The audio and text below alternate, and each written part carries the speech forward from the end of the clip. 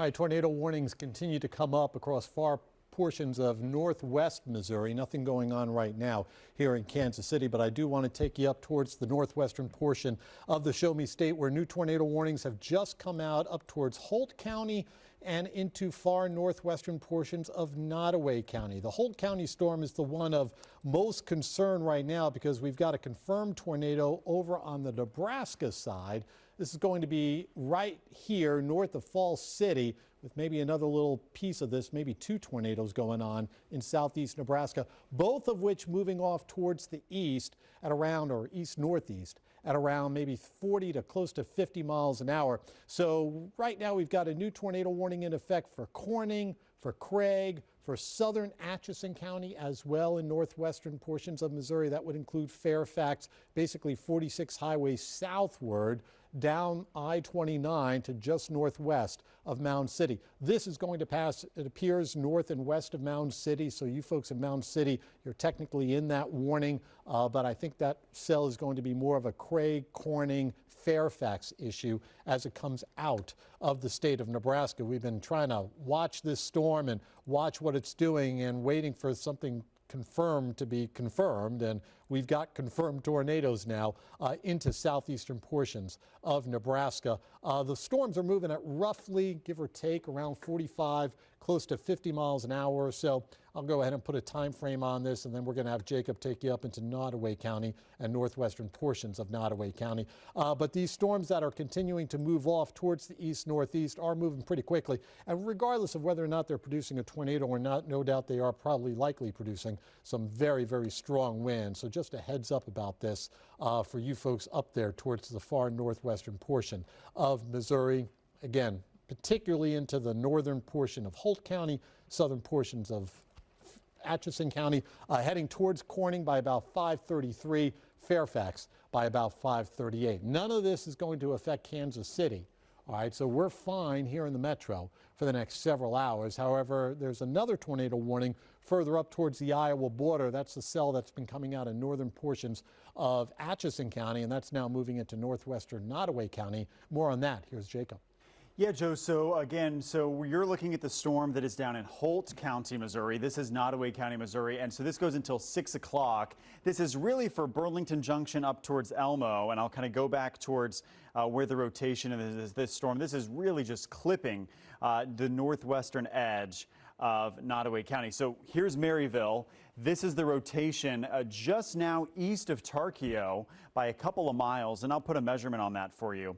So this rotation here is 6 miles east of Tarkio, and it's moving up towards the north and the east at about 50 miles per hour. So putting a track on this is what takes it through northwestern Nodaway County. Elmo by 5:30. That's less than 10 minutes now to seek your tornado safe place in northern Nodaway. Atchison, the township there in northern Nodaway County, and Hopkins, Missouri as well, within the next 30 to 45 minutes. So tornado warning continues there north of Maryville, but Maryville is not in this tornado warning.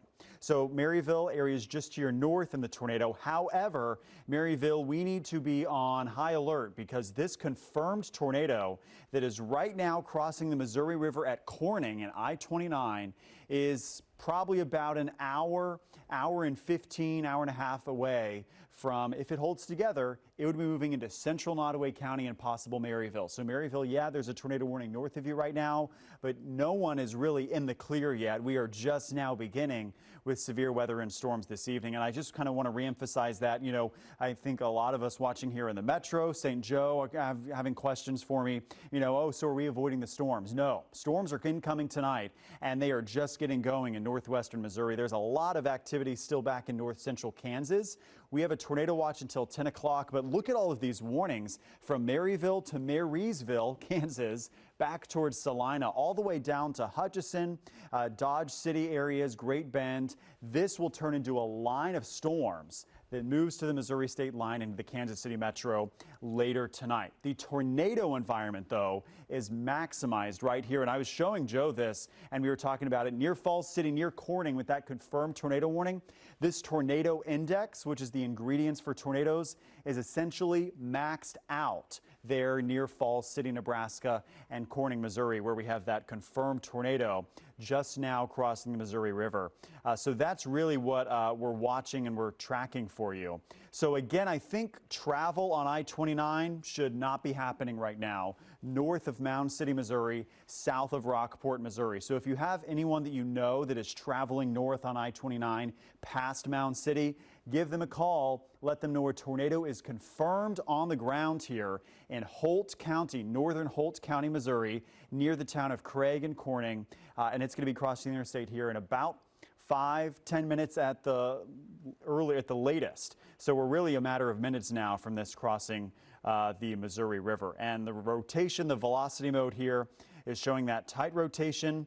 I think it's probably on the Missouri River right now. And again, this is a good reminder that tornadoes are bothered by the water. So it's going to cross the Missouri River and have no problems. It'll remain on the ground. Latest data from southeastern Nebraska about 20 minutes ago, the Omaha National Weather Service office was estimating this could be EF2 strength. So this is not a brief spin-up tornado, if you will. This is a supercell tornado that is on the ground, crossing the Missouri River as we speak, and is now really 90, 100 seconds away from crossing Interstate 29 north of Mound City near Corning and Craig. So, Joe, I think we'll know soon because it's going to cross the interstate, and we have a lot of spotters on this storm. Yeah, a lot of folks are out and about keeping an eye on these storms. And as Jacob mentioned, the one storm that has a confirmed tornado is the one that is in Richardson County in Nebraska, getting ready to cross over the river. This will be moving into the northwestern tip of Holt County. Again, at around 45 miles an hour, and with that direction, it should stay north of Mound City. But that I-29 corridor in particular, just south of Rockport, all the way on down to just north of Mound City, that's a vulnerable area right now. You folks in Fairfax, I want you to be in your safe spot. You folks in Corning, get yourself into a basement, storm cellar, somehow a lower portion of your home, apartment building, bathrooms, another good place, something in a tight, confined spot. For yourself as that storm comes out of Nebraska, again, with a confirmed tornado reported with that. The other cell that's up there towards far northern Missouri is also a tornado warning. This would be for northwestern portions of Nodaway County and the northeastern portion of Atchison County, probably right in through here near Elmo right now if there's going to be something on the ground. Haven't gotten any confirmed reports about that. We did get a confirmed report of 75-mile-an-hour winds, though, associated with this storm when it was going through the Rockport area. So watch out for damaging winds. This will be just kind of barely clipping the northwestern portion of Nodaway County here near Elmo, up towards 71 Highway, and then it crosses over into the state of Iowa and out of our viewing area. So we'll watch for this general area, this broad area of some rotation coming out of Burlington Junction and Elmo, moving off towards the east-northeast. I think it's important to know for those of you who are just watching us for the first time this evening, as you've been catching our coverage, for the Metro, there's really nothing coming our way around Kansas City anytime real soon. We'll put radar on here for you. Here's Kansas City, and we're doing just fine. And we're going to stay fine, I think, for the next several hours. The storm timing for Kansas City is still probably sometime after 7, if not after 8 o'clock or so for this evening. There are some rather nasty storms further off towards the west, out there towards central portions of Kansas, with tornadoes confirmed near and south of Marysville, going all the way on down towards near Manhattan. Not confirmed there, but a tornado warning in effect. But you can kind of tell how this is going to play out. You know, that storm near Marysville, that'll take a little while, but it'll eventually get into southeast Nebraska, may threaten northwestern portions of Missouri in the next couple of hours. So northwest Missouri in particular, up there towards the northwestern tip of the Show Me State, may have several different tornado warnings at various times over the next couple of hours, while here in Kansas City, not much going to happen around here for quite some time. But obviously northwest Missouri is also part of our viewing area, so we're keeping an eye on what's going on up there. A ton of lightning, ton of strong winds. These storms all have the potential of producing 70 to 80 plus mile-an-hour wind gusts. Wouldn't be surprised by that. There's a lot of instability across this area, including us, but a lot of instability up here. And as a result, these storms are just going to town and producing some potentially larger hail, although I have not seen too many reports of any larger hailstones coming out of these storms up there towards the northwestern tip of Missouri. But once you get over the border into Nebraska, quarter to maybe ping pong ball size hail just towards the west of Corning and south and west of Fairfax. That would still be on the Nebraska side of the Missouri River, but it's getting ready to cross over into far southern portions of Atchison County and the extreme, I'm talking the extreme northwest tip of Holt County in far northwestern Missouri. Maybe some hail as well towards the east of Westboro. That's getting ready to enter the northwestern tip of Nodaway County, north and west of Maryville. Here's Maryville. This storm is going to pass north and west of you in terms of the worst part of that storm as it continues to move off towards the east-northeast. So again, the main show right now is for the far northwestern tip of Missouri with heavy rains, flooding rains potentially, and just a ton of lightning going on with all of this activity. As a matter of fact, if I just do a quick query on the lightning situation with these storms coming out of Nebraska and moving into northwestern portions of Missouri, we are getting a ton of lightning out of this. As a matter of fact, roughly, what are we looking at? Close to 700 strikes, 650 strikes coming out of these storms and moving right towards the Tarkio area as well. So folks up towards Tarkio, Fairfax getting the heavy rain right now, Watson getting the heavy rain, Corning under the threat of maybe some tornadic winds. And again, that'll continue over towards Burlington Junction and up there towards the west of Atchison in the far northwestern portion of Nodaway County. Jacob. Okay, Joe, so just getting an update from the National Weather Service that they're upgrading this tornado warning in northern Holt County, southern Atchison County, Missouri, to now a considerable tornado warning. So this is a confirmed tornado that is producing considerable damage as it is now about to cross Interstate 29. This is north of Mound City near Corning Craig. This is I-29 at 59 Highway. So northern Holt County, barely just south of Fairfax. And this tornado has been on the ground or touching up and down, kind of touch and goes for the last hour plus, all the way back into Nebraska, and it continues to produce a tornado. Now, again, as we've been talking about, this is now kind of tracking off towards the east, and the tornado near Craig is about 25 miles from Maryville, Missouri.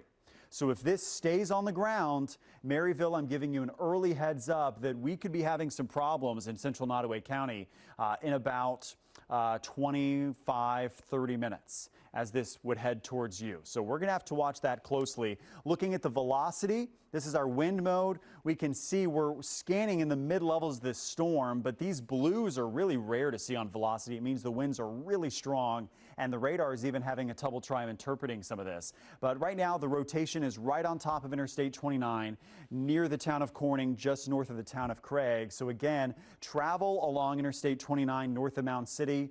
Not right now because we have a confirmed tornado crossing the interstate. It has just crossed the Missouri River. And again, as we've been mentioning, kind of that myth that rivers kind of squash tornadoes is not true. The tornado is not phased by the Missouri River. It has crossed it. It's going to be crossing Interstate 29 and is essentially right on the Holt and Atchison, Missouri county lines up here, right near the town of Corning. It's going to path north of Craig, and it's going to be crossing 59 Highway here within the next 10 minutes or so. So I want to zoom out and put a storm track on this. Again, this storm motion is now at 50 miles per hour. Is that right, Joe? 50? Yeah. And so we're going to track this out even outside the tornado warning. And again, I want to give early heads up because this storm has been on the ground as a confirmed tornado for at least half an hour. So this would be approaching Skidmore by 5:50, Maryville by 6:05, Pickering, Missouri by 6:10. So again, we're 30, 40 minutes away from this entering Nodaway County as a confirmed tornado. Right now it's on the ground and crossing Interstate 29. And so that's what we're really watching closely. So what's happening here this evening, these storms have exploded back across central North Kansas. And this is really the most tornado favorable environment now from northern Kansas, southeastern Nebraska, and northwestern Missouri. Notice this tight cluster of tornado warnings to our north and west of Kansas City. Severe warnings stretch from Salina back towards Pratt and Great Bend, and those will form into a line of storms. That's what's going to be impacting the metro later on this evening. So I do want to give a quick forecast for the metro area tonight. 7 to 11 p.m. arrival time for thunderstorms, and it's going to be a line of thunderstorms. Here we go by 7 o'clock. These are going to be approaching Council Grove, Topeka, and Emporia. By 8 p.m. approaching Atchison, Kansas, and Lawrence. and then by 9 p.m. approaching the north side of the metro. Mainly damaging winds, but we can't rule out 1 or 2 embedded spin-ups in this line as it moves through the Kansas City metro. But what's right now is not a spin-up, it's a supercell tornado up in northwestern Missouri.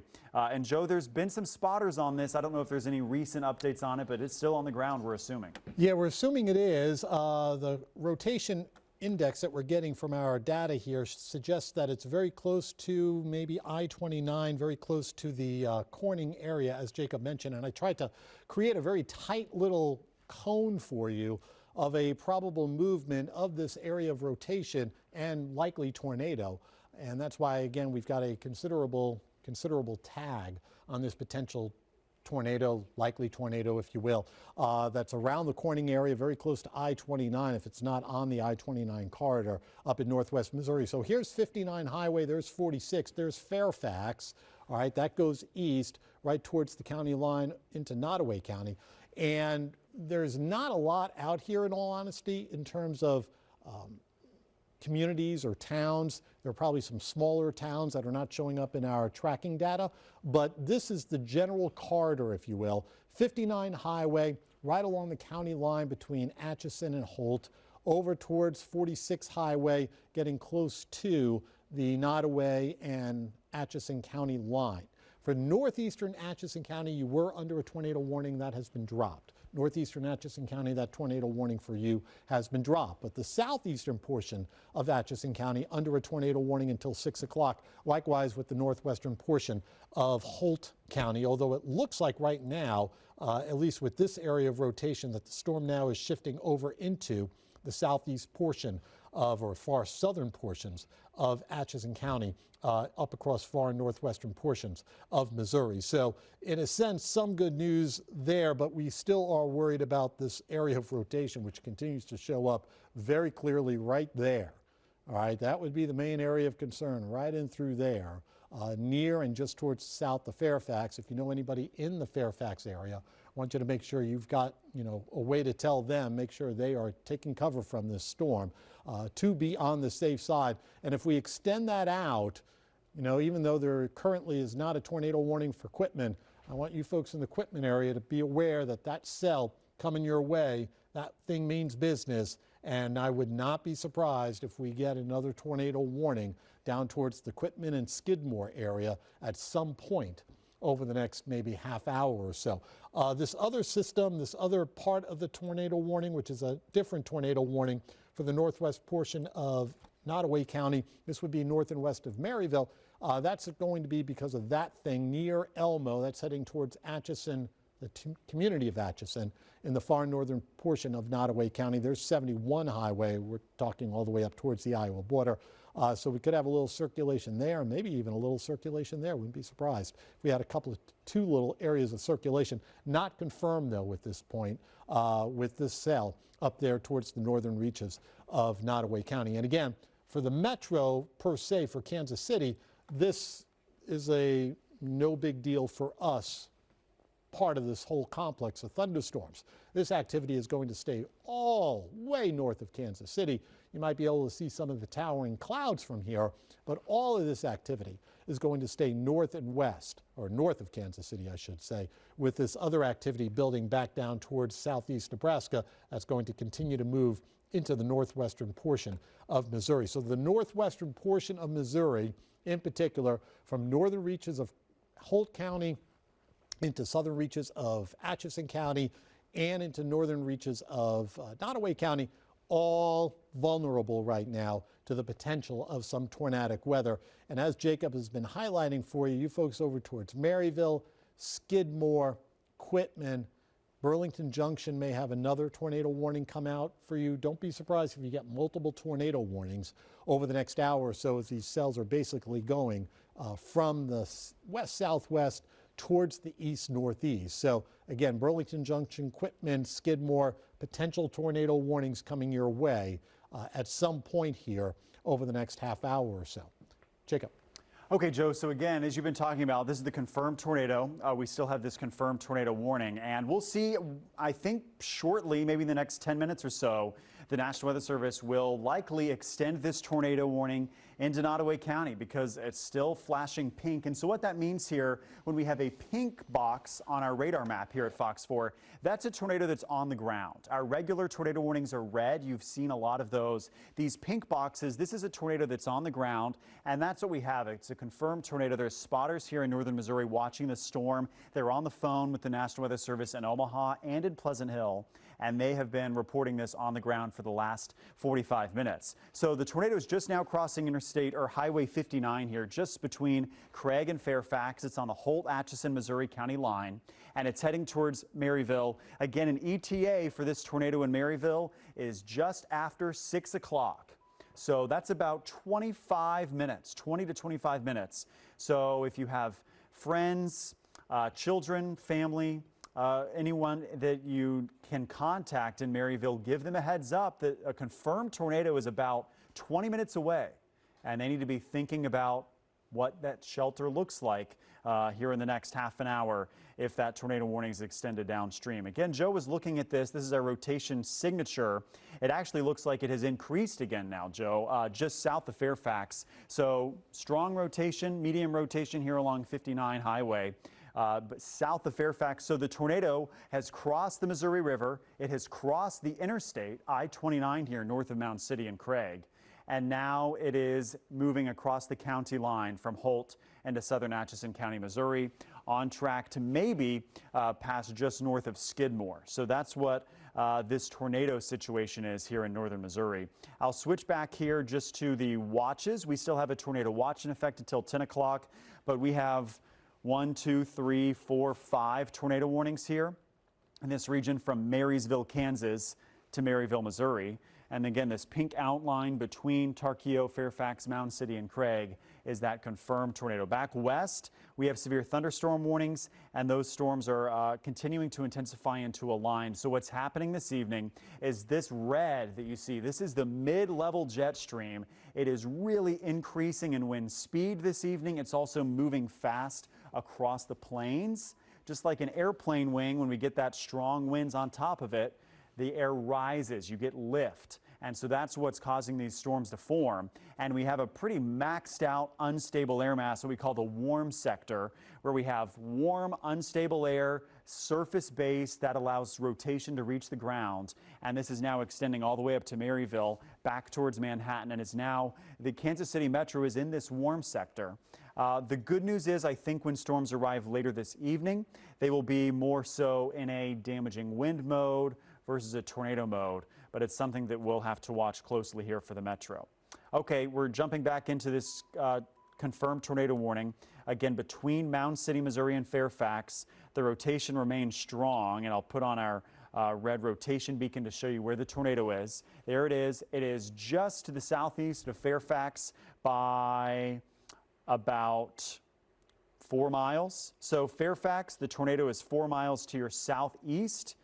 It looks like this is tracking a little more of a northerly jog, Joe, and I actually hope that it does continue with a northerly jog because that may mean it may miss Maryville. It's still too early to say that, but I hope that trend continues. Yeah, and I was just keeping an eye on Maryville, Northwest Missouri State. They had graduation a couple of weeks ago. However, they do still have summer classes going on up at Northwest Missouri State, so perhaps some of your sons or daughters are still attending school up there. Nodaway County, this is the other part. This has just come in, a brand new tornado warning now for Nodaway County. This is probably going to involve that Maryville area. That tornado warning is going to be radar indicated.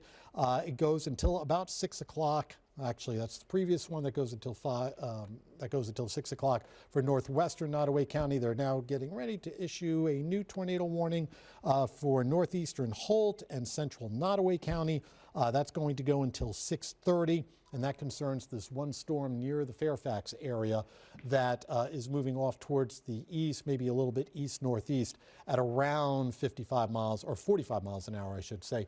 Maryville, Burlington Junction, Skidmore, Pickering, Arco, and Quitman, these are all the communities that we were mentioning about 5-10 minutes ago, are now all in this brand new tornado warning that goes again until 6 o'clock. That would be for the central portion of Nodaway County. Again, for far southern Atchison County and the far northeast part of Holt County, you're under a tornado warning until 6 o'clock as well.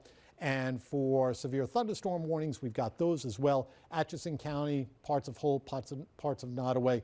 And we'll still watch some of this flooding. That flooding is down right now with flood warnings to our south, well down towards the lakes. But we're going to have a problem with flooding, I think, here in Kansas City in a few more hours. So be prepared for that as these storms get a little bit more organized and the whole line starts to move our way over the coming hours. So again, for the metro, we're doing just fine, and we'll stay fine for a few more hours. We're not concerned about anything around Kansas City right now. Here is that new tornado warning that's being highlighted for you in pink, which represents something that's been confirmed. This is coming out of that storm that was south and east of Fairfax. All right, right there, that would be where the area of suspicion is, heading towards Quitman, Skidmore, perhaps Burlington Junction. I want you folks in the Burlington Junction area to be in your safe spot as well. Hopefully it passes just to your south. Be aware there could be some larger hail with this. But for you folks in Quitman and Skidmore, right along Highway 113 and 46, that tornado would be very close to that 46 highway corridor up there towards northern Missouri. And of course, 46 takes you into Maryville. So this is going to be right up there towards the junction of 46 and 113. That tornadic cell is right there, just towards the south and east of Fairfax, and it's moving off towards the east at roughly 45, close to 50 miles an hour. So I'll stop things right there for you, and we'll put a little track on this for you as we take it off towards the east-northeast, maybe a little more east, heading towards Skidmore by 5:53, Maryville 6:05, so 20 minutes to Maryville. So you folks in Maryville, I want you to get ready to get yourself into a safe spot. You're under a tornado warning right now. You still have a little bit of time to watch that cell to your west, but if you kind of move slow, I want you to start getting yourself into your safe spot right now, some sort of lower part of your building, apartment building. If you have a home, I want you down on the first floor, not upstairs, and I don't want you necessarily to be outside looking at what's going on off to your west, at least not yet. Let's get that storm past you, and then you go ahead and get outside, although there is a lot of lightning and some pretty large hail associated with this storm. Jacob. Okay, yeah, Joe. So again, this is the updated polygon. Joe just read you that brand new tornado warning now for Nodaway County. So Maryville, you are included in this. Skidmore, Quitman, Burlington Junction, Pickering. So now's the time, Maryville, to seek your tornado shelter. You have about 15 minutes until this confirmed tornado arrives. So the National Weather Service is still saying that this tornado is producing considerable damage. When they say that, they are estimating, and again, this is a radar estimate, but they are estimating that this could be causing EF2-like tornado damage. So we're not talking about a weak spin-up tornado. This has been on the ground for almost an hour back into Nebraska, and it continues to remain on the ground in southern Holt County, Missouri, heading into Nodaway County. And the National Weather Service just telling us that it has started to turn a little bit more to the east instead of the northeast. I was just mentioning that to Joe. We're hoping that this tornado tracks more north so it avoids Maryville. But right now, it's getting close to 46 highway. And again, the rotation here on our latest radar scan from the Omaha radar has this confirmed tornado 18 miles due west of Maryville. So I'm going to turn on the rotation tracker and zoom in to see exactly where this is. And I'm going to get down to street level here again up in Holt County. So again, we're about 6 miles southeast of Fairfax. So this is Atchison Holt Road. You have N Highway. And then this is 46 Highway. So this storm is going to be tracking towards Skidmore here very shortly. And I'm just going to get some streets up here near the Skidmore area. So again, the tornado, there it is right here on the edge of the screen, paralleling 46 Highway, Skidmore. Tornado shelter now. The tornado is about 5-10 minutes away max along 113 Highway here in Nodaway County and Atchison County. Coming out of Atchison, Missouri into Nodaway County, Missouri. Skidmore, you're going to be the first community impacted, okay? So again, let's treat this tornado warning seriously. The National Weather Service saying this is confirmed. It's on the ground. It's producing damage, and it has been on the ground for a while. We have several storm chasers on this storm, and they're confirming that it is still continuing. So the threat for tornadoes from the Storm Prediction Center is saying that into northwest Missouri, strong tornadoes remain possible. And this is kind of the environment as I was showing you earlier, and I'll show you this again. These are tornado ingredients here, really maxed out from St. Joseph to Tarkio, Falls City to Maryville. And so that's why this has been a long-lived supercell with a tornado on the ground for a while now. So the Storm Prediction Center highlighting this. What's happened is this tornado warning is right along a warm front. And I'll draw this for you. So the warm front stretches from Beatrice to Tarkio and then curves south.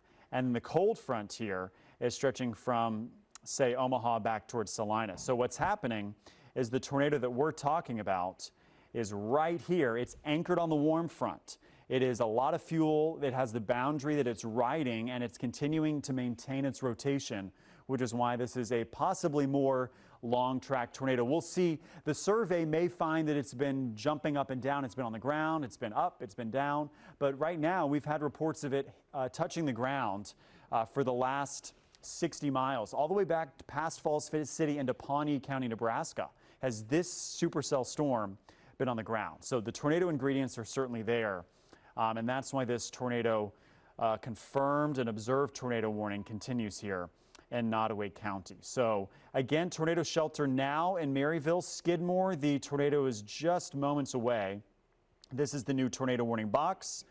This includes 12,000 folks up here, the city of Maryville, Skidmore, until 6:30. Nodaway County, a tornado warning, Maryville, Pickering, Skidmore.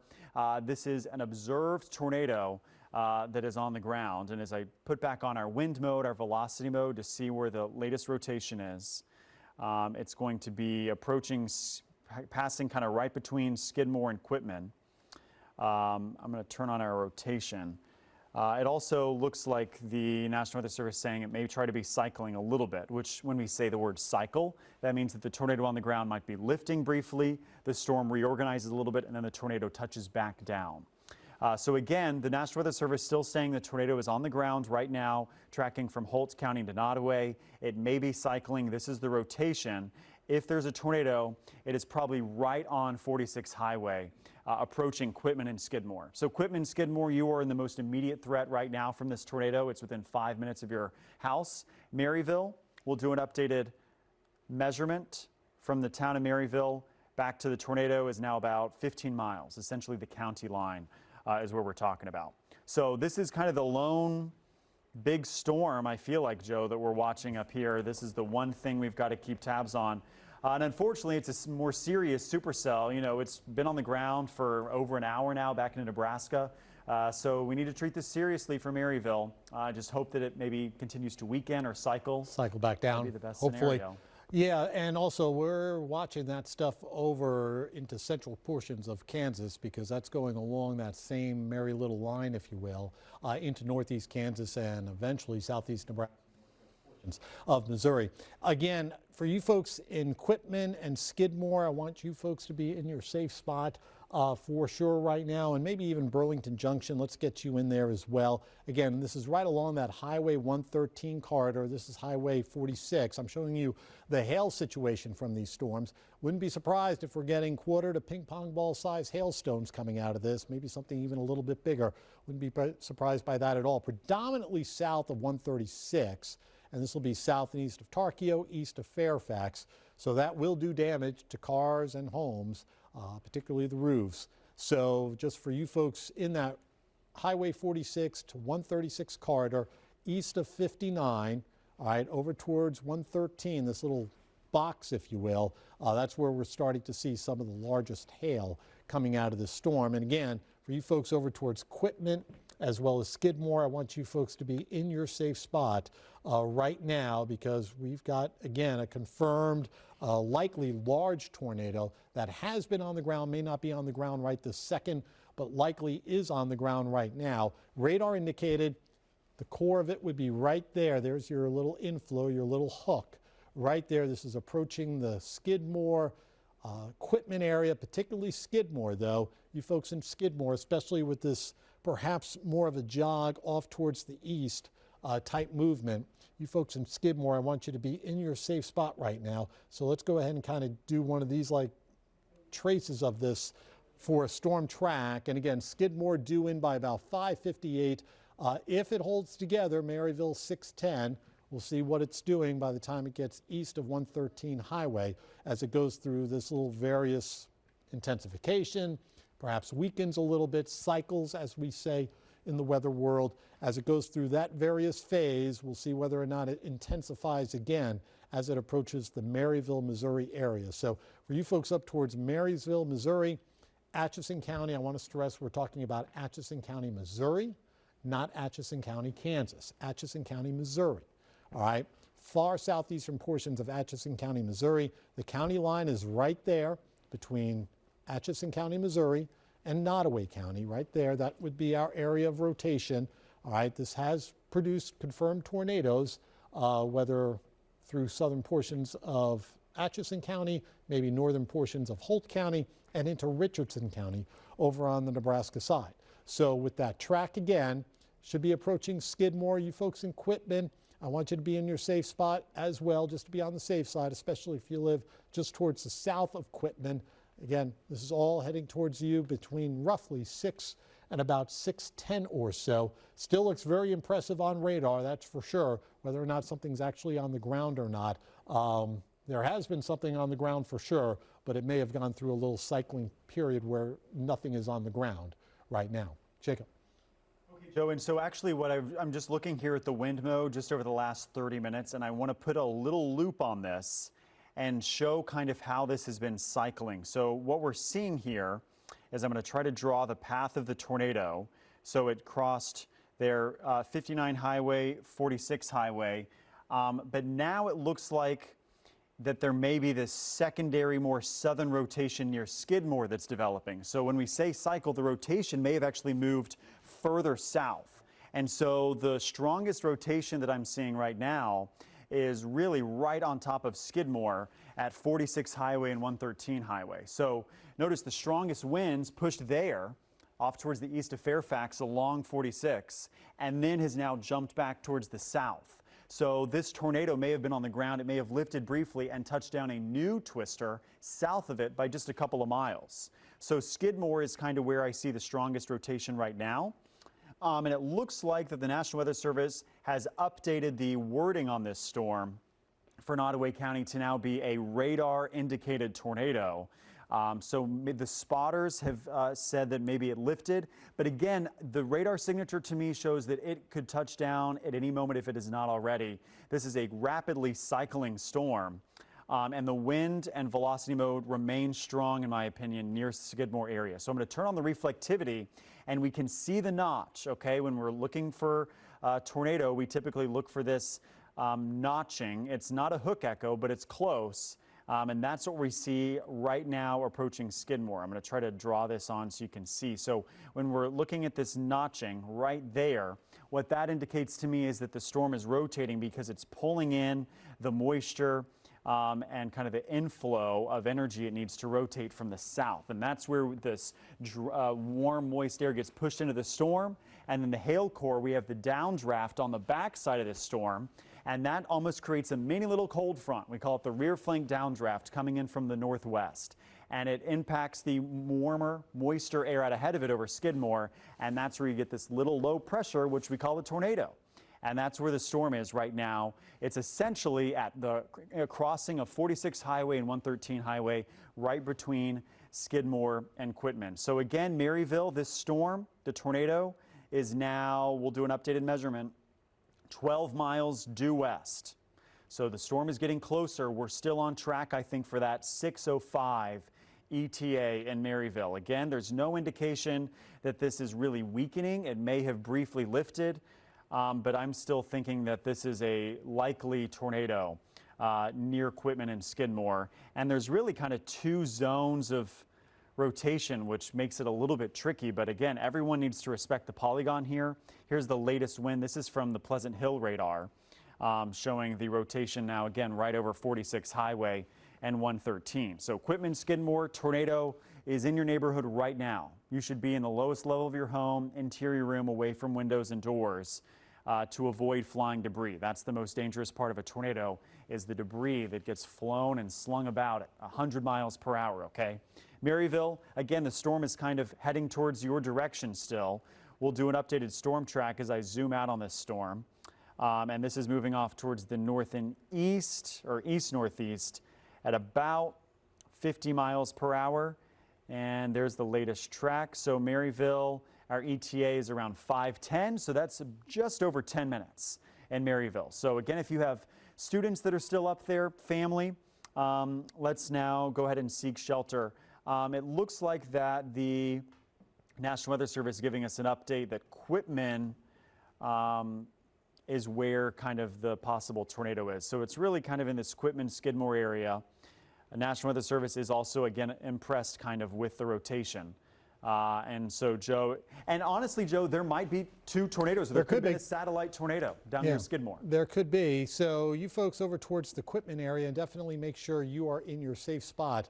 Right now, time's out. Get yourself into your safe spot right now. So just kind of resetting things just a little bit. Northwest Missouri, northeast Kansas, basically St. Joe north towards the Iowa border, all under a tornado watch. This will go until 10 o'clock. All these reds indicate tornado warnings, and the reds that have pink surrounding them indicate a confirmed tornado. And we're still watching that activity moving into Nodaway County as we speak.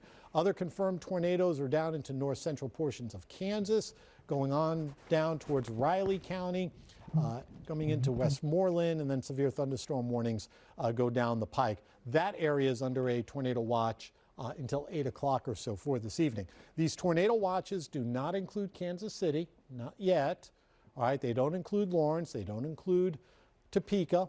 All right, they don't include Cameron, Liberty, or anywhere south of Kansas City from I-70 south. No watches in effect for us aside from our flood watch for later on tonight. And that's a whole nother can of worms that we'll be kind of talking about here later on this evening. Be prepared for heavy rains later on this evening. But the tornado warnings, those are still valid for northwestern portions of Missouri. So for those of you way up towards the north and west of here, particularly up towards Nodaway County, that's where we still have these tornado warnings that are in effect, and they're going to go roughly up until about I'd say about 6 to 6:30 or so as far as that goes. But these counties that you see up here, Nodaway County, most of Nodaway County, except for the far southern portion of Nodaway County, under a tornado warning. That includes Hopkins, Pickering, Maryville, Quitman, Skidmore, over towards Conception Junction, and then the tornado warning continues into southeastern portions of Atchison County on the Missouri side as well. All right, so let's take care of a little business. And let's go ahead and start Fox 4 News at 6 o'clock. From the station that's working for you, this is Fox 4 News at 6 p.m. Good evening, everyone. 6 o'clock, top of the hour. We continue to monitor what's going on across northwestern Missouri, where we continue to have some tornado warnings that are in effect up to the north and west of Kansas City. Northwest Missouri, parts of north central Kansas. For Kansas City, we are doing just fine right now, and we're going to stay fine, I think, for the next couple of hours at the very least, probably through 8 o'clock. And then after 8 or 9 o'clock tonight, all bets are off in terms of the potential of some very strong thunderstorms coming down the pike towards us from this activity that's developing out across central portions of Kansas. The activity up across northwestern Missouri has prompted these various tornado warnings, at times with confirmed tornadoes, now just radar indicated circulations, is going to stay all to our north. This is not going to affect Kansas City, but it is certainly going to affect Nodaway County. That's the area of most concern right now, particularly around Maryville.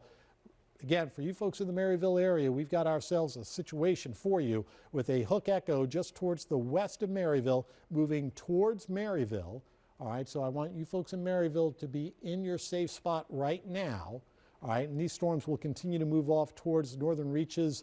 Oh gosh, southern Worth County, that general area, southern Worth County and northern portions of maybe Gentry County, getting all into the mix here over the next about hour or two. But that storm that's up there towards Maryville, that's the one that we're most concerned about right now, particularly the one that's pretty much right on top of Quitman and extends down towards Skidmore, but mostly right on top of the Quitman area. That seems to be the area of most concern. And with this thing moving off towards the east, give or take at around 45, close to 50 miles an hour, this is going to be approaching the Maryville area in the next about 15 minutes or so. So the tornado potential is highest right now in Quitman, right along 113 highway over towards 46 highway, right around that junction. That's where the tornadic potential is at its highest right now, and it's pretty much moving due east. So that would take it into the Maryville area here very, very shortly. So you folks in Maryville and Quitman, I want you to go ahead and take cover from this storm because, again, it does have a history of producing perhaps a large tornado that has done damage through parts of northwest Missouri and particularly into the southeast portion of Nebraska. Meteorologist Jacob Lanier is joining me over on the big board. We've been keeping eyes on these storms and others over the last few hours. Jacob. Yeah, that's right, Joe. So I'm just watching the velocity, the wind mode on this tornado-warned storm in Nodaway County, continuing to see really tight rotation that indicates a tornado is likely on the ground near Quitman. So this is crossing 113 highway, and it's coming in just, and I think it's going to pass on the north side of Maryville. So again, Maryville, Missouri, the tornado right now is 8 miles, 7 miles to your west-northwest. 7 miles away is the tornado, and it's likely going to impact the north side of town, so you need to be in your tornado-safe place right now. This has been confirmed on the ground. It may have lifted briefly. We don't have a spotter on this storm right now, but it is probably touched back down based on the radar data we're seeing. And again, unfortunately, we've been looking. Normally we have our web cameras and our views from Maryville, Northwest Missouri State. All of the cameras right now on campus are completely offline. I'm not sure if that's related to the storm or not, but we don't have a view of Northwest Missouri State or Maryville like we typically do here on Fox 4. So that's unfortunate because we would have a really good view looking due west into this storm. As I switch over to the reflectivity, we can see still kind of the notch a little bit back here near Quitman. It's coming right in 46 highway into Maryville. So now's the time. Again, essentially, you're about out of time in Maryville. Tornado safe place should be right now. I'm going to zoom out a little bit and show you all the activity that still is ongoing back to our west and our northwest. A line of severe thunderstorms from McPherson all the way to Manhattan. A confirmed tornado between Marysville and Seneca in northern Missouri. Westmoreland, also a tornado warning there. And another tornado warning back across the river into southeastern Nebraska.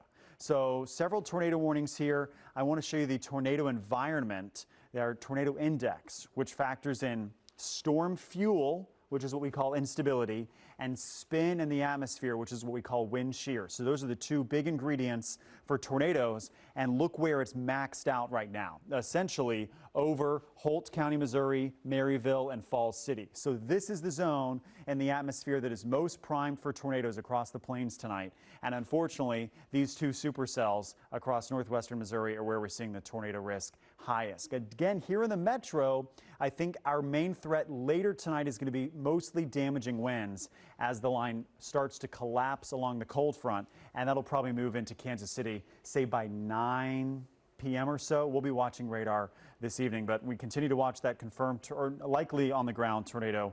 It was confirmed, Joe. It lifted.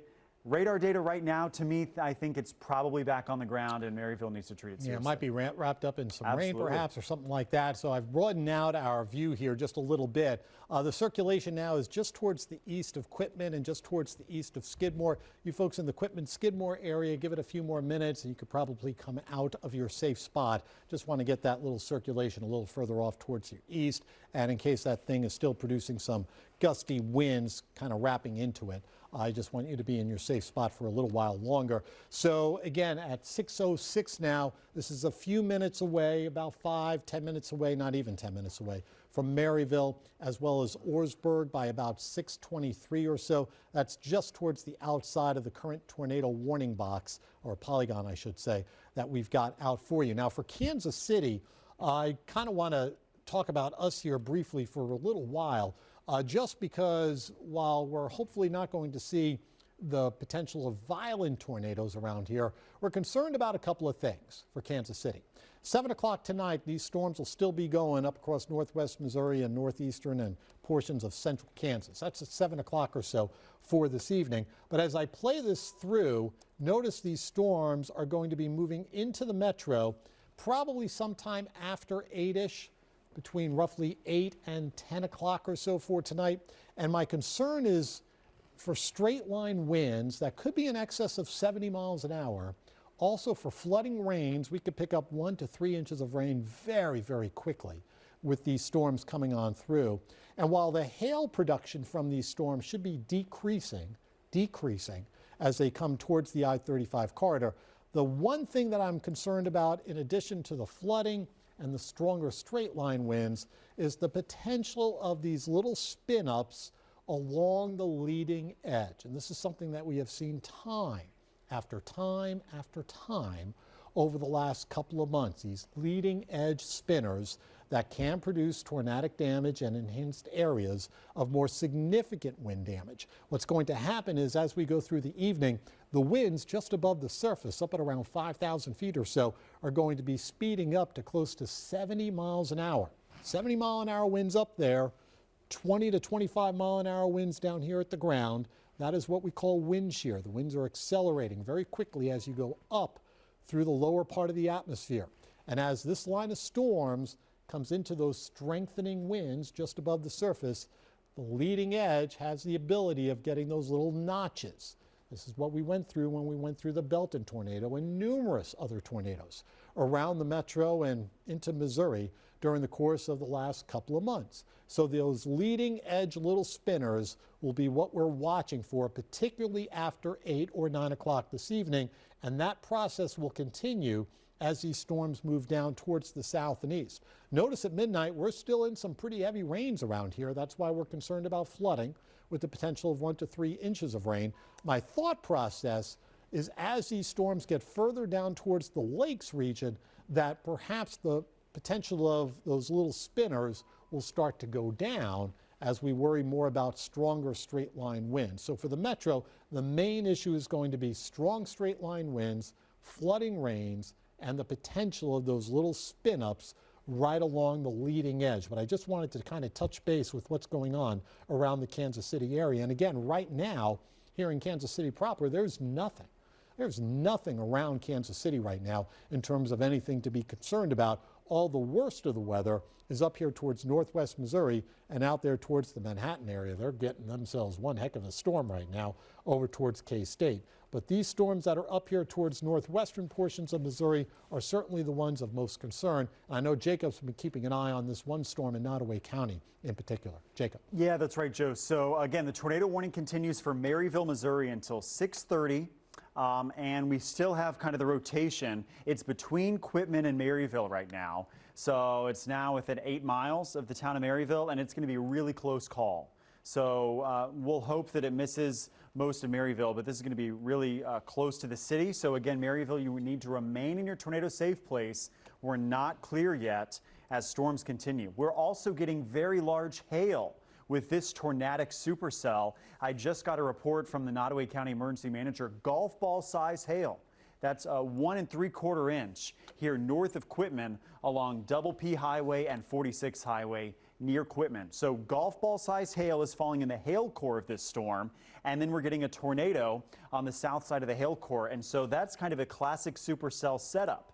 We get the large hail core on the north side of the storm, and then we get the rotation on the south side of the storm, and that's where we're seeing the rotation and likely tornado right now. So the latest radar scan continues to show strong winds here, rotating, the reds moving away from the radar, the greens heading towards the radar, and we're viewing from the Pleasant Hill, Missouri radar site. So we're shooting way up. We're about 10,000 feet up easily in the clouds. So we're looking at mid-level rotation, but low-level rotation remains strong in the storm as it approaches Maryville. I'm going to zoom in now to the street level and try to ID exactly where the tornado is. For those of you who live up here in Nodaway County, we are looking at the likely tornado here. This is Double F Highway, 136 Highway, 46 Highway, and this again is coming into Maryville. And from downtown Maryville, if you will, the tornado is 5 miles away.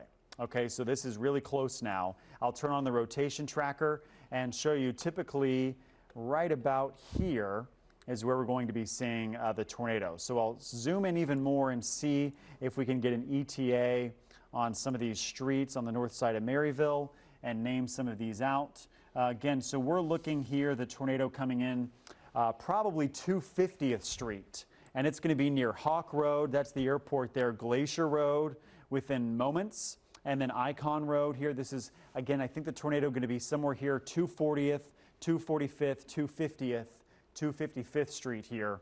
This is northwest of Maryville. So those are the streets here just to the northwest. There's Maryville, okay? There's the tornado, and it's coming into the northwest side of the city. So there's the airport, 46 highway. We're between 136 and 46. That's the rotation. So again, remain in your safe place here in Maryville. And again, this is right now, it's the only tornado warning in the FOX4 viewing area. That's why we're honed in. Maryville also, of course, home of Northwest Missouri State. Unfortunately, our cameras at Northwest Missouri State right now are offline. We would typically have a great view of these storms coming in, but we don't have that tonight, unfortunately. This is the one tornado warning. We still have tornado warnings back in Nebraska and Kansas. Those are not to our area yet, but as Joe was just talking about, how we're going to watch for the potential of spin-ups later on tonight as that line comes close to the metro. Tornado ingredients remain high here in Northwest Missouri. Joe? Yeah, some new information here for you. The Storm Prediction Center is going to go ahead and issue a tornado watch for the Kansas City metropolitan area. That's coming here shortly. It'll go all the way down towards Lynn County, Kansas, include Lynn County, Kansas, as well as Bates County. This will be your basic tornado watch. Don't have an idea on the expiration time on that. My guess is it's going to be close to about midnight or so for that tornado. What time? 1 a.m. Thank you, Jacob. 1 a.m. for that tornado watch. So that is now going to include the Kansas City metropolitan area. Again, the one warning that we've got in our viewing area is up here towards central Nodaway County with that hook echo, possible tornado on the ground just towards the west of Maryville. Doppler would indicate something's on the ground there. Other severe thunderstorm warnings continue as well. For you folks in Holt County, Missouri, I do want to tell you that your tornado warning has come to an end. Likewise, in Atchison County, Missouri, your tornado warning is over.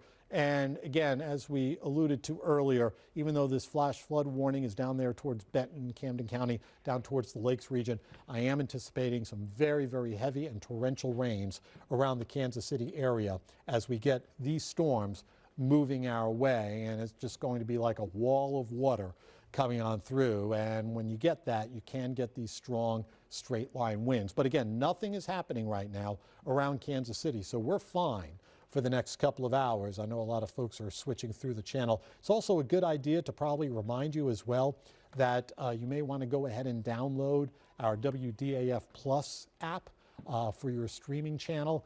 That's available on Apple TV, Fire TV, Roku, as well as Samsung TVs. That's going to be a great resource for you for more continuous weather coverage as we go through the evening. We're hoping that this particular storm will start to peter out. It's not showing any signs that it will, and the sign that it is showing right now is still this area of circulation coming right into the Maryville area. And you kind of see where that hook echo is most concentrated, if you will. Probably right up through here. That's our main area of concern. It's coming right into Maryville and Points North. Maryville and Points North are now most vulnerable to a possible tornado. This would be right along Highway 136, Highway 46, kind of get the Maryville area right there. There's 136.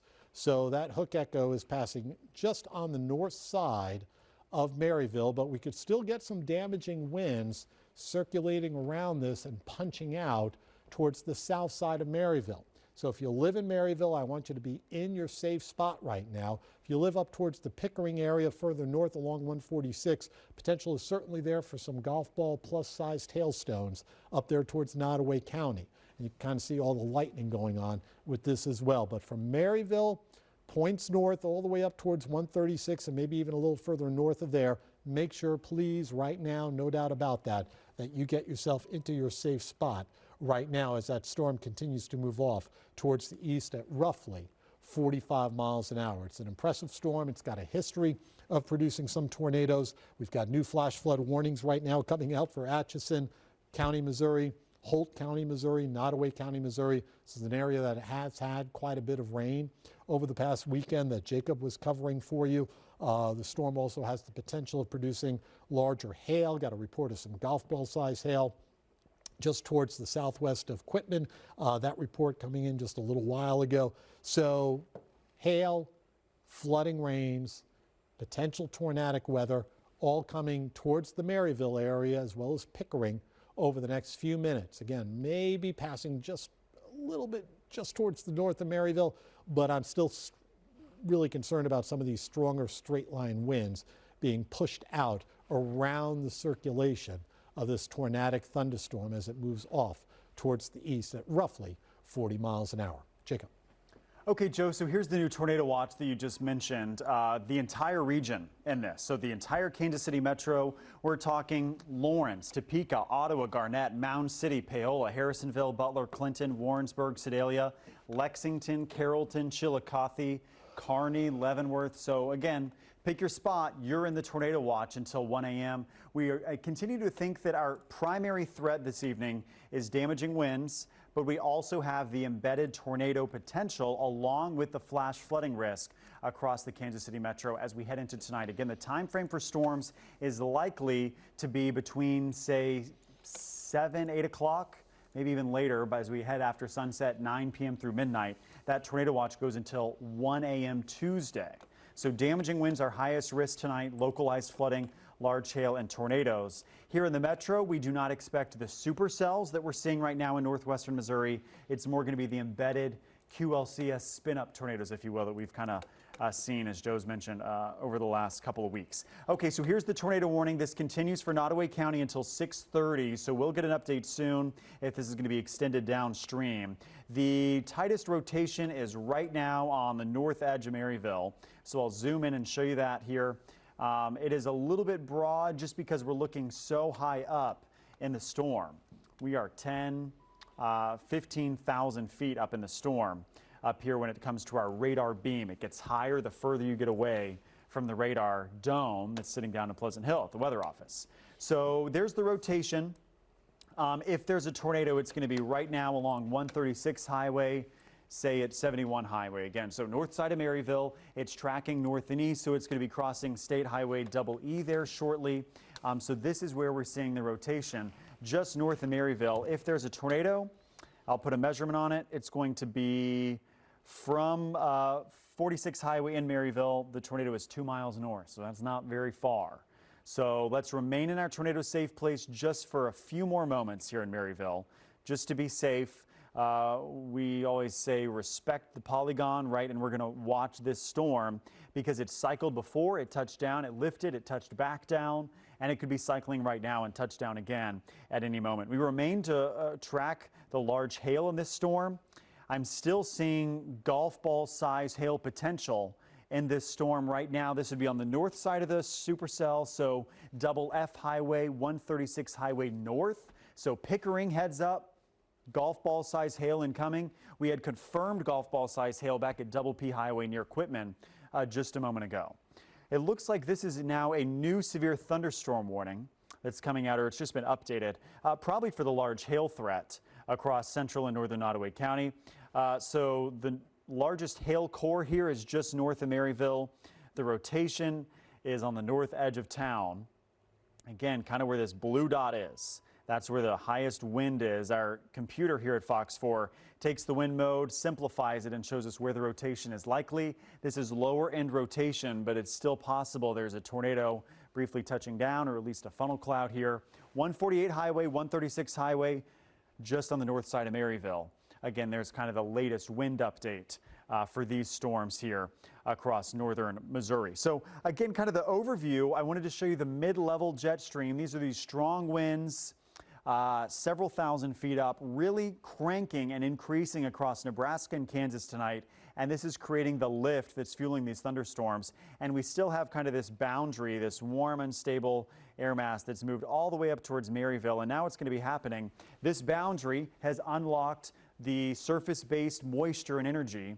And now this cold front is going to start to collapse towards the metro over the next 6 hours. And that's going to create a line of thunderstorms that'll move through the Kansas City metro later this evening. So here's what it looks like on satellite. There's the new tornado watch box from Wichita to the Kansas City region, as far south as Chanute, Clinton, Nevada. And there's no warnings in this new watch yet, but that's the point of a watch. It's issued several hours before the storms arrive, and the warnings are where the active severe weather are happening. Most of those tornado warnings still northern Missouri, southeastern Nebraska, and northwestern Missouri and northeastern Kansas. So 4 tornado warnings up there, kind of clustered on the 4-state area, if you will, up there near Nebraska, Iowa, and Kansas border. And so that's where this big explosive storm development has happened. Notice these yellow boxes back towards Salina, McPherson. Those are the severe thunderstorm warnings that will move towards Salina and Wichita, mainly as damaging winds, as we also watch for possibly an embedded tornado. So again, through tonight, the storm arrival in the metro is going to be between 7 and 11 p.m., most likely after sunset. And we continue to see the storms move out towards Odessa and Carrollton as we approach 11 p.m. at midnight. Joe was showing you this future radar. Again, the storms arrive here in Kansas City, we'll say around 9 p.m. This latest data continues to show some kinks in the line, some notches, and that indicates to me that a spin-up or embedded tornado threat is still going to exist this evening. So we're still watching the storm. Joe, I think up in Maryville it's really weakening to some degree. I think so too, and I was just thinking that now that we've seen this thing kind of go through parts of Maryville, the northern part in particular, we would have heard something by now. So that's some hopeful news that perhaps the storm is cycling or weakening just enough to maybe diminish the tornadic threat up there across far northwestern portions of Missouri. An update to the tornado watch. We were telling you about this earlier. Now has created another tornado watch. This one goes for the metro until 1 a.m. So the metro now under a tornado watch until 1 o'clock tomorrow morning. But I'll be honest with you, the threat of a tornado here in the metro should be done by 10, 11 o'clock, somewhere in that hour time frame. I think everything will be shifting further south of Kansas City. So, you know, if you could just get through about 10 or 11 o'clock tonight, the threat of a tornado and the worst of the weather will all be done with Kansas City. But it's still a couple of hours away. So it's really about a 1 or 2 hour window, 9 to 11, 8:30 to 10:30, that we're going to see the bigger thunderstorms come through Kansas City, with the concern being flooding rains, strong straight line winds, the potential of a couple of leading edge spin-ups, and that's why we've got that tornado watch, again, until 1 o'clock for the metro. For areas further south of Kansas City, the other hope is that as these storms get away from the metro, perhaps they start weakening just a little bit once you get a little further south of the metro. So we'll see how that plays out, but you folks will definitely be more into this after about 10 or 11 o'clock this evening, south and east of Kansas City. We continue with our tornado warning for central portions of Nodaway County. There's another tornado warning. These are all radar indicated, by the way, right now, out there towards northwestern Nemaha County, east of Marysville, and other severe thunderstorm warnings down towards the Manhattan area. I'm beginning to wonder, with about 5 minutes to go, I don't know, Jacob, if you could quickly check in with our colleagues down at Pleasant Hill, see what they're thinking about, if they're going to issue this downstream. My hope is maybe at 6:30 we could go ahead and jump right into Wheel of Fortune. They've gone ahead and issued a new tornado warning across the state line up into the Iowa area. So again, for these storms, you know, there's no doubt that they are nasty up across northwest Missouri. Golf ball size hail also very much on the table with some of these storms up there towards northwest Missouri, but they're not going to affect Kansas City. Those storms up there are not. These storms west of us will. And that's going to be our issue here once we get into, you know, like I said, the 8:30 to 9:30 window, that general idea. These storms are all going to be coming our way, and this is going to be our main show. Look at all that lightning. Oh my goodness gracious. From Seneca to Manhattan. Manhattan's having themselves a whale of a storm right now out towards K-State, all the way on down towards Hutchinson. That is a massive, complex squall line of thunderstorms with just a ridiculous amount of lightning. There have been confirmed tornadoes out there as well, I should mention. I've seen definitely some videos of tornadoes on the ground there, obviously, out towards portions of central and north central Kansas. So that's been a thing here over the last about maybe 4 to 6 hours, I'd say, for portions of Kansas. You can kind of see where those tornadoes have been west of Manhattan, some larger hail reports. And then once we get up here towards far northwestern Missouri, what's sort of interesting, and maybe this is just early on in the whole evening, But you know, radar was very bullish, and I think we had spotter reports saying that we had something confirmed on the ground. But so far, nothing has entered our database. This is a report of some golf ball-sized hail west of Maryville earlier. Had some strong winds up there towards Rockport and Tarkio in excess of 75 miles an hour. And here are the tornado reports that prompted all this kind of mayhem up across northwest Missouri with these confirmed tornadoes near Falls City coming across the river and affecting the northwest portion of our viewing area. So these storms will continue to be an issue here for the next few minutes, and we'll see whether or not they're going to issue a downstream warning, if you will, for areas east of our current tornado warning. Jacob, did we ever hear anything? Yeah, so they said they're going to let this expire. So Okay, the good. tornado warning is going to expire here shortly, which is good news. Their rotation continues to kind of become a little bit more disorganized. Also, Joe, I just thought of it as you were talking about. I was checking, and Holt County power outages are 0. Real. So Interesting. I don't, you know, Maybe a good thing, perhaps. Yes. More rural area, didn't hit anything. right, and it of may note. have lifted right as it was crossing Yeah. the interstate, kind of right as it moved past I-29. So that's a good thing. Again, not seeing a lot of damage reports from northwestern Missouri, which is good from this tornado because it was on the ground back in Nebraska, and it may become more rain wrapped up in northwestern Missouri as well too. It was a little bit more visible back in Nebraska. So this is kind of the storm setup. Joe's been kind of telling you about this line of storms that is now forming back to our west. Again, Manhattan, and these things are going to start to pick up speed as this congeals into a line. The cold front is going to start to push in, and this will move towards the metro again, maybe a 9 p.m. arrival or so here in the metro, at least on the west and north side. So we'll continue to monitor this line of storms. Oh, and did they extend it downstream? Yeah, they're going to extend it downstream.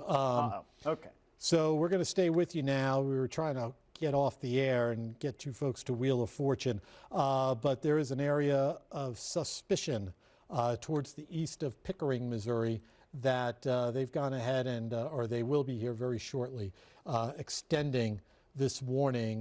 This is going to take us into Worth County, more than likely, and maybe the far northern reaches of Gentry County as well. So a new warning is coming out. It will be for Worth County, as a matter of fact. That'll probably go on for about another half hour or so, probably through 7 o'clock. So we were hoping to get off the air for Wheel of Fortune. Unfortunately, Worth County is one of our counties that we're responsible for, even though it's a long ways away from Kansas City. So for you folks in Grant City, all right, that's a storm that is off to your west. For Parnell, that's a storm that's off to your west. You folks in Parnell, I want you to go ahead and take cover from this storm. You're not in a tornado warning precisely right this second, but it's coming here in the next few minutes. So Parnell, get yourself into your safe spot right now. Basically, roughly south of 46. You folks in Ravenwood, I would probably get into your safe spot as well, just to be on the safe side. It may pass just to your north.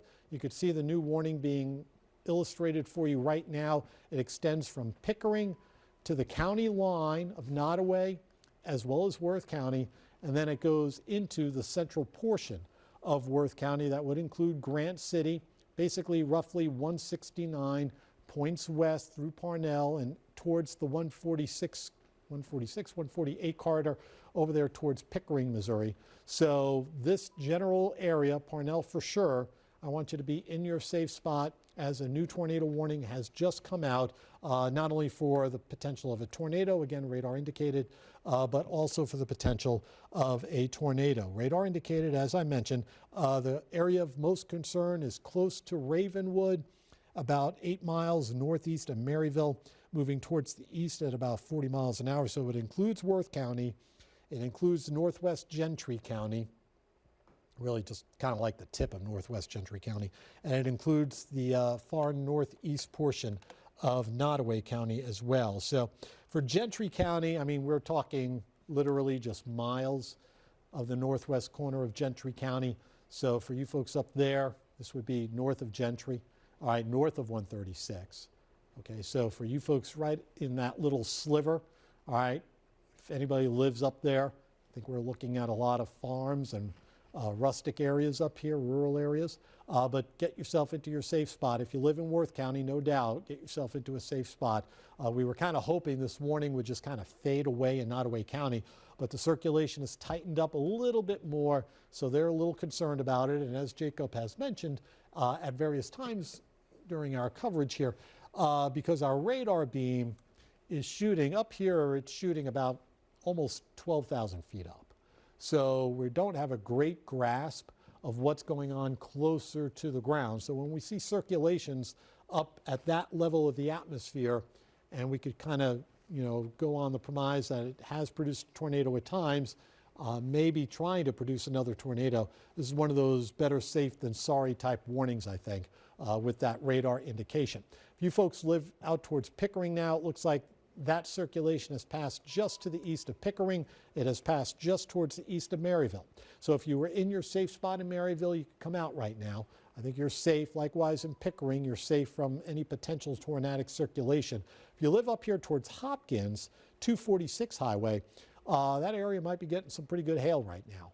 And then you jump over the border into Iowa and you're getting, nasty storm up there too. But torrential rains coming from this as it continues to move off towards the east, maybe even a little bit more towards the east-northeast. But you kind of see that little large appendage. So we'll see if that thing tries to tighten up even more as it approaches the Parnell area.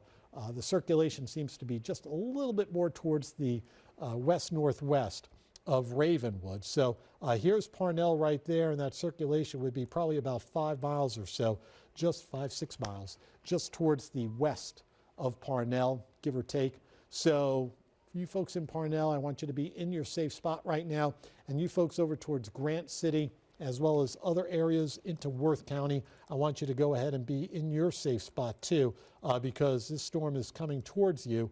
That would include Oxford, Worth, basically 46 highway coming down towards Highway W, that corridor, if you will, into Worth County. I want you to be in your safe spot right now, as well as this area right along State Highway E. That would be around the Orsburg area. And the circulation would be right around State Highway EE, give or take, perhaps moving about 40 miles an hour. So it's probably coming right towards the State Highway corridor right now, State Highway E corridor as we speak. Jacob. Okay, Joe, thanks. So I wanted to do kind of the wider view again and remind everyone that we do have this new tornado watch in effect until 1 a.m. now. This is for the entire Kansas City region.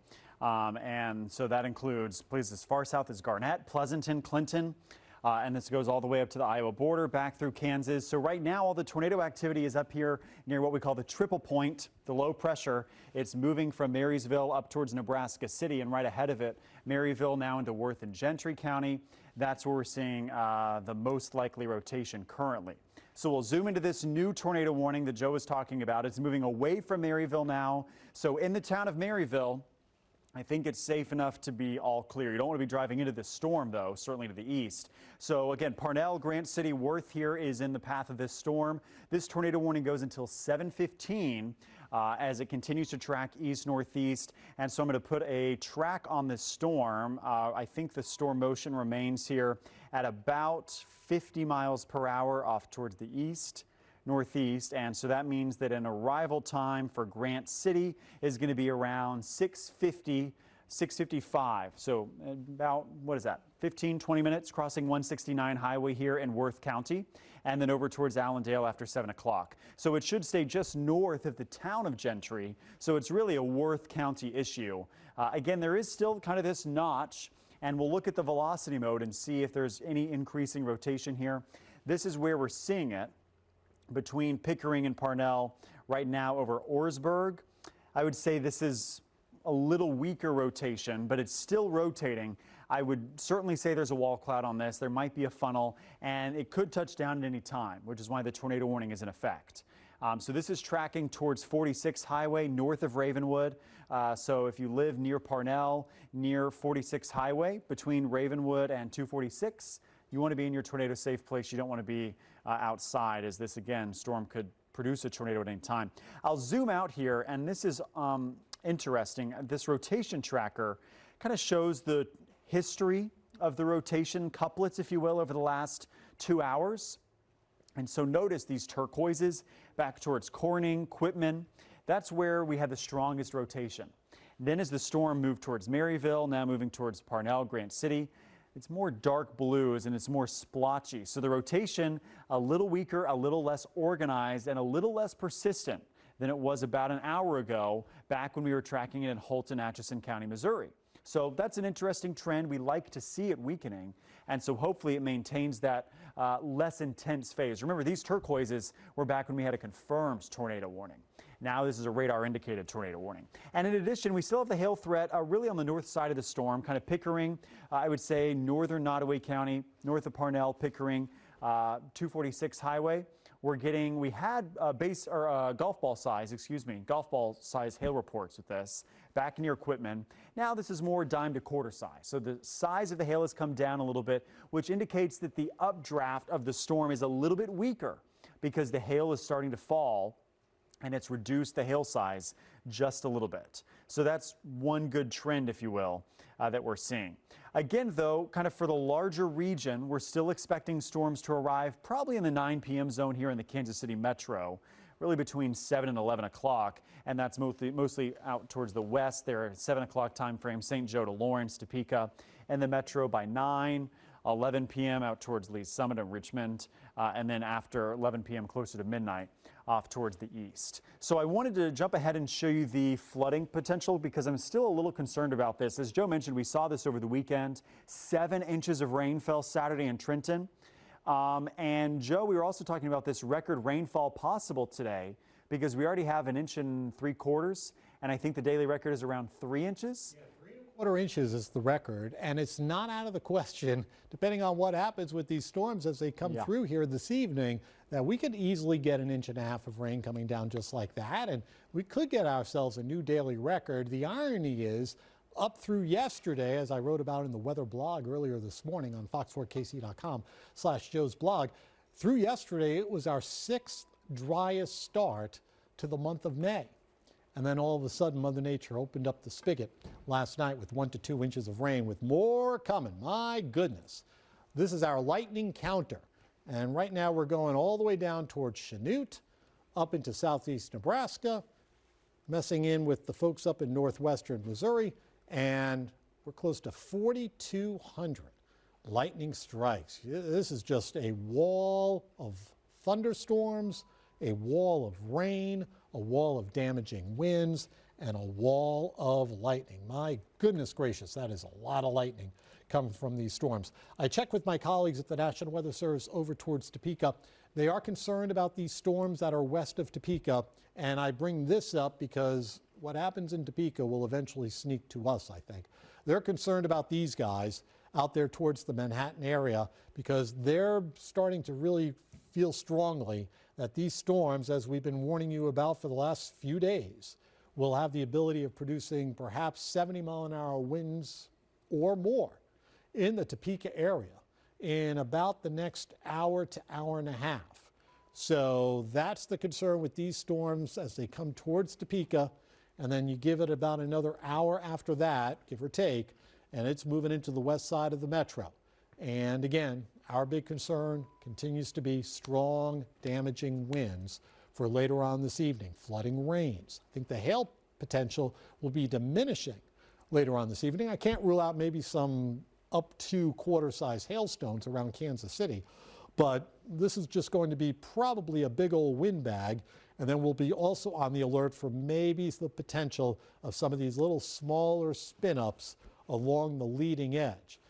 The way to avoid those small spin-ups is what's going on right now out here south of Manhattan. You see that little thin green line?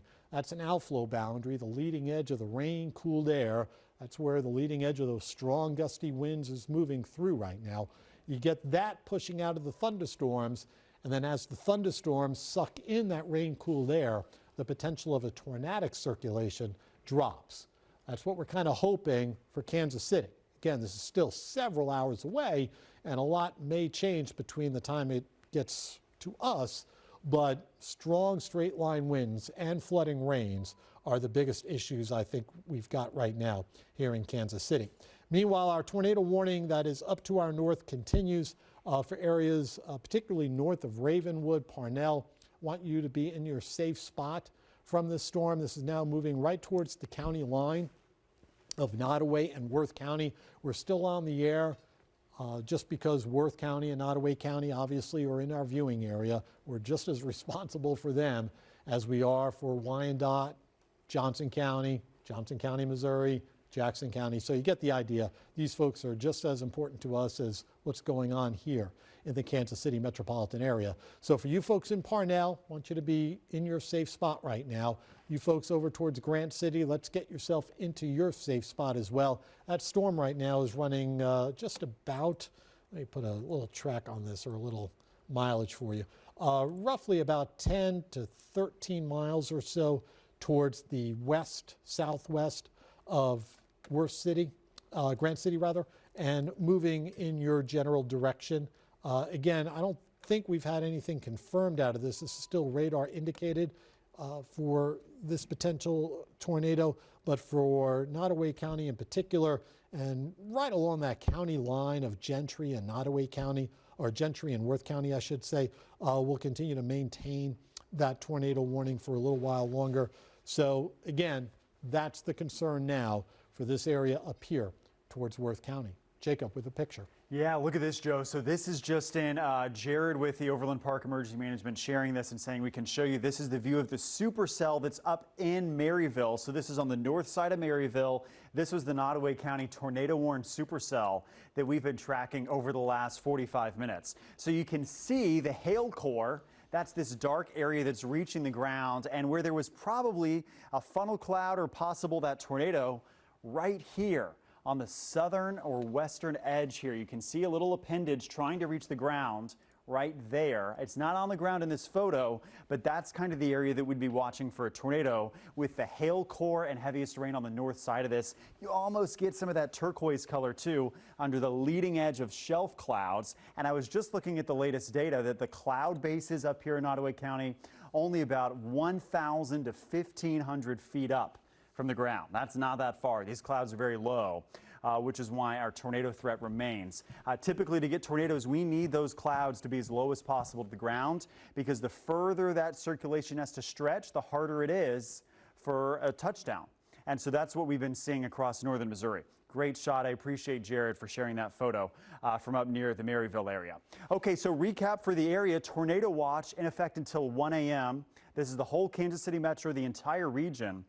Again, we are just beginning kind of our coverage and storm issues for this evening with these supercells in northwestern Missouri. A line of storms out in Kansas is forming, and now we're seeing 70-mile-per-hour winds coming out of Manhattan. I think we have a view from Manhattan if we can take that, because this is what the winds are looking like out in Manhattan, Kansas. You can see visibility has dropped, the rain kind of blowing sideways a little bit, and this is just a straight line of winds. So this is going to be heading towards Topeka over the next hour and a half, and then another hour and a half or so it arrives here in the metro. So again, that's around a, say, 9 to 10 p.m. arrival.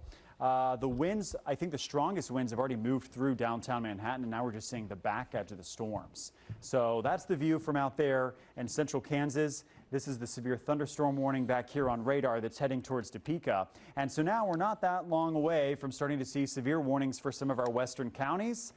I think maybe by 7:30 or so, we'll start to see severe alerts from Doniphan, Atchison, Jefferson, Douglas counties out there towards the west. And I do want to put an update. Again, we're watching the tornado-warned storm in Worth. We'll go back to that in just a moment. I want to get an update on the storm speed out here in Manhattan, and that is moving east at 60 miles per hour. What I'm going to do is put on a storm track for some ETAs as this line of severe weather approaches the metro. And so we'll draw this storm track here, Council Grove to Alma out towards Havensville, and bring it due east. There it is. And so this is an estimated time of arrival between 8 and 9 p.m. here in Kansas City. So I'm going to slide this back and maybe this is slightly ahead of the storm. So there we go, around 8:30 here in Kansas City. So Topeka, 7:30 arrival of this severe line of winds, maybe 7:45. We'll add a little extra time to this. St. Joe around 8 o'clock, Leavenworth 8:15, 8:30, Kansas City by 9 o'clock, Independence just after 9. And so this is where our severe threat is going to come from out in central Kansas over the next several hours. So again, we're kind of just now beginning. What's interesting here, and we're just going to kind of have to see how this plays out. This is the tornado index. And so the cold front is back here to our west. That is what is creating this line of thunderstorms. Okay, so it is stretching out here across Kansas. And along that cold front, maybe there could be a spin-up tornado, but what's really catching my eye, and it's really, we're going to have to kind of see it happen in real time, this boundary that is out through the metro almost, the state line. Notice these bright colors along the state line. This is the outflow boundary from last night's storms early this morning that rolled through. That outflow boundary was pushed south into Kansas, and then it was pushed back north. But there's still, and it's one of the mysteries of weather that we still have yet to crack, but there's still this boundary of slightly cooler versus slightly warmer moist air that almost acts as like a invisible front. And when that's in place, we can see some weird things happen as storms move into it. So the tornado index, to me, seems a little high over the Kansas City metro, but it could be because that outflow boundary is in place. And as the cold front interacts with that, my one concern, I think the worst case scenario, if you will, is as the cold front interacts with this outflow boundary, we get a lot of spin-ups on the line. So that's one thing we're really going to have to watch for this evening. So that's what's ahead here the next couple of hours for the Kansas City metro. We'll go back up. It looks like in Iowa, there's a tornado on the ground just north of Grant City. This is the tornado warning that continues until 7:15 from Parnell up towards Grant City. And there's rotation near Parnell. This latest radar scan certainly has some rotation. So there's this possible tornado it is persistent here. It's cycling, but it's persistent. And this is where the likely possible tornado would be. Parnell, 46 Highway now across the Worth County line, heading towards Highway Z in Grant City over the next 20 minutes. So this rotation looking a little bit stronger in the latest radar scan. Our rotation tracker is still a little bit unimpressed. Our rotation tracker also likes to see consistency in all the levels of the storm, so that could be something. But there's certainly rotation there, Joe. Yeah, and there's more rotation in Nebraska. And boy. I bring that up because of Richardson County, southeast Nebraska. New tornado warnings coming out for these areas right in through here, including Falls City. Now, this is not our viewing area. However, once this stuff crosses over the Missouri River, it turns into our viewing area. And for you folks over towards Holt County, and once again, this general rough range from 159 up towards the county border, all right, between Holt and Atchison County in far northwest Missouri. Just be aware, we've got more tornado warnings, radar indicated right now in Nebraska, but this is kind of like how things started, I want to say about an hour and a half ago, maybe a little bit more than that, with these storms coming out of Nebraska, crossing over the Missouri River, and trying to produce a tornado. Perhaps, in fact, doing so. Haven't gotten true confirmation yet, but that might be just a process of time. But again, for you folks in Fairfax, Tarkio, Craig, let's put in Mound City. Last time you avoided this one, Mound City. That one you may not avoid, because that would be taking more of a track towards you. So for you folks into northern, let's say the northern half of Holt County, and once again the southern half of Atchison County, let's kind of put you guys on our radar for the potential of some tornadic weather coming back into the area. I see a new tornado warning coming out right now for Brown and Nemaha County.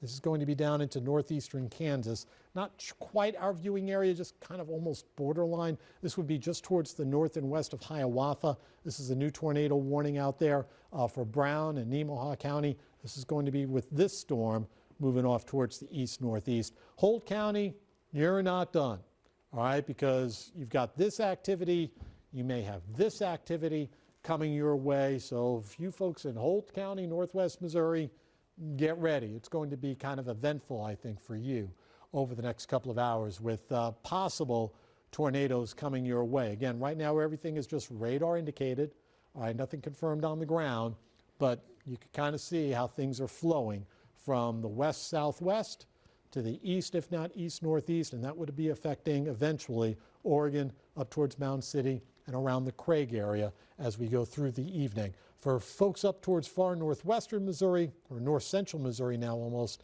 this circulation that is still around the Parnell area is still area of concern because this would be heading towards Grant City. All right, it's not maybe the strongest of rotations, but it's definitely doing something up there in addition to maybe producing some hail, maybe upwards of quarter size, maybe something a little bit bigger than that.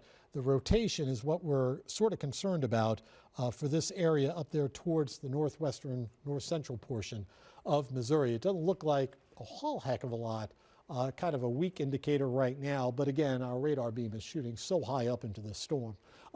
Ravenwood, you're fine. But again, for Parnell, I want you to be in your safe spot. For Oxford, I want you to be in your safe spot. Grant City, still have a little time, but I think you're going to need to get into your safe spot.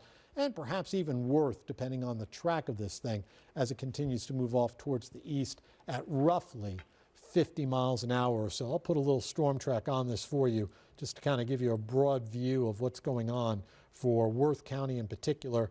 Let's take it off towards the east-northeast. And right now, we'll keep Grant City close to it, Parnell 652, Oxford by about 7 o'clock, and Worth by about 7:03. That's your rough time frame with this storm that's moving out of the eastern portion of, or moving into, I should say, Worth County from Nodaway County in general, eastern Nodaway County, right along the county border area. Jacob. Okay, Joe, so I'm checking in with our Jerry Powie, who is out in Topeka, and he's in the FOX4 Storm Ranger and watching the storms come in from Manhattan. And so we actually got a new severe warning approaching Topeka now of 80-mile-per-hour winds. And so this is a strong line of storms moving from Manhattan towards Topeka. This is the view. It's going to get more ominous as the storms get closer. But so Jerry in the Storm Ranger is out here in Kansas. There he is in Topeka. So right now the 80-mile-per-hour wind surge of storms is in Wamego. That's tracking right along I-70 coming into the capital in the next 30 minutes or so. 80 mile per hour, we're talking highway speed. So these storms are booking it now, and they're going to be arriving on the west side of the FOX4 viewing area, the west side of the metro, maybe in the next 2 hours by 9 p.m., I think. So I wanted to look at the velocity here, the wind mode, and really the Topeka radar is not the best place to look at it. I'm going to zoom in and look at it from the Kansas City radar. And there we go. So again, when we go Wabaunsee here, I'm going to just query this, and we'll keep in mind this is high up in the atmosphere in the storms, but getting radar estimations here of 70 miles per hour in northern Wabaunsee County, right here along I-70 coming towards Topeka. So this is what's heading towards the metro later on this evening. Just wanted to kind of show you what's happening out to our west, because as Joe was mentioning, what happens in Topeka heads towards us. So this is a solid line of storms. And again, as it moves towards the state line, there's this invisible boundary from last night's and early this morning's storms that may trigger a couple of spin-ups. So we're going to have to watch that potential closely. So that's the storm off to our west, the strongest of which is right now between Manhattan and Topeka. So Topeka is almost at the apex, if you will, the strongest storm there in that line. Up in northern Missouri, we continue to watch the tornado warning, which is maybe looking a little bit more organized. It approaches Worth County. I'm going to zoom back in here. Again, Worth, Grant City, you should be remaining in your tornado safe place right now. You can see the hook right near Parnell, 46 highway. It's crossing the county line. And as we look at the wind mode here near between Parnell and Oxford is where we're seeing the rotation. I'll zoom into street level and just kind of give you an estimation of exactly where this is. And we're out here. But that is what? County Road 60, B Highway, County Road 78, Highway B, County Road 76. So we're at County Road 76, 78, 60 out here near the Parnell and Oxford area, just along Highway W. So this is Worth County, Missouri, northern Missouri. This is where we have the rotation. So if there's a wall cloud, a funnel cloud, if there's a tornado, it's right here, B Highway and W Highway between Parnell and Oxford. And I'll put a little storm track on this and estimate it's right now kind of heading almost towards Grant City. So we're going to have to watch this as it's moving off towards the east, 60 miles per hour. There's kind of this broad rotation area. ETA for Grant City is 7:05, so about 10 minutes, 15 minutes away. So that's the rotation here in this tornado warning up towards the north that we are keeping a close eye on. We also still have these tornado warnings coming out around Falls City, and so as Joe was mentioning, it's not long until these might enter Holt County again. So Craig, Mountain City, we're not quite done yet, and Hiawatha, these storms are moving in as well. And this is almost now starting to turn into a wall of severe thunderstorm warnings, Joe. And the severe warning out near Wamego is 80 miles per hour. Yeah. So it's going to be a wind thing, possibly. Yeah, I saw a report from Manhattan, the Academy Sports, I believe, out in Manhattan, Kansas, that they were getting near 80-mile-an-hour wind gusts with these storms, and that's why Jacob was highlighting that potential, because that's our biggest concern, I think, right now in Kansas City, is the strong straight-line winds, essentially equivalent to a EF0 type tornado, except this would be on a broader scale. Keep in mind as well, we've got saturated soils, unlike what happened last month with that severe weather. Now all the trees have leaves on them, so they're fully leafed out, and the potential of maybe some power outages certainly a little bit higher with this particular round of storms coming towards Kansas City later on this evening. So if you have a phone, you may want to put a little charge on that while you have some time so that you have a fully charged phone.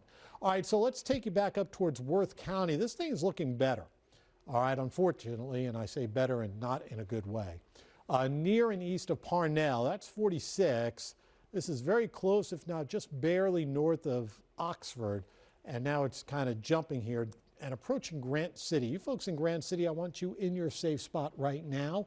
All right, just to be on the safe side. Again, this is just radar indicated, not confirmed, but it was looking, that last scan that we got, it was looking a little bit better, and it still looks better now than it did when they originally issued that tornado warning. So there may be something trying to go up here. Again, near and just towards the north of Oxford and just towards the south of Grant City, right along 169. This is heading towards the Allendale area very shortly. So Grant City and Allendale, all in the path of this storm as it continues to move off through central portions of Worth County and into the eastern portion of Worth County as well. So in this general area, and even my colleagues now at the National Weather Service are wondering about those storms in Nebraska. More on that in just a second. Jacob, if you get a chance, you could focus on that when I send it over to you after for Atchison, Missouri, Atchison County, Missouri.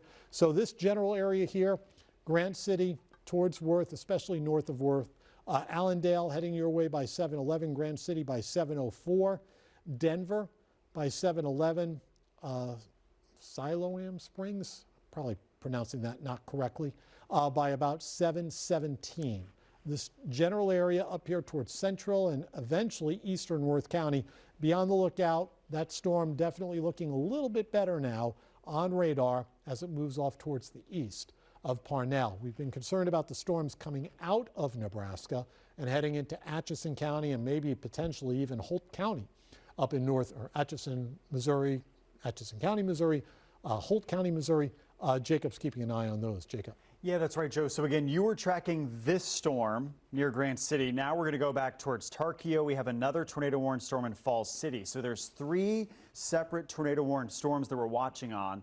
And Joe was just walking you through that Worth County storm up near Grant City. So now we're going to look at Atchison County, Missouri. This new tornado warning does include Tarkio. Goes now until 7:45 for Fairfax and Tarkio. So unfortunately, I think we're going to be watching these storms all through the night, because in the next hour, these storms are entering all of our western counties. So we're in kind of for the long haul here tonight as these tornado warnings continue to keep on coming.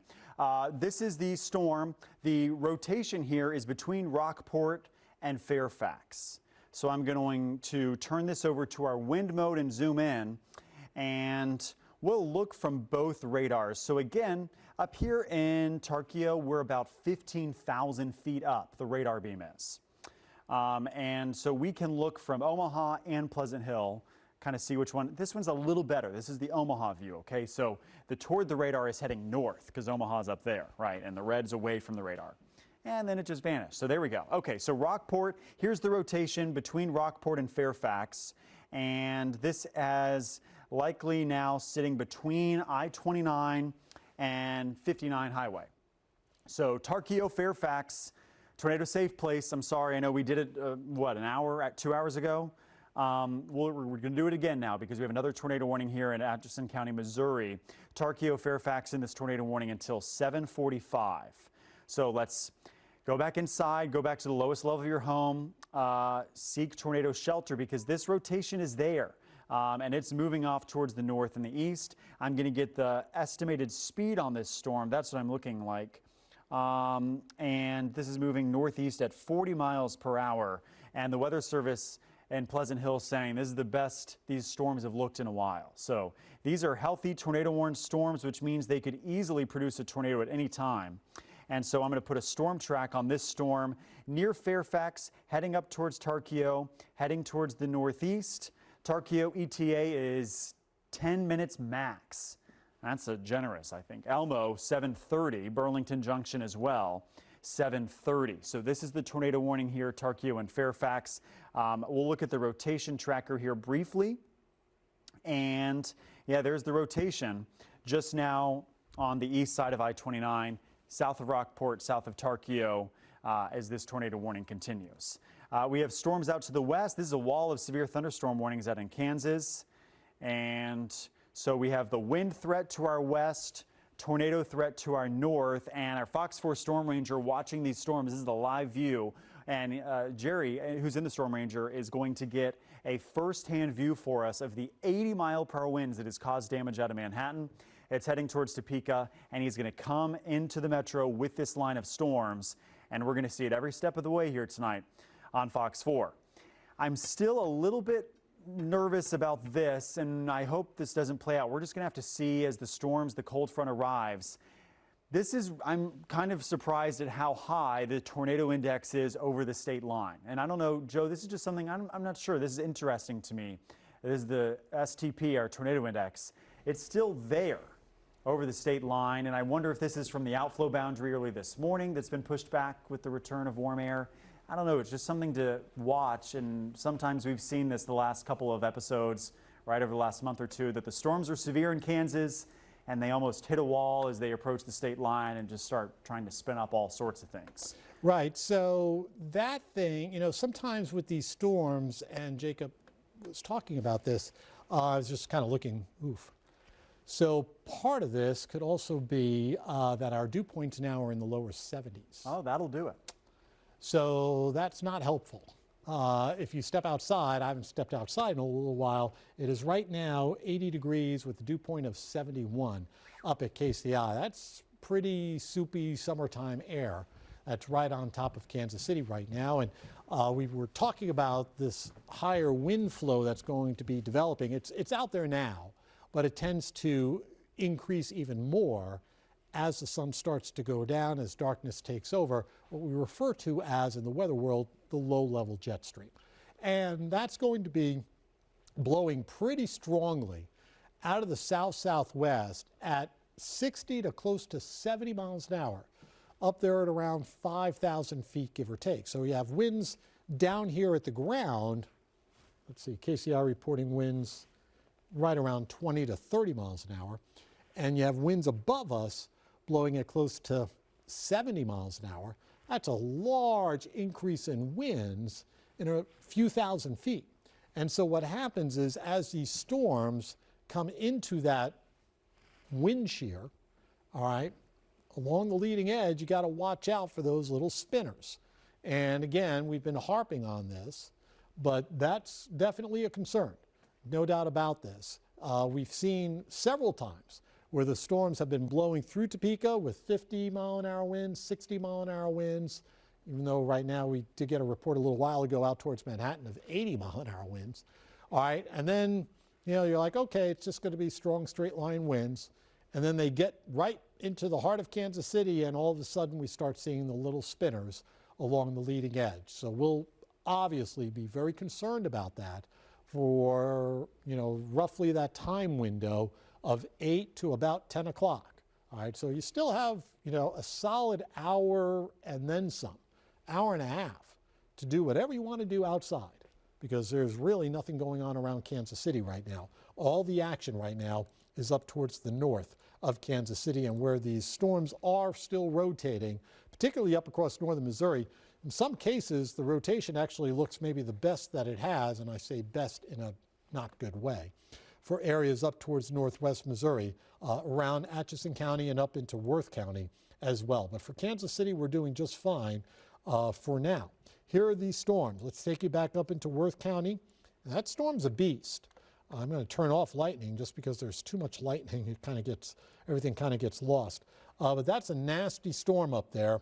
And I'm going to also turn on the hail because I'm betting this thing is producing some larger hail. This is coming into Grand City. The larger hail is for sure. Again, you're under a tornado warning. Golf ball size hail, not out of the question with this storm up there towards Worth County. In terms of the rotational aspect of this, certainly still have a pretty solid indicator of rotation. That's pretty impressive. That's right up there towards that 146, or actually check that 46 highway corridor. That's very impressive from a radar standpoint in terms of, you know, the potential of a tornadic something going on, or trying to go on, maybe I should say, and that's going to be approaching the Grant City area very, very shortly. So Grant City, I want you to be in your safe spot right now. Then we have this guy. This is over towards Atchison County in far northwest Missouri. This is kind of fringe of our viewing area between Fairfax and Tarkio, a very strong couplet right there. The tornado is not on the ground. It may be trying to do so, and that's heading towards 136. So this is kind of out there, but for you folks in Tarkio, I want you to be in your safe spot right now to be on the safe side. And as we track this circulation as it moves off towards the east-northeast, Burlington Junction, I want you to be prepared. No cities popping up, so this is a very rural area. But again, right along that 136 corridor, that general vicinity up there, Tarkio eastbound, I want you to be in your safe spot right now because that circulation does look pretty beefy as it continues to move off towards the east. Very, very beefy, as a matter of fact. You kind of see our rotation tracker now starting to kind of elevate the colors just a little bit between Tarkio and Fairfax. That area of rotation is certainly something to watch as it continues to move off again into that tornado warning, and that tornado warning goes, I believe, until about 7:15 or so. Possible, this is from our friend Glenn Briggs up in Grundy County. He's not 100% sure, but one of my more reliable former emergency managers up there thinks a large tornado may be on the ground right now near Highway J and B. That would be near Oxford, Missouri, potentially a large tornado on the ground that would be associated with this area right in through here. So if you live in the Oxford area, go ahead and take cover. Make sure you are in your safe spot. That could be a large tornado on the ground. It might be wrapped up in a little rain, but that is right around the Oxford area. That report coming from one of my more reliable storm spotters, chasers, former emergency managers that are up there, Corey Sloan. So thank you, Corey, for that update up towards Worth County. That would be approaching the Grant City area here very shortly. So right in through here, and it looks like we're getting a new tornado warning coming out. Grant City, Allendale, be prepared for that in the next 15 to 30 minutes or so, 7:25. The next 15 minutes for Allendale and the next few minutes for Grant City. That's where we've got that likely tornado on the ground. Again, that's going to be near Highway J and B, which is near Oxford. And we're getting this new tornado warning now. That would include all of Worth County and the northwestern tip of Gentry County. That's going to go up until about 8 o'clock or so. This is that cell that is close to the Oxford area and moving off towards the east pretty quickly at around 40 miles an hour. So we might have something going on near Oxford, and there might be something going on a little further north of there as well. Two possible circulations, one down here and one up here that we need to watch for, that Oxford to Grant City corridor, if you will. I'll stop that and just kind of do a broad kind of trace on this for you with this storm. Heading towards Grant City in the next few minutes, Worth by about 7:18, Allendale by about 7:22. And again, remember, the entire metro now under a tornado watch. More on that Here's Jacob. Yeah, that's right, Joe. So again, till 1 a.m. So we've got 6 more hours of the at least tornado threat across eastern Kansas, western Missouri. This stretches from Topeka, Emporia, Lawrence, Atchison, Garnett, all the way to Carrollton, Chillicothe, Marshall, Sedalia, Clinton, through the metro. So we are nowhere near done with our storm threat for tonight. And Joe and I will be with you here all night, our storm team as well. And also we have our storm ranger out watching the storms in Kansas. And we'll have our crews across the metro tonight as storms continue to track into the city. Again, we've been watching these rotating tornado storms in northwestern Missouri for the last several hours now. And the damaging wind threat is unfolding back across the central part of the Sunflower State. So playing out-ish as we expected with some early rotation and then a damaging line of wind. What I'm also watching is out towards Holton. We might be starting to see some first signals of a few spin-ups out here in this line. So I do first, before we go back to the tornado-warned storms in northern Missouri, I want to just kind of show you some of these winds along the leading edge of this line here. And again, what we're looking at is for this solid line of strong winds moving from Alma, St. Mary's up towards Wetmore, Holton. I'm seeing some indications that there might be a little bit of rotation trying to form there in Nemaha County. They're in Jefferson County, Jackson County, excuse me, near Holton area. And this is tracking towards Hiawatha, Atchison, and Jefferson County Valley Falls here. So this is something we'll watch back across north and eastern Kansas. It's certainly a line of strong winds, and this is pushing in off towards the east. And you can even notice right there near Holton, approaching 75 Highway, a little bit of a notch or curvature. And so that's what we're going to be watching for a spin-up risk. The wind threat is real, though, for sure. Between Manhattan and Topeka, this is a line of 80-mile-per-hour winds tracking right now into Silver Lake, into Grove. So it's coming there into Shawnee County shortly. It's going to be in Jefferson and Douglas County as well. I will put an updated track on this because this is going to be our main event, if you will, into this evening. And the storm speed right here is 65 miles per hour as these storms are coming out of central Kansas. So we'll put the storm track on this, track it off towards the east. And this is the latest ETA in the Topeka area by 7:40, so about 30 minutes away. In towards Lawrence by 8 o'clock, Leavenworth 8:15, 8:30 to 9 o'clock here in the Kansas City metro, especially the west side. So this is the winds that we will be watching for this evening. Again, 60, 70, 75 mile per hour winds. That's a low-end tornado that could down trees, that could down power lines, and cause issues across the metro. We're also watching the flooding threat as well with some heavy rainfall. Okay, so back to these tornado warnings up north. This is the tornado warning for Atchison County, Missouri. This goes until 7:45, and this is up towards the north. And so we're seeing some rotation there near the Tarkio area. We'll turn on the velocity, the wind mode, and see there is rotation. This is in Tarkio, just east of it on 136 Highway. There it is, within a mile of the town of Tarkio here in northwestern Missouri. This is the rotation. It's tracking up towards Elmo, crossing 136 right now. And the rotation tracker here on FOX4 is showing some of those turquoise colors that Joe is showing you, showing a little bit tighter or stronger rotation. We also have this other tornado warning back in Worth County approaching Grant City, and we're getting possibly some reports of some sort of touchdown or funnel here approaching Grant City. This is coming in from the west side of town, so it's right now along 46 Highway at Highway Z coming into Grant City. So in the next 10 minutes or so, it's going to cross 169 Highway here in Worth County. You can see a little bit of that notching there, and when we turn on, yikes, that's strong winds for sure approaching Grant City. Those velocities are up there, and that usually indicates the middle part of the thunderstorm rotating rapidly. And when we have a rapidly rotating mesocyclone as the supercell, typically we get rotation down to the ground. And that's where this could easily be producing a tornado right now near Grant City. So Grant City, Missouri, Worth County, you need to remain in your tornado safe place. I would honestly, with this velocity signature, I would be surprised if there is not a tornado on the ground or trying to touch down here imminently near Grant City and 169 Highway. So we're watching this closely. These are our two tornado warnings across northern Missouri.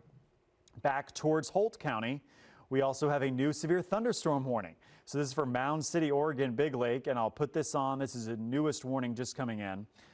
We still have some rotation back near Falls City, and it looks like the National Weather Service saying this is for a possible tornado along with 60-mile-per-hour winds along I-29 from Mound City to Oregon here in Holt County, Missouri. This severe thunderstorm warning goes until 8:15. So this is kind of what we're going to be doing all evening, is watching these strong warnings coming in. This is the big warning that's approaching Holton and Topeka. This is radar indicated till 7:30 for strong 80-mile-per-hour winds. What's interesting is right here near Silver Lake, see this band of light green coming out? That's a strong outflow boundary, which is signifying strong winds, but it also may reduce, at least briefly or locally, the spin-up risk. So that's at least one good thing. But on the north side of this, again, near the Holton area, Holton, here northern Jackson County in towards Atchison County, it's probably not a tornado, but this to me is indicative of a spin-up signature here right on Holton. This is right on K116. And if this holds together or spins up, it would track from Holton in towards Effingham, Lancaster, and Atchison over the next hour. So this is one of the things we're going to have to watch, is this spin-up potential right now near Circleville, aptly named for the rotation that we're briefly seeing there. Again, you know, nothing significant. And again, when we talk about spin-up tornadoes in this line of storms, almost an entirely different thing from the supercell tornadoes we're seeing up in northern Missouri.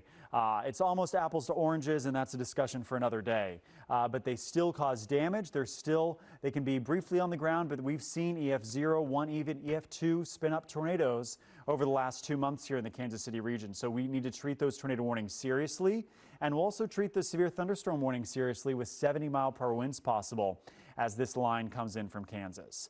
So kind of an active evening unfolding as expected, and we're still a couple hours away from them reaching the metro. This is the wider view. The orange is our tornado watch in effect for the entire region. Several tornado warnings continue in northwestern Missouri, and a wall of severe warnings, that's all wind, from Holton to Manhattan down towards Hutchinson and Wichita, and that's what's going to track towards the Missouri state line as we head over the next several hours into tonight. So watch is in effect till 1 a.m. We're watching the tornado warnings up north. Joe, maybe we'll watch for the spin up. That Holton thing looks a little interesting. A little interesting. Yeah, no doubt. You know, I'm kind of looking at the warnings that you are showing over on the Kansas side out towards the west, towards Manhattan and Topeka. And I'm just thinking back to our Storm Prediction Center forecast of tornadic weather out there. We've seen some tornadoes, but we haven't seen that many tornadoes. Yeah. So this is all starting to transition into more of a, at least for now, a straight line wind. Now, again, these winds, the Manhattan report of 80-mile-an-hour winds out in Manhattan at the Academy Sports there, that's essentially the equivalent of a high-end EF0 tornado. So whether damage is caused by straight line winds or tornadic circulations, damage is damage. And those straight line winds are typically doing more damage in terms of coverage than any little EF0, you know, 100 yards wide on the ground for a few minutes could do. Those straight line damaging winds from these storms definitely do a lot more damage than these weaker tornadoes. So we continue to have our tornado warning in effect for the eastern portion of Atchison County. This is way up towards far northwestern Missouri. This is going to go up until about 7:45. Still getting indications of circulation up there, maybe possibly 2 areas. So nothing confirmed on the ground. This is all just radar indicated at this point. But just to give you folks a little bit of a head start, or a heads up rather, as it crosses over the county line, once again moving into Nodaway County. You're not done yet, I don't think, Nodaway County.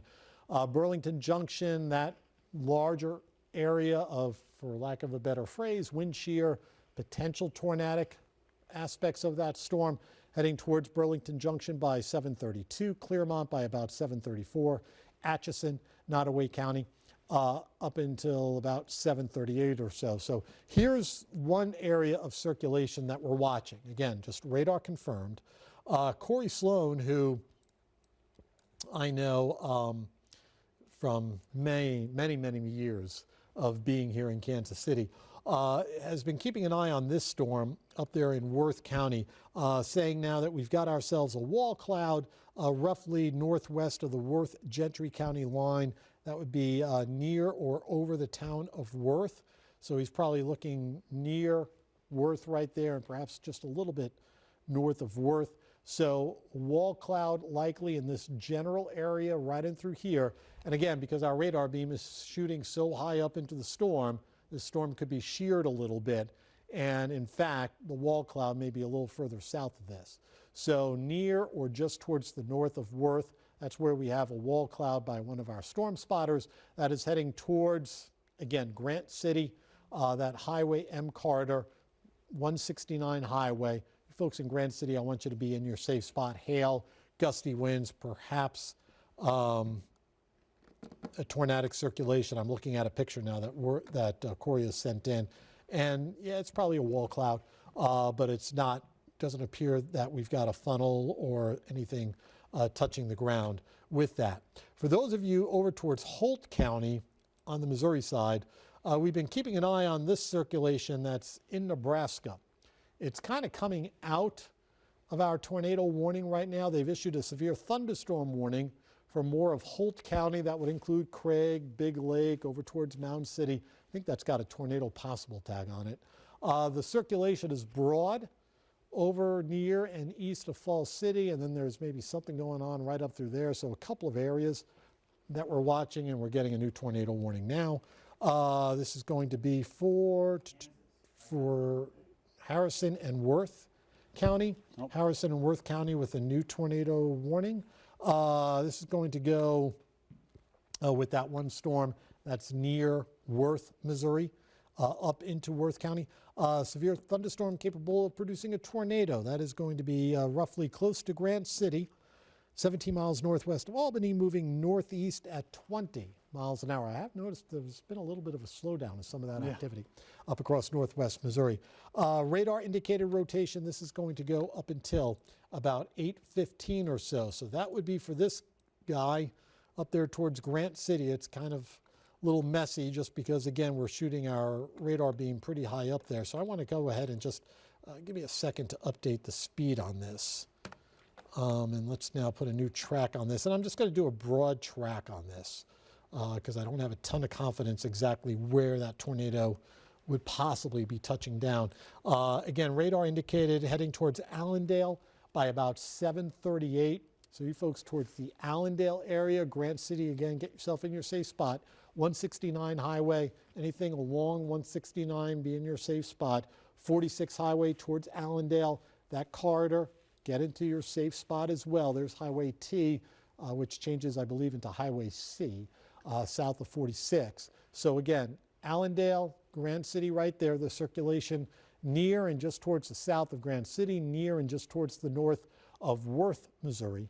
And that'll continue to move off towards the east at roughly about 25 miles an hour. Back for Kansas City. We continue to be under a tornado watch. This is going to go up until about 1 o'clock in the morning. In all honesty, for the metro, our main threat of severe weather is roughly going to be 8:30, 9 o'clock, all the way through about 10:30 or so as these storms accelerate and move through the area. There's that storm, Jacob, you were talking about, Holton. Yeah, tornado warning, there you go. This is Topeka's viewing area up there towards Holton. That would be up there towards the Indian Reservation up there, golf course up there. So that, you can kind of see that little notch. That's something that we're concerned about. So we're concerned about it not only because it's there, but it's also getting close to Atchison County in northeast Kansas. So let's start paying attention to what's going on to your west. Jacob with more on that. Yeah, Joe, so again, this is kind of the spot I was showing for that possible spin up in northern Jackson County, Kansas. National Weather Service in Topeka issued a tornado warning for it. As I expected, we were seeing this quick little spin up signature just north of Holton. And so if this holds together, but again, remember that spin ups really don't last long for the most part. They're typically 5 minutes or less on average, these QLCS spin-ups. But this whiz kind of heading into western Atchison County, as Joe mentioned. So Effingham, Horton, we're watching this. this tornado warning until 7:45. So again, this is kind of the view.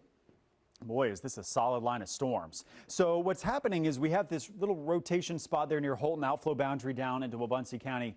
But then there's another little rotation spot that could be approaching Emporia in the next hour. So we're going to be watching for these localized enhanced rotation areas as this line moves towards the metro.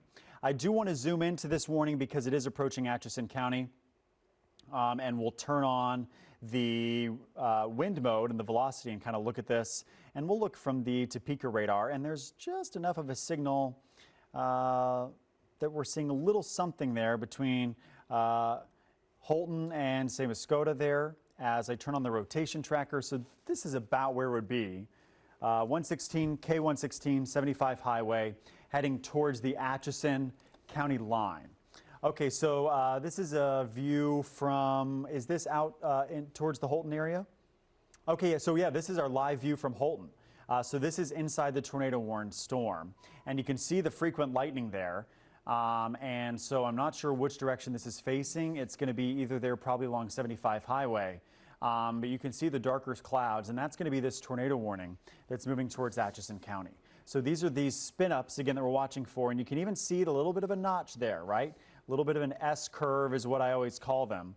And typically when we get a S curvature in the line, we watch the kind of middle right there for a possible tornado. And that's what we're seeing between Holding and Whiting heading towards Horton, Effingham. So Atchison County heads up. We'll see the Weather Service in Pleasant Hill is watching that as well as this storm moves downstream.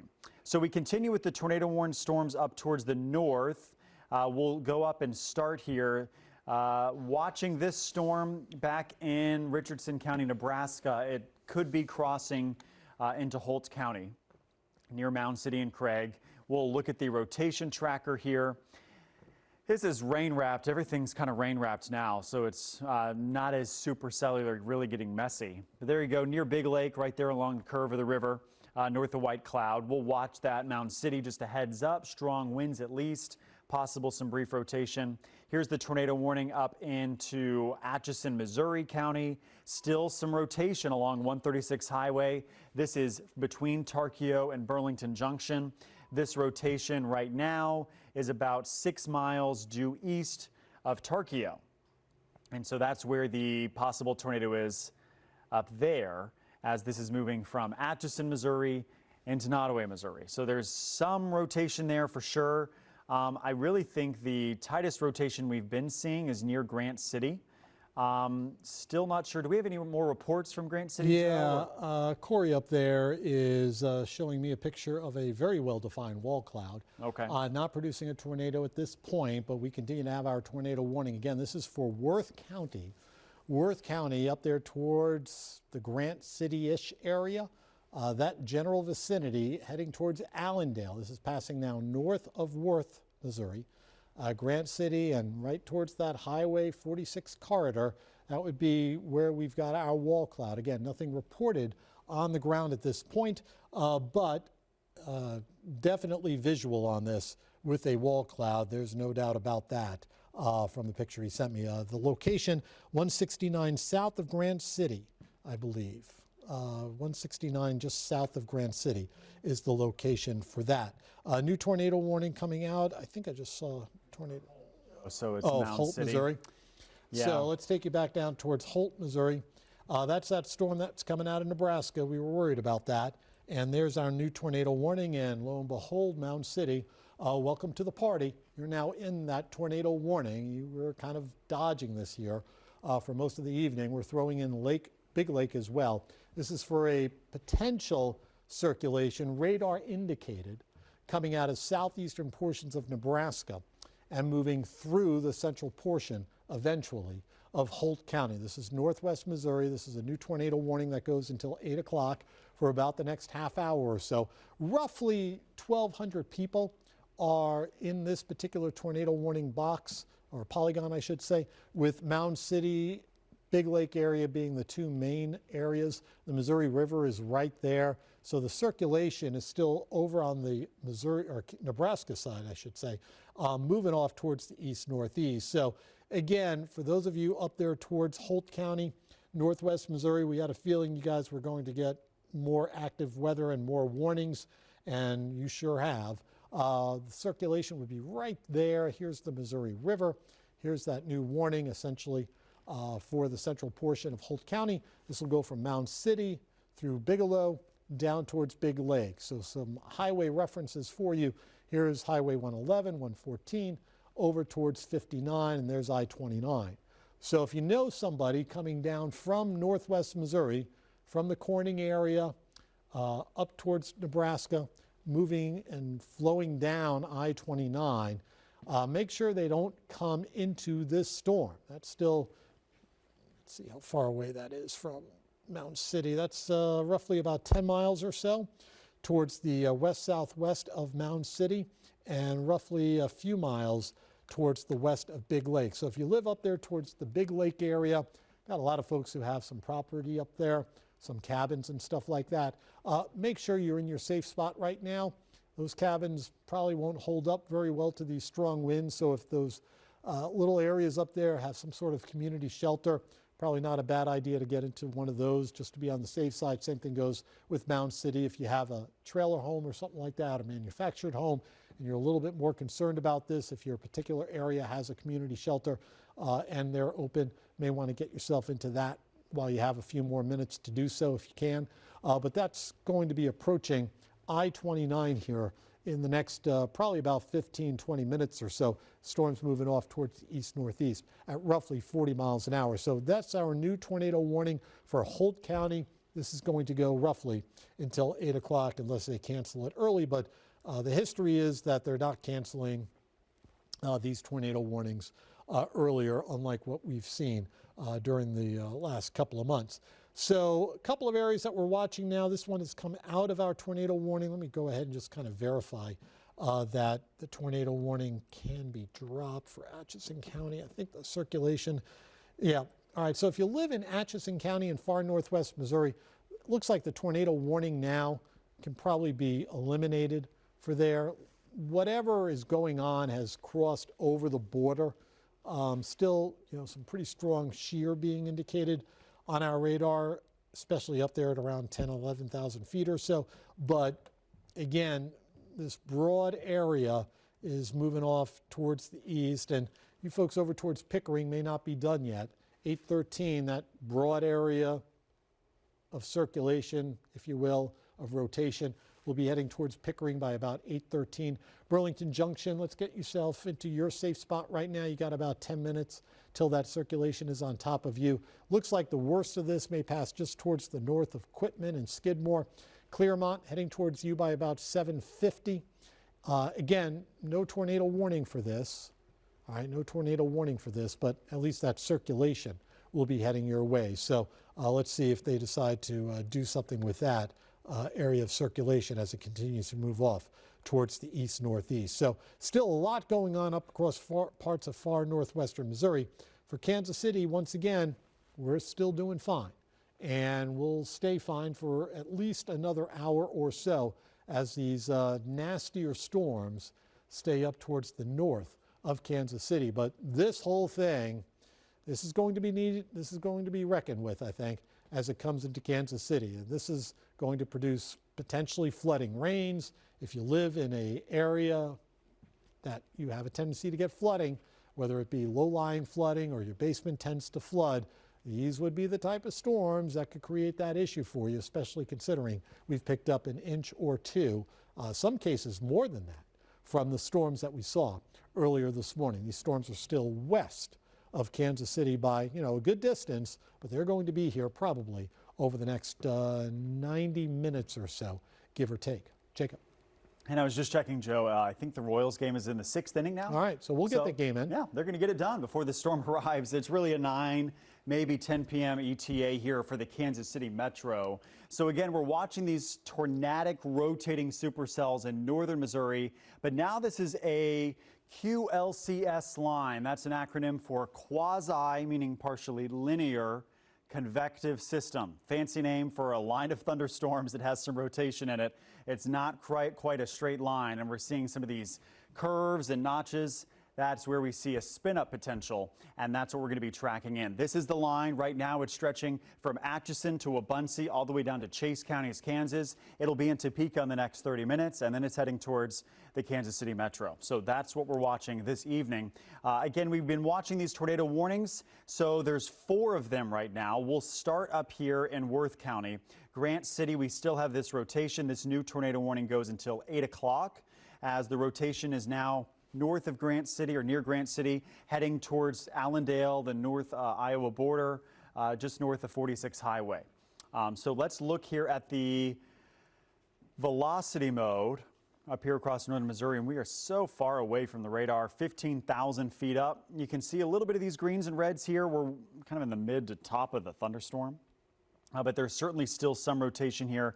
This should be across the Iowa state line shortly, though. So Grant City, Allendale, a couple more minutes here. Remain in your tornado safe place here in Worth County. We're almost done with this cell. But again, everyone's going to be seeing the next line of thunderstorms here as this strong QLCS line comes in from the west. Okay, next tornado warning is back here near Tarkio. This is Atchison County, Missouri. This tornado warning goes for 7 more minutes. The rotation actually might be reaching the county line, approaching Elmo. There it is. It's broader, and so the National Weather Service actually may just be letting this expire.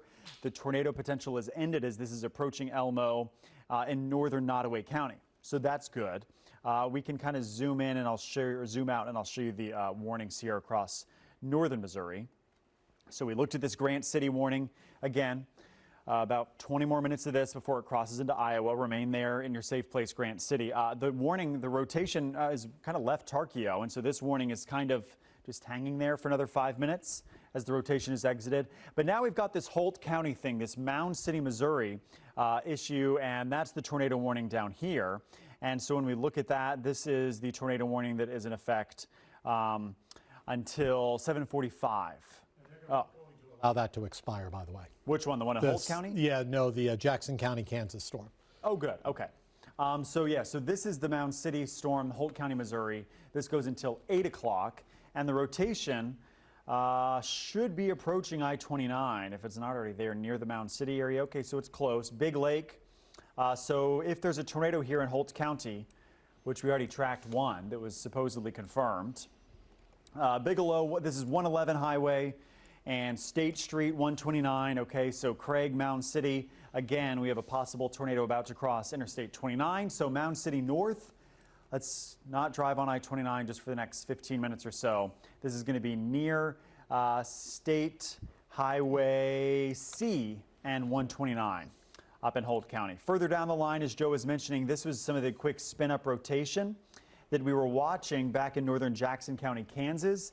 Now it is in Atchison County, Kansas. Atchison County, Kansas. They issued a new severe thunderstorm warning for that. I'll say, though, there's still a little bit of rotation signal on that that's heading towards, say, Denton, which is there in Doniphan County, and Huron, Lancaster. We'll watch this near Horton, Muskota, 159 Highway. It looks like we got a new severe thunderstorm warning, and that is going to be in effect with a tornado possible tag when the Weather Service says there's not enough data to show there's a tornado, but it's possible. We could have a spin up. This goes until 8:15. So Atchison County, Kansas, now in this severe thunderstorm warning for a tornado possible there, along with 60 to 70 mile per hour winds. And then further down the line, here is the severe thunderstorm warning approaching Topeka. And this has 60 to 70 mile per hour winds as well. So this is the line of storms coming in. And again, I'll look here at the tornado ingredients. They're there, especially, which is interesting that this thing was trying to spin up near the Holton area as it approaches. So we're really going to need to watch Lawrence, Leavenworth, Atchison, St. Joe, kind of I-70 north as this line comes in for spin-ups, because the ingredients are there. As Joe was mentioning earlier, our humidity, the dew points, have rapidly climbed, and moisture is also can be energy used by thunderstorms. The moisture and instability allows thunderstorms to develop stronger. Also, the moisture gets the clouds closer to the ground. I was talking earlier about the cloud levels, and the closer they are to the ground, the easier it is for circulation to reach the ground because it doesn't have to do as much work. So there's still certainly there. And so that's kind of the ingredients we're going to have to watch. And again, I still think this is still, so Topeka is going to let Jackson expire, but I think EAX up in Pleasant Hill is going to have to decide what to do if there's going to be a spin-up risk here. There's still something there heading towards Donovan County, Atchison County. Wouldn't be shocked if we get another tornado warning at some point there from Lancaster. That would be heading right up towards St. Joe as well. Not as much of a rotation risk right now from when we go to Council Grove. We're going to watch this, and this of course will be changing over the evening as it moves here into the Kansas City metro. We'll do another storm update track on this with the speed. These have been somewhat persistent, around 60 miles per hour. So we'll bring this into the metro, and ETA for Topeka, 8 o'clock.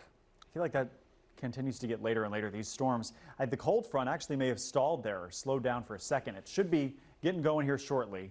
Leavenworth, 8:30, Kansas City, 9 o'clock, Lee Summit, 9:30. Yeah, these ETAs have gotten later since the last time I did this track because the storms are still waiting to get pushed off towards the east by the cold front. That should be happening shortly. And once that happens, we're going to have to watch the wind threat possibly going up a little bit. So it's still incoming. It'll be here in about an hour and a half, I think, on the west side of the metro. The Kansas side, that's where this line of severe thunderstorm warnings is. There's still the tornado warnings up in northern Missouri, Joe. Yeah, and a new one. Oh, okay. Yeah, so let's, I'll tell you about, I'll put this on a map here in just a second. Tornado warning has been issued for southwestern Worth County and the northern portion of Nodaway County until 8:30. This is a storm, radar indicated area of rotation near Burlington Junction. We were talking about that earlier, just towards the north and west of Maryville, moving northeast at around 35 miles an hour. We'll get up to that general area in just a second. Jacob just showed you the storm track for the southern portion of this line. Now the northern portion of this line that's stretching into Hiawatha and extending on down towards Holton and north of Topeka. This is heading towards St. Joe. You're right kind of smack in the middle of this St. Joe, due into you roughly by about 8:15, 8:30 or so, give or take. Valley Falls by 7:50. Atchison on the Kansas side, 8:06. Savannah, 8:17. St. Joe around 8:20. Gower by about 8:43. Times on this could be adjusted plus or minus 10 minutes depending on how these storms start accelerating as they move off towards the east. Jacob was concerned about that little tightening of rotation near Mascoutah, and that's going to be just towards the east of the Holton area. There might be something around Everest trying to do something, so we'll kind of watch that further up towards the north. And then as we go further down, I got a report from a spotter out towards Effingham about maybe some potential rotation going on with all of this. Let's take you up towards northern Missouri now. And again, severe thunderstorm warnings are everywhere. We're going to have severe thunderstorm warnings all over the place here in the metro, and hopefully it's nothing worse than that. But you could still see all these tornado warnings that are up here towards northern Missouri. This is the Iowa border. All right, so one area of concern is right here. All right, that would be near Grand City again, going up towards Allendale. The other area of concern could be what's coming out and heading towards Pickering. So we've mentioned Pickering now several times. Quitman as well, pretty nasty storm around Quitman. This is heading towards 146 Highway. That's another tornado warning. So we've got several tornado warnings. Again, these are all way up there towards the Iowa border and all radar indicated. A ridiculous amount of lightning. The lightning is just obscene up across that part of our state.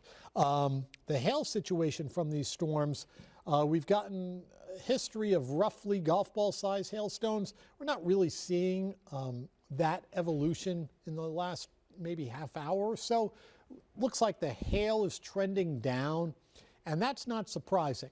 These storms are sort of really competing with each other right now for the available energy in the atmosphere, and when that occurs, the hail production has a tendency to start to wind down. So while some hail is possible in these areas, it doesn't look like it's going to be that much bigger than quarter size, at least according to the data that I've been looking at here in the last few minutes or so. There might be some bigger hailstones right now over on the Kansas side. This is Atchison County, Kansas, on the Kansas side. Here's Horton. There's Whiting. And again, this general area could be seeing dime to maybe quarter-size hail. That would be heading towards Effingham, Lancaster, Huron, in Atchison County in the not-too-distant future, maybe in the next half hour or so. You could see it jumping across the border right there. So it's definitely, producing hail right along 159, as a matter of fact.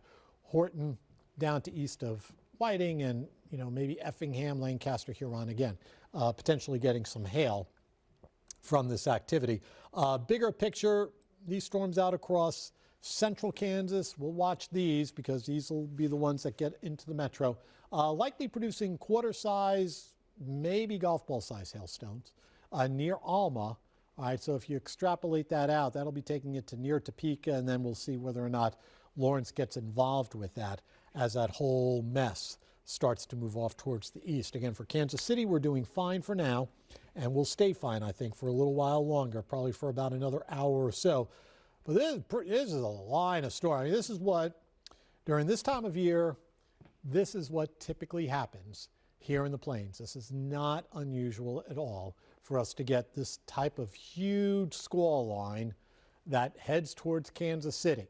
All right, typically they max out in their tornadic production off to the west. There's a new tornado warning down there towards the north of Emporia. Typically the worst of the tornadoes are out there. But now that we've got this whole mess of storms, now we watch for these leading edge type spinners as things start to advance. But that is just a wall of rain, a wall of damaging winds, 50 to 70 mile an hour plus winds possible with all of this. Look at all this lightning, just ridiculous amounts of lightning. As I put a little query on this just to kind of get an idea how much lightning this thing is generating, I would expect several thousand bolts of lightning to be coming out of this, and that's what we're seeing. Roughly 1,500 lightning strikes in that red boxed outlined area. So that's a lot of lightning. Maybe not quite as much as what we saw about an hour ago, but that is a squall line for squall lines that's coming into the metro. Again, still about solid hour to maybe hour and a half away from Kansas City, but it's going to be impacting us and impacting us pretty quickly. Jacob. Okay, Joe, yeah, I mean, it's kind of a wall of warnings now, and there's just so many that we're dealing with. So we're trying to show you the tornado warnings. Again, those are in northern Missouri. Holt until 8 o'clock. A tornado warning for Nodaway and Worth County until 8:30. This is a new severe thunderstorm warning that just came in, or we just got an update, rather. 8 Jackson County, Jefferson County, Kansas till 8 o'clock. Brown, Kansas till 8 o'clock. Donovan, Andrew, and Holt until 8:30. Atchison, Kansas until 8:15. And look at that, it scrolls. Oh my goodness, so many warnings. Flash flood warnings as well in northern Missouri. Atchison, Holt, Nodaway, Hickory, Camden, and Benton counties. We have the flash flood warning as well. So this is a multi-threat storm as we expected. Okay, this is the view from the Storm Ranger out near Topeka. And so we're going to be watching these storms as they move towards the metro. Jerry is in the Storm Ranger watching these storms, and I think that he's going to try to position to probably intercept any brief spin-ups. Again, we're kind of losing daylight, sunset around 8:30 tonight. And so, yeah, so he's going to be kind of moving maybe south a little bit to see if we can get a view of this possible spin-up tornado down near Council Grove. I told you down near Emporia that we would have a spin-up risk as well. So lots kind of happening here. And again, on this line of storms that I'm looking at out across central and eastern Kansas, again, it's not a straight line. You can see obviously so much lightning as Joe was just showing you. I'm going to take the lightning off so we can see the structure of the line a little bit more. And at this wider view, we can see that there's kind of this, again, like an S curve right here near Emporia. So there's tornado risk spin up number 1. Another one of those little things right near Atchison. So that's tornado risk number 2. So in the line, I'm looking for these surges, little notches, little curvatures. And those are the 2 zones we'll be watching for spin ups for now. And this can change over the course of hours as the line evolves and moves off towards the east. So I will go down here just briefly to look at the tornado warned storm down near Council Grove. This is near Council Grove and Allen. So this tornado warning is until 8:15, Lyon County. And if this continues to spin up, and again, these spin ups don't last long, but this general direction is on the path towards Topeka within the next hour. And if I look at the rotation or the wind mode in this storm down near Council Grove, yeah, we can see it there. My goodness, that is probably a spin up tornado for certain there near Agnes City. We can see the bright greens, bright reds. And so this is again out near 56 Highway, northern Lyon County. Strong winds coming away from Topeka now, or moving towards Topeka rather, away from the Topeka radar. They're heading in right along I-70. We're seeing strong 60 to 70 mile per hour winds there. We're also still watching the potential for maybe a brief spin up here in northern Missouri. You know, so these little notches up in Atchison, Doniphan counties, these are what we call cell nudgers. So notice this little red blob, if you will, for lack of a better word, coming in from the due south, kind of interacting with that line where it meets like that. Okay, this is coming in, this is coming up, and it meets right there. That can cause quick rotation or a quick spin up near Troy or St. Joe. So we'll have to watch that. Again, we remain with this strong edge of leading thunderstorm winds. And then we continue several tornado warnings up north, Mound City, Pickering, Grant City. We continue with these clusters of rotating storms. Right near the triple point, the low pressure is essentially right over Maryville. And so when we get the mid-atmospheric low, the mesoscale low pressure right over us, we get rotation in the atmosphere, obviously, and that's what we've been seeing. We've been covering tornado warnings in northwest Missouri now for 3 hours. And so that's what these storms continue just to kind of cycle. So I'm going to turn on this kind of multi-county view and look at the rotation tracker. Okay, so there's no bright turquoises happening right now. We've had some strong rotation back near Padonia Falls City. We've had some back near Tarkio, near Grant City. These tornado warnings, though, in northern Missouri, on the overall trend are kind of broad rotation. So that's one thing we're watching. And again, as I was kind of mentioning, back here in Doniphan and Atchison counties, that's the space we'll still watch for a spin up there. Still some rotation north of Maryville near the Pickering area. We're so far from the radar, it's just hard to place it exactly. But certainly near Pickering, I would say if there's a tornado, it's going to be right up here. Boom, 136 Highway between Pickering and Maryville, 3 miles north of Maryville on 136 Highway, where we almost have that white color with the red. This is the possible tornado in northern Nodaway County. That tornado warning continues. Grant City rotation a little less impressive, and the rotation over Mound City remains decent. I would say it's now northeast of Mound City by 6 miles. It's almost closer to Skidmore now. So that's 113 Highway, Maitland, Skidmore. This is broad rotation for maybe a spin up or brief tornado there as well, north of Mound City. So those are the tornado warnings we're watching up towards the north. We continue to watch other storms. I'm kind of surprised they don't have a tornado possible, if you will, on this Doniphan Atchison thing. We now have a severe thunderstorm warning for Topeka, Osage City, and this also could have a spin up here. So we are now bordered with a wall of yellow, wall of severe thunderstorm warnings out to our west. So Atchison, Topeka, down to Osage City, Emporia. This is going to be moving into Lawrence, Ottawa, Tonganoxie, Leavenworth within the next hour. And then we'll be in business for the metro in the 9 o'clock hour. So again, this is a long line of thunderstorms. We're almost right in the middle of it here in Kansas City. As I'm going to take the satellite view and just loop this for you. It's the solid line of storms, essentially from Maryville all the way to Wichita. And again, we're watching strong, damaging 60 to 70 mile per hour winds along the leading edge of this bowing line of storms. And embedded in this, the environment is certainly still there for tornadoes and rotation, although that's not our number one issue. Flooding rains also continue to be a threat this evening. Watching the rotation tornado index, it's certainly there, and we're going to have to watch as this line approaches the metro.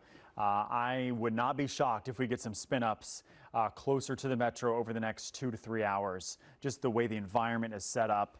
The moisture surge has really been unreal this afternoon. I mean, Joe's been talking about dew points in the 70s now. The clouds cleared so quickly this morning. We really warmed up. We made it to the 80s. And so that has created a lot of fuel for thunderstorms and a lot of rotation as well. So that's kind of what we're seeing as we look. I was just going to check in here. The mid-level jet stream is still kind of howling up in Nebraska. I was going to check the low-level jet stream. Oh, and there you go. It's picking up kind of right over Kansas City. So that will do it as well, and kind of increasing some low-level spin and rotation. So the environment is certainly still there. I was going to check back in here on the Storm Ranger and see what the view is out near the Topeka area. We're watching the storms, and the Storm Ranger is going to come into the metro with this line from I-70. So this is I-70. We're looking back into the storm line. Jerry's positioning the Storm Ranger out ahead of it so that he might possibly get a view of a shelf cloud or one of the spin-up tornadoes as this moves into the metro. So it's starting to uptick in activity. It's a wall of warnings out west, Joe, and I don't see any signs that this is going to weaken over the next few hours. No. Coming into dew points in the 70s, that's not a good thing. As a matter of fact, the temperature up at KCI has actually come up a degree, I think, to 80 degrees, dew point around 71, 72. That's not good, just because you could just feel the mugginess out there as the atmosphere recovers from the storms that moved across the region earlier this morning. So I wanted to kind of give you a forecast about what we're looking at for the rest of the evening. And by roughly 8:30 or so, we're looking at thunderstorms continuing up across northwest Missouri, potentially some severe weather up there. And then the whole line of thunderstorms will be entering and moving through Topeka, still west of Lawrence at 8:30, and then extending on down towards the Emporia area. And as we kind of take you through this here, as we go until about 10:30 or so, storms now on top of the metro. They'll get here a little earlier than that. And again, the main threat being gusty winds, flooding rain, and maybe a couple of those quick little spin-ups that we've been telling you about now for the last several days. That's still a concern just because of these winds that Jacob was talking about a few minutes ago, accelerating just above the surface in particular. And then you add in the juicy air, dew points in the 70s that are still kind of creeping up ever so slowly. And that's a problem for us when these storms come into that moist, rich, unstable environment. So by 10:30, storms are on top of us still, and then they start moving away. So the worst part of this will start to wind down, I think, after about maybe 11 or 11:30. And then by 1:30 in the morning, the action, the worst of it, will be shifting south of Kansas City. We still may have some rain around here, but for the metro at least, we could see 1 to 3 inches of rain out of this. So for areas further south of Kansas City, especially from US 50, point southward, let's say from near Marshall, Odessa, Harrisonville, Paola, over towards Warrensburg, Sedalia, and down into Lynn County on the Kansas side, down into Anderson County, south of Ottawa, around Garnett. You're kind of into it at around 2 o'clock or so in the morning. And then after that, the storms move down through the Lake of the Ozarks, move out of our viewing area, and then by tomorrow morning, there still might be a leftover shower, but I think we're going to be drying out. And one thing for sure, it's going to be considerably cooler tomorrow than it was today. Our temperatures tomorrow may only be around 65, or not even, maybe only around 60 or 65 degrees. It's actually snowing right now out across the Rockies.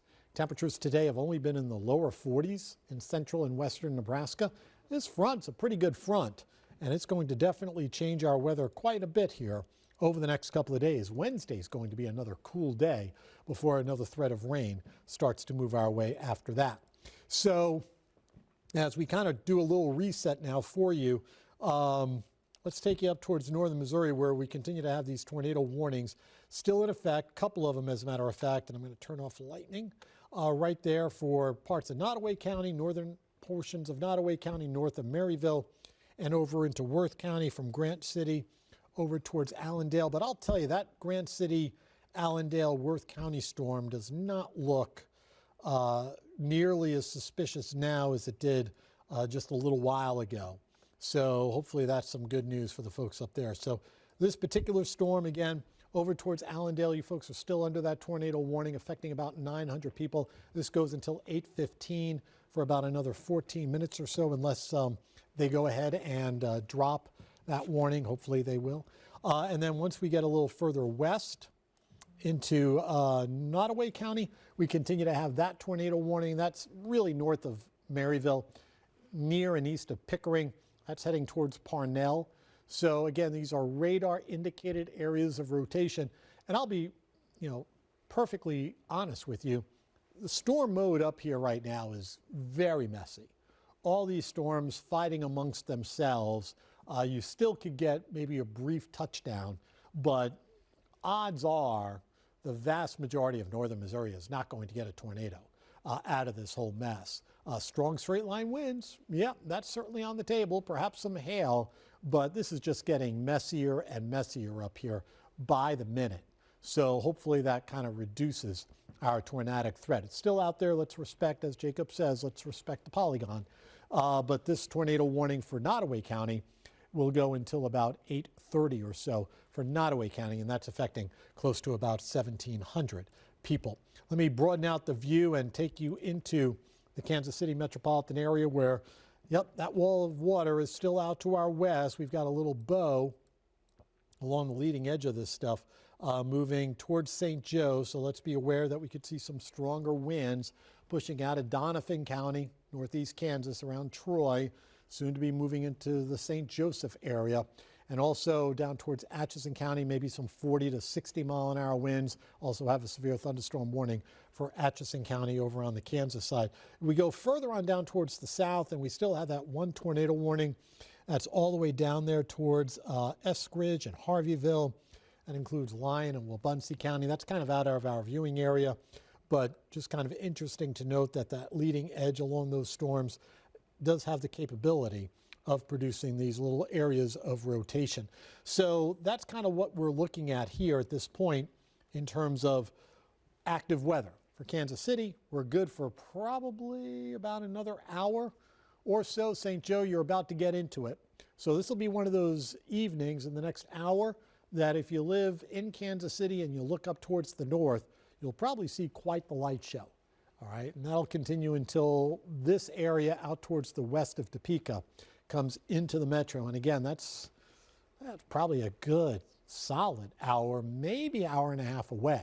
So now we're pushing things into or after the 9 o'clock hour. I suspect we're going to be on the air all the way through that time, though, just to be on the safe side. We'll see how this wind situation out here holds together as it pushes into Topeka. I think we'll get a pretty good idea what these storms are doing as they move into that populated area of Shawnee County around Topeka, and we'll see whether or not we're looking at garden variety 60, 65 mile an hour wind gusts or something more significant 70, 75, 80 mile an hour wind gusts.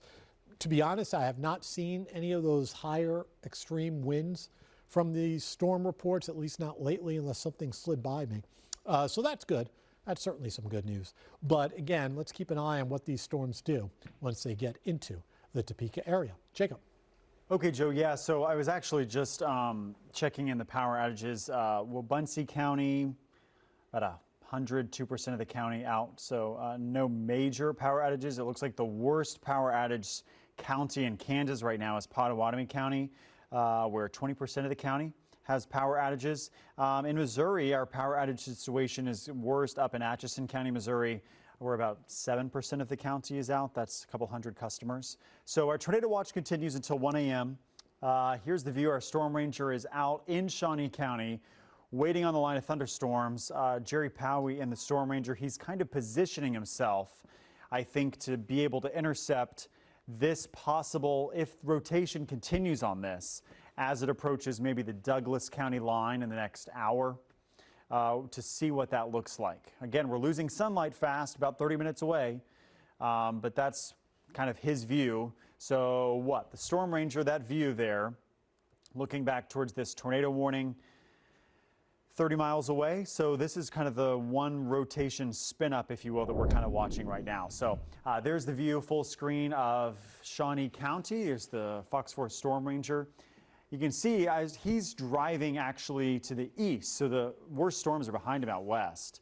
You can see kind of the lighter clouds, the higher cloud tops out ahead. Those are the storms and clouds just kind of ahead of him. The storms are really behind him. So we'll get a view shortly as the storms arrive, Tim, and the Storm Ranger is going to watch the storms all the way as they come into the metro. So it's this line of, again, as Joe mentioned, we haven't seen 67 or we haven't seen 70-mile-per-hour gusts in a while. Manhattan, I think, was the last time we saw big wind damage. But still 60-mile-per-hour gusts, an embedded tornado or two in this main line of storms.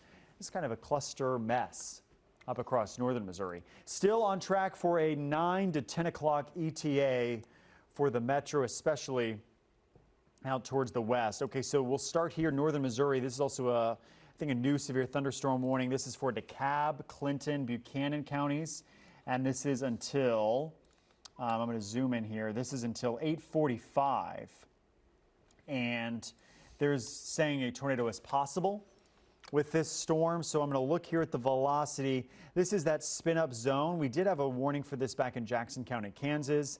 There's some weak rotation trying near Troy, Kansas, but really nothing to me that indicates there's a tornado or spin up with this right now. But it's that potential, again, kind of the leading edge of this line of thunderstorms. These spin ups happen so fast, it's not out of the realm of possibility. We see that. Again, this is from Atchison to St. Joe, pushing in the next half an hour towards Maysville, Stewartsville, and Plattsburgh. So this is severe thunderstorm warning now just north of the Kansas City metro. And then we have this severe thunderstorm warning out towards Topeka. So we're going to start to fill this in here soon, the gap, if you will. And that's the metro, right? Leavenworth, Jefferson, Douglas, Johnson, Wyandotte, Platte County. That's going to be the next spot. So we kind of have two different zones of strong, severe winds. One is up here to the north, around St. Joe, if you will, and one's out to the west near Topeka. So this zone will push across 36 Highway. This zone will bring strong winds in I-70 towards the west side of the metro. So that's the big clusters of severe thunderstorm warnings we're watching. And again, you continue to see the view there. Let's take that full again. The Storm Ranger's looking out towards the west, towards the thunderstorms. There you go. Still, he's 30 miles away from the severe thunderstorms, but you can see the darkening clouds. And if we were closer, we'd probably see a shelf cloud there with the outflow boundary. So we're getting some different views there as the Storm Ranger drives around, our 360 camera on board, watching that closely. And now it also looks like the storm that he's watching out near Topeka just got a new tornado warning on it. So Shawnee County now has a tornado warning, along with Wabunsee and Osage County. So this is near Harveyville. Topeka's not in the tornado warning, but Auburn, Carbondale, Burlingame are. And so this is, again, has this notch and has been for the last 30 minutes or so. And this is going to cross 670 here shortly near Harveyville. And so this tornado warning goes until 8:30. And again, our Storm Ranger is right about here. Yep. So, oh boy, I thought we were on gravel road there for a second. So again, we're positioning the Storm Ranger to intercept this possible spin up as it approaches Clinton Lake. So if this holds together, this is about an hour away, but it could enter Douglas County, this zone. Okay, there we go. Almost dirt roads there. We'll get there. Out in Shawnee County. And there goes the signal as well. So we'll be watching the Storm Ranger. Classic Kansas storm chase, right? Here's the view from Topeka. Oh boy, yeah, you can see, so there's the lower clouds. You can almost see there. That's interesting. This is an interesting view, and I don't know exactly which direction we're looking. On the right side of this, there's almost like a little Stinger inflow jet, Joe, something. I don't know, I don't know. Interesting, some lower clouds. And so the turquoise color you're seeing there, that's the hail core, the rain shaft, where the downdraft is happening and where we get those strong pushes of wind. And again, this is the severe line of thunderstorms entering Topeka that's going to track right into the Kansas City metro. So Shawnee County, where Topeka is, again, under a severe thunderstorm warning. Also, southern Shawnee County under a tornado warning. And this storm is tracking off towards the east. I feel like it's been stalled near Topeka for so long. But they're finally starting to move here. And so if it's moving off to the east here at 60 miles per hour, that's a 8:40 arrival. 30 minutes still seems a stretch to me towards Lawrence. Maybe 8:45, 9 o'clock in Lawrence, 9 p.m. in Leavenworth, Overland Park, 9:30-ish, 9:30 for Kansas City. 9:45 for Lee Summit. So it's going to start to pick up the pace here. And we will be watching. This is the main event, okay? This is the line of storms we've been predicting, the severe line of winds with embedded rotation. There's the rotation tracker and the tornado warning in southern Shawnee County and northern Osage County that is moving towards the south side of Topeka. So we'll watch that. Again, the storm ranger's on that storm. And if, it's a big, that if is doing a lot of work. It's a big if, because these QLCSs don't last very long. But if it does, we'll watch Douglas County in about an hour, okay? So Lawrence, let's watch this. I know folks in Lawrence are saying, when are the storms arriving? You will be first here on the western edge of our line of counties as this severe wind pushes through. I really think in the next hour between 8:30 and 9:15, we're going to see the strong winds and maybe at a quick spin up enter Douglas County as well. Then it heads into the metro. So these are the warnings we're watching. Topeka is really where the action is right now. And over the next 2 hours, that's going to inch closer and closer to the state line, Joe. Yeah, it will. It's going to get rocking and rolling around here roughly between 9 and 11 o'clock or so for tonight, maybe even 9:30 or so, give or take. Let's track some of these storms. Jacob did the southern track. Let me take you up just north of Kansas City. These are storms that are coming out of Kansas, northeast Kansas, moving through northwest Missouri and moving pretty much due east, heading towards St. Joe in the next few minutes. Stanberry by about 8:31, Albany by about 8:44, Cameron 8:59, Hamilton 9:15, Trenton by about 9:25. That's connected to all of these storms. We continue to have our tornado warning up to our north, but I don't know, it's very meh, as Jacob just said. This goes until about 8:30. Parts of Nodaway and Worth County, and once we go a little further east towards Allendale, Grant City, and Worth, that general area, tornado warning continues until about 8:15. So this is going to drop off the board. That thing needs to go. That storm is definitely done in terms of the tornadic users. So for flooding, though, this is a little bit more of a problem. So we've got severe thunderstorm warnings up there, and we've got flash flood warnings up there as well. You go a little further south into Maryville, severe thunderstorm warning continues. And again, they've got this tornado possible tag on it, indicating if things came together, maybe we could get a tornado. Not seeing signs of that right now. The other concern, and this will be a growing concern eventually here in the metro, is the flooding risk. So we're seeing flash flooding up here. This is an area that has seen quite a bit of rain over the last few days.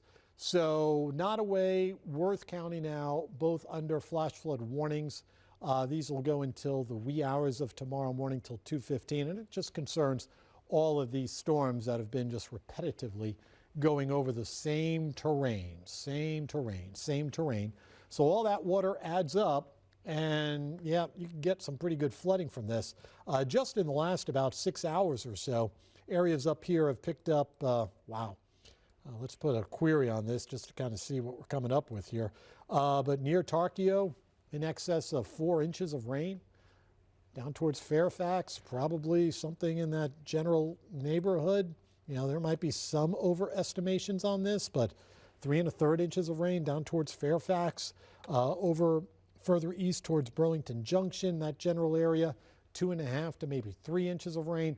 So you get the idea, a lot of rain has fallen in this area over the last couple of days. They got affected yesterday as well by some of those storms. Not nearly as bad as what happened in Trenton with that 8, 9, almost 10 inches of rain that they got, but still pretty impressive rain amounts off towards northwestern portions of Missouri. The other thing that needs to be watched is the rain amounts that are coming out of these storms over on the Kansas side. This is, again, west of our area, but it kind of gives you an idea what may be coming towards us. This is out there towards Manhattan, Wingfield, near Alma, just towards the west of Wabaunsee County, over towards Riley County. 2 to maybe 3 inch rain totals in just the last few hours from these storms. So this is going to be something that we're going to be dealing with, I think, here in just a couple of more hours with heavy rains. It'll be impressive when it comes on through. It'll be a wall of rain, probably a pretty good shot of wind, 50 to 70 mile an hour wind gusts possible with these storms that could create some power outages. just about everybody at this point getting severe thunderstorm warnings, handing those things out like chiclets for tonight. So the metro will be under severe thunderstorm warnings, if nothing else, and probably at some point flash flood warnings.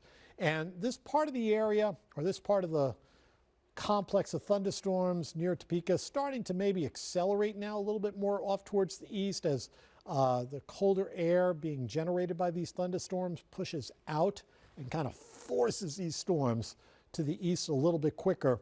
So these storms up in northeast Kansas, northwest Missouri are slowing down.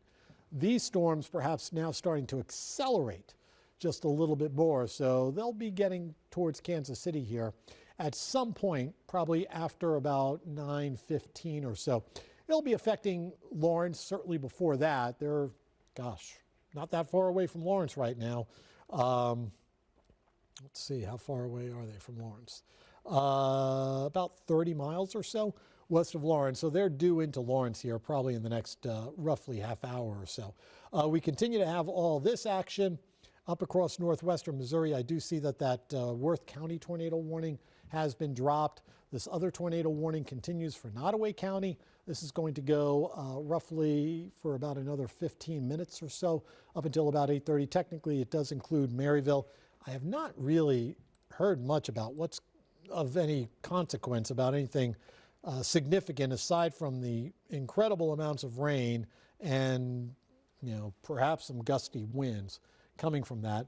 Our rotation tracker is showing now just kind of a mess, various little pockets of rotation, but within the core of that tornado warning, nothing really showing up of significance right now. So that's good news, but boy, that is one heck of a lightning show. As a matter of fact, let me turn off radar just to kind of see what we're looking at up here for lightning. Oof, that is a lot of lightning, a lot of lightning. Let's query that real quick, give you an idea of what we're looking at. It's a lot. Up in this general area right now, we're looking at probably close to roughly 800, maybe close to 900 lightning bolts and increasing. That's just lightning, lightning, lightning, lightning, lightning, just about everywhere. Still getting some action going on back there towards Tarkio. It's been a day. It's been a long amount of coverage. We started roughly at 5 o'clock or 5:15 or so. We've been going for about 3 solid hours, and I don't think we're done as these storms get closer into the metro. Here's Jacob. Okay, thanks, Joe. So wanted to pass along we've been talking about this, Joe and I have, but the National Weather Service in Pleasant Hill sharing their thoughts that, again, the severe threat is really going to start to pick up pretty quickly on the western side and central part of the Kansas City metro. So we are watching this zone, okay? So this zone includes Shawnee, Jefferson, Douglas, Johnson County, Leavenworth, Wyandotte, Platte, Clay, Jackson counties. This is the zone we are now over the next 2 hours watching for 60-mile-per-hour wind gusts, could be higher than that, and increasing embedded tornado risk that we're seeing unfold now kind of south of Topeka. So these storms are starting to pick up pace, 60 to 70 miles per hour. They're pushing towards the state line, and we are watching the Topeka area for kind of the worst of the wind and possibly a brief spin up. I will say down here near Carbondale, Burlingame, this radar signature for the tornado warning has gotten messier. Okay, so that's some good news. We do, though, have a good view now. Let's take the Storm Ranger full screen if we can, because we're getting a view now of the lowering and the shelf cloud kind of approaching there. So we are in southern Shawnee County, not far from Clinton Lake, actually. We're just west of Clinton Lake, and we're looking at the severe line of thunderstorms coming into Douglas County here in the next 20, 30 minutes. Again, it's nighttime. We're starting to lose the sunlight, so the chasing is wrapping up pretty quickly. But this is kind of the line of 60-mile-per-hour winds that we're seeing out to the west. And you can see kind of the leading edge shelf cloud there, barely underneath, some lightning illuminating maybe the hail core or heavy rain shaft that's back in the heart of this thunderstorm. But again, that's what's heading towards us here in the Kansas City metro over the next 2 hours. So again, our severe risk will slowly begin to uptick. That's the live view we're looking due west from southern Shawnee County. Our FOX4 Storm Ranger is near Clinton. Whoa, that is Topeka right now.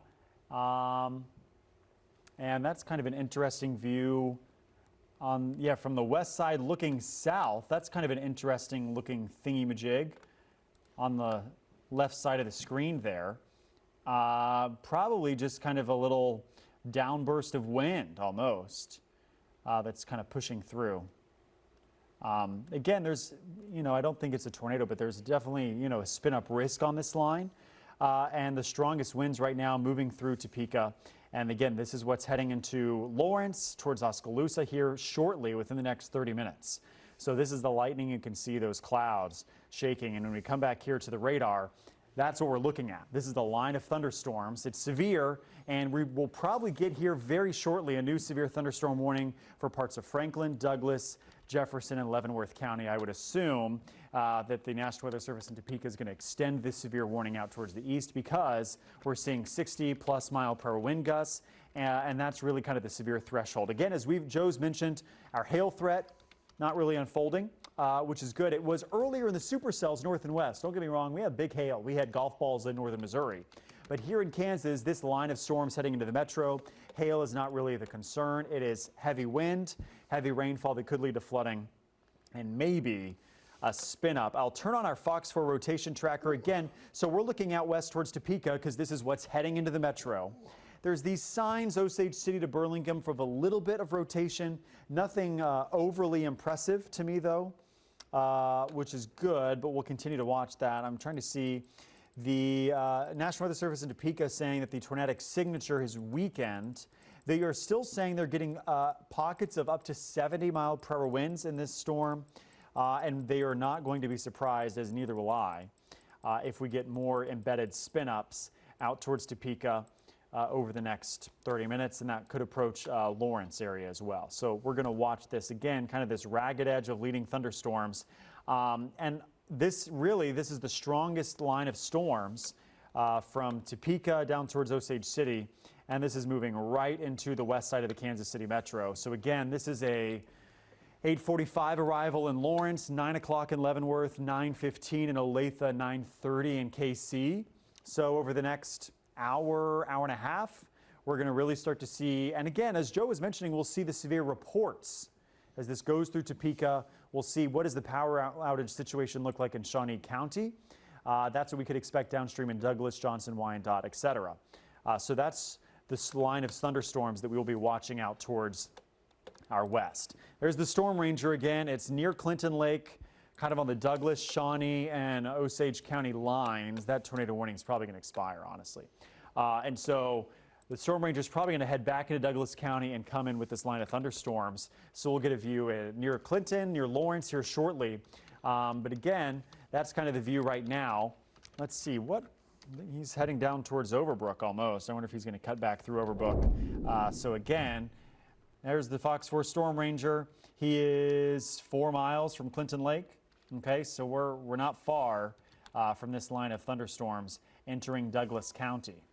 A lot of trees. Oh, there you go. So you can almost see now, yeah, there's a shelf cloud there for sure. And that is going to be the strong 60 to 70 mile/hour winds. So good view. I'm glad that we have the Storm Ranger out here in Kansas to show us kind of what's incoming. Ooh, the lightning there illuminating the base of those clouds. Yeah, it's almost right over a hill. That's a decent view, though, of the severe line of thunderstorms that's heading in our direction. Joe, any updates from the National Weather Service? Really, No, it seems not a little. really. We're just kind of in a waiting pattern right now for this to kind of hit our counties. Yeah, I'm just making sure that the Nodaway County tornado warning, which is still in effect, that probably needs to be canceled. Yeah. That goes until about 8:30. Just not seeing it right now up there. I'm checking with them right now to see if they're going to go ahead and drop that or hopefully not extend it back into Worth County. I wanted to do a storm track for you on those storms up there. These are heading, you can see that whole line heading towards Albany, Cameron by about 8:54, Bethany by 9, Jamesport 9:15, Trenton, sorry, and I say that because of all the rain you all got yesterday. Trenton 9:26, Galt by about 9:39. That's with that line of storms. Let's go down the line and kind of give you an idea when these storms that are closer to Kansas City are due in. And again, we're kind of give us a little, a little grace here on some of the timing on this, give or take about 10 minutes or so, just because of the speed of the line. But they're moving into St. Joe or going through St. Joe now. Lawrence, they're doing by about 9:48, Lansing 8:53, Cameron 9:09, Kansas City around 9:30, Independence around 9:36, and Blue Springs by about 9:44. That's with that part of the storm line, if you will, the squall line coming on through. As we go further south, and I'm kind of getting a little more encouraged that we're getting some outflow from these storms, hopefully minimizing our potential tornadic risk. Kind of see that thin green line, that's outflow. That's what you want to see if you don't want to see tornadoes. You want to see that outflow push out ahead of the main line of storms, and that reduces to eliminates the tornadic risk. It still may be, as we refer to, in balance, right there where that tornado warning is, down towards the south of Auburn, Kansas. All right, so anyway, here are the storms that are out towards Emporia that are moving through Topeka right now. Again, Lawrence heading your way soon. Pomona due into you by about 8:40. As we get towards Olathe, 9:13, Overland Park, 9:21. Again, a little squishy on the time framing on this. This could be a little bit later. Independence around 9:35, Warrensburg by about 10:19. So 10:19 for the Warrensburg area, as you folks will get into the storms as well. Just remember, and we really haven't talked a bunch about this flash flood watch that's in effect, but it's in effect, and it'll be in effect for the remainder of this evening and overnight tonight. So please be on guard, especially now that we're losing the sun's light. If you're out on some of the rural roads middle of the night, watch out for some of those low-lying areas, especially up towards northern Missouri. They've got flooding going on right now, and we'll probably end up getting some of that flooding here, I think, as we go through the middle to late evening as these storms kind of work their way into Kansas City. But they're pretty impressive right now. It's a pretty good wall of water. Thankfully, no tornado warnings really too much associated with this, aside from that guy down there towards Carbondale. I don't think that's going to have much of a long life to it. And you can kind of see that little thin green line. This is outflow, and that's good. You want to see that outflow pushing out, like I mentioned, so that this way, as the storms come eastbound, they suck in the rain-cooled air, all right, just ahead of them. And that reduces to eliminates the risk of any tornadic production. Haven't seen really too many reports of any hail as well either. Good news for Nodaway and Worth County. Your tornado warning has expired. They have not extended it downstream into Worth County, so that is all certainly some good news for the folks up in northern Missouri. So right now, there are no tornado warnings in effect for our area. And I'll go over to you first, Jacob. Okay, yeah, I was just going to show you, this is what the Storm Ranger is seeing right now out near Shawnee County, the Osage County line. On this leading edge. So actually what Jerry's found is where, if there was a spin up, this is probably where it would be, right? Right there, you can see a little bit of a darker lowering. I don't think it's on the ground. There's not a spin up right now, but that's what we look for. See this little lowering? Maybe a little bit of a wall cloud there beyond the shelf cloud inside of it. Okay, that's something that we're watching for this evening. Again, this is the whole leading edge of severe thunderstorms. Great view here from the Storm Ranger out in Kansas. Whoa, as you can see the lightning eliminated. And so kind of the underbelly, if you will, of the leading edge of these thunderstorm clouds can be a little jagged edges sometimes. So he's about to see this kind of move on through.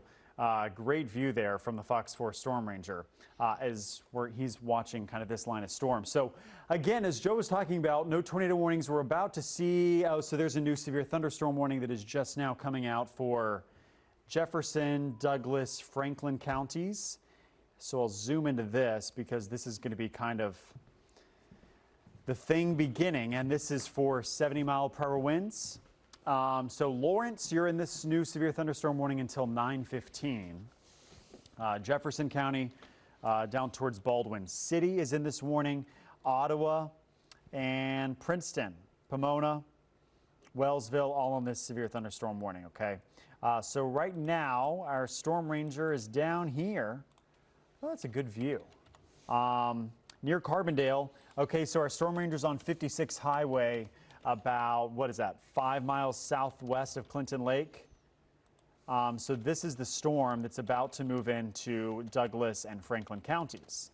Okay, so there you go. Thanks for boxing that. Let's keep that up because we're getting some good views of the storms now.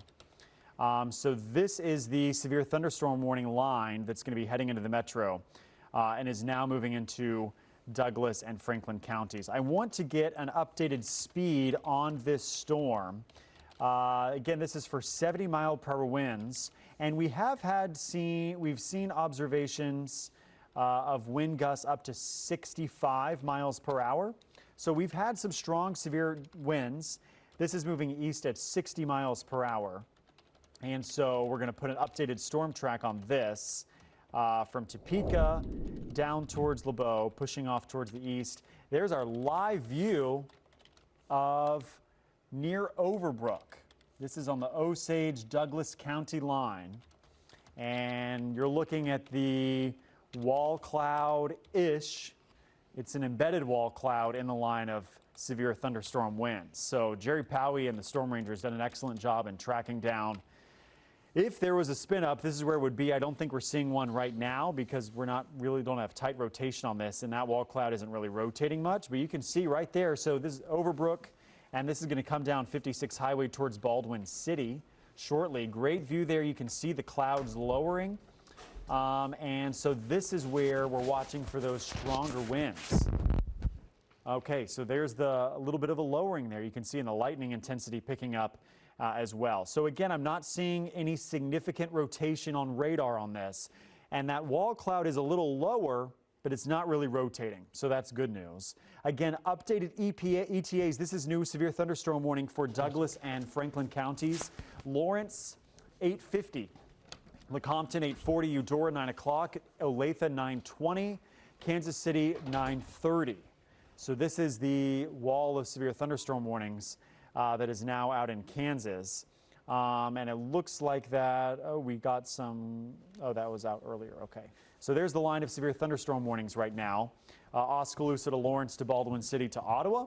And those severe thunderstorm warnings right here, this is all for 70-mile-per-hour winds. As this storm complex moves off towards the east, it's moving at about 60 miles per hour.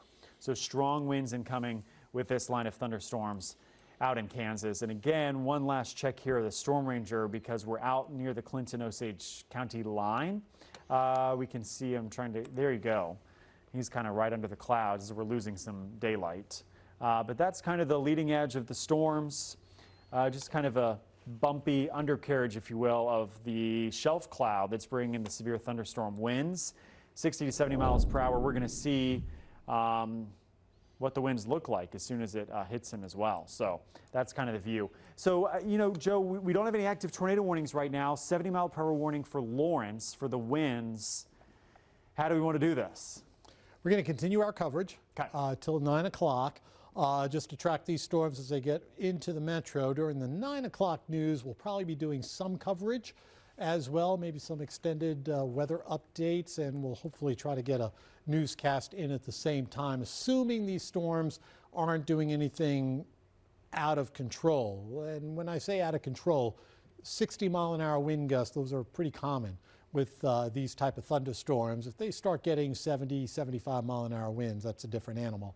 So that'll be something we watch as these storms get closer into the metro. Some emergency management folks up towards Maryville, Nodaway County, reporting some streets flooded out right now up towards the Maryville area. Not surprised. We do have flood warnings, flash flood warnings in effect up there towards Nodaway and Worth County as well. Some real heavy rain coming into Stanberry, Albany, Gentry, up towards Grant City. Worth County getting another big old batch of some heavy rain, maybe some gusty winds or perhaps some hail. Although the hail situation doesn't seem to be all that dramatic right now. Heavy rains coming into the King City area. This will be moving towards Pattonsburg here very shortly. Heavy rains coming into Maysville very shortly as well. All sorts of severe thunderstorm warnings coming out, and Maysville just got placed under a severe thunderstorm warning, as did Pattonsburg, King City, Albany, Bethany, Gallatin, Stanberry. This whole general area now under a severe thunderstorm warning. That'll probably go through roughly, I'll tell you exactly how long here. I'm betting it goes until at least 9:15, maybe even 9:30. Let's see, northeast portions of Buchanan County, Northwest Davies, Gentry County, Southwest Harrison, Southeast Nodaway. Let's see, Eastern Andrew County and DeKalb County. That goes until 9:15. 9:15 for the potential of 60-mile-an-hour winds and maybe some hail from some of these storms. Hail does not seem to be as big of an issue. Again, we could see maybe some pea-sized hail, maybe some quarter-sized hail as well. All right, so down towards St. Joe, you're into it right now. The outflow, there's your rain-cooled air.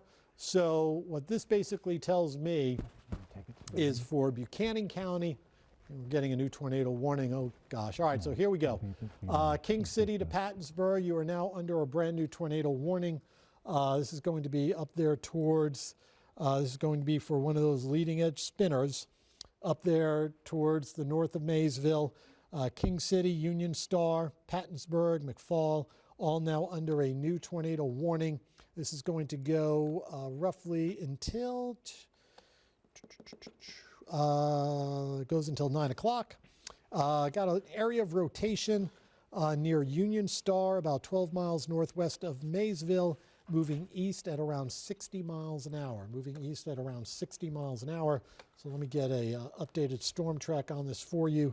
And again, you know, we'll see whether or not this thing could actually end up producing, but it's the one part of our little complex of thunderstorms up here that is not under or has not pushed out a gust front.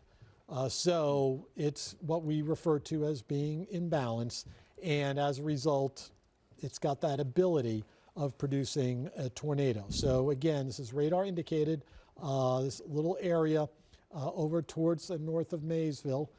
This is heading towards Winslow by about 8:38, Amity by about 8:42, Maysville by about 8:47, Santa Rosa by 8:53, Pattonsburg by about 8:58, and Coffee by about 9:06. That concerns this area right in through here, and in particular that general area that you see pretty much right along that Missouri Highway 15 corridor. Actually, check that, Missouri Highway 31 corridor near Amity, I think would be the area of concern, maybe east of 31 near Highway 6, that little potential circulation, that little notch, as we refer to it as, right in through there, might be trying to do a little something. So to be proactive, we've got a tornado warning in effect for that.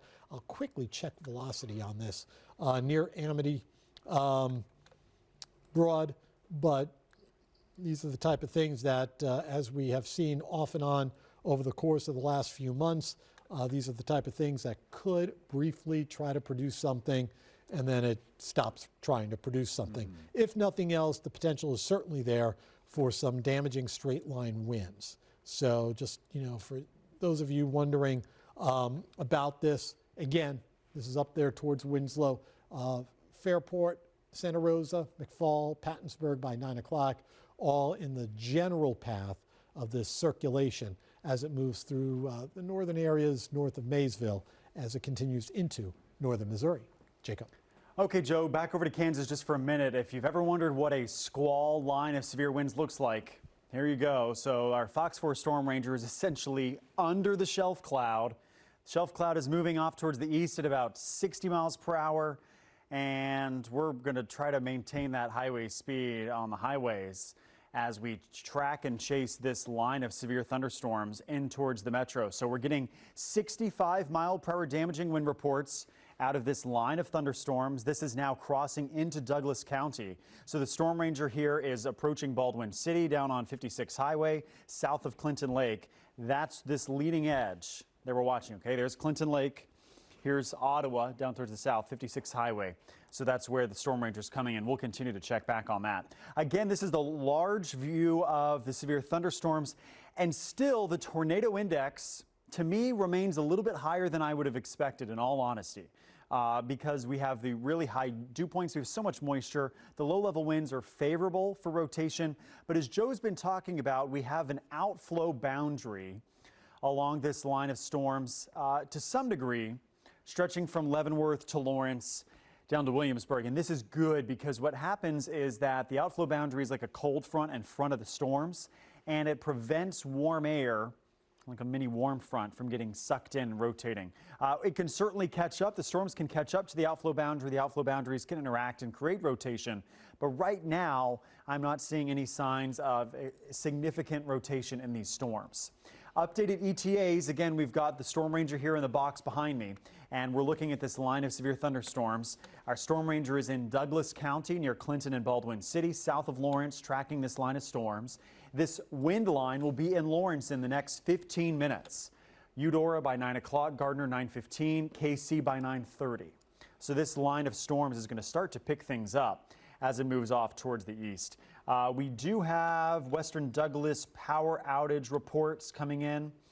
So those winds are causing some power outages out here towards the east. And again, this really has picked up in speed over the last half an hour.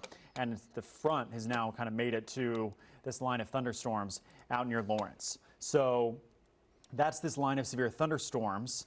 Again, Jefferson, Douglas, and Franklin counties until 9:15, I believe, for 70-mile-per-hour winds. We still have up north the tornado warning, and also this red bigger box is the severe warning with a possible tornado in it. And again, I think an update, or they're just updating the time maybe on this tornado warning. They dropped Andrew County. Oh, okay, so that's good. Still there near Maysville, near King City. There's this little notch approaching Pattonsburg that may be trying to rotate just a little bit. Again, the rotation right now is, if it's there, it's going to be near Winslow, King City, Fairport, right along the Gentry County line, tracking over towards McFall. So this is the broad rotation. It's right over 169 Highway, okay? So we're here in DeKalb County, looking over towards Pattonsburg, and the speed on this storm, this tornado warning, again, which goes for about 17 more minutes, is up towards the north at 60 miles per hour.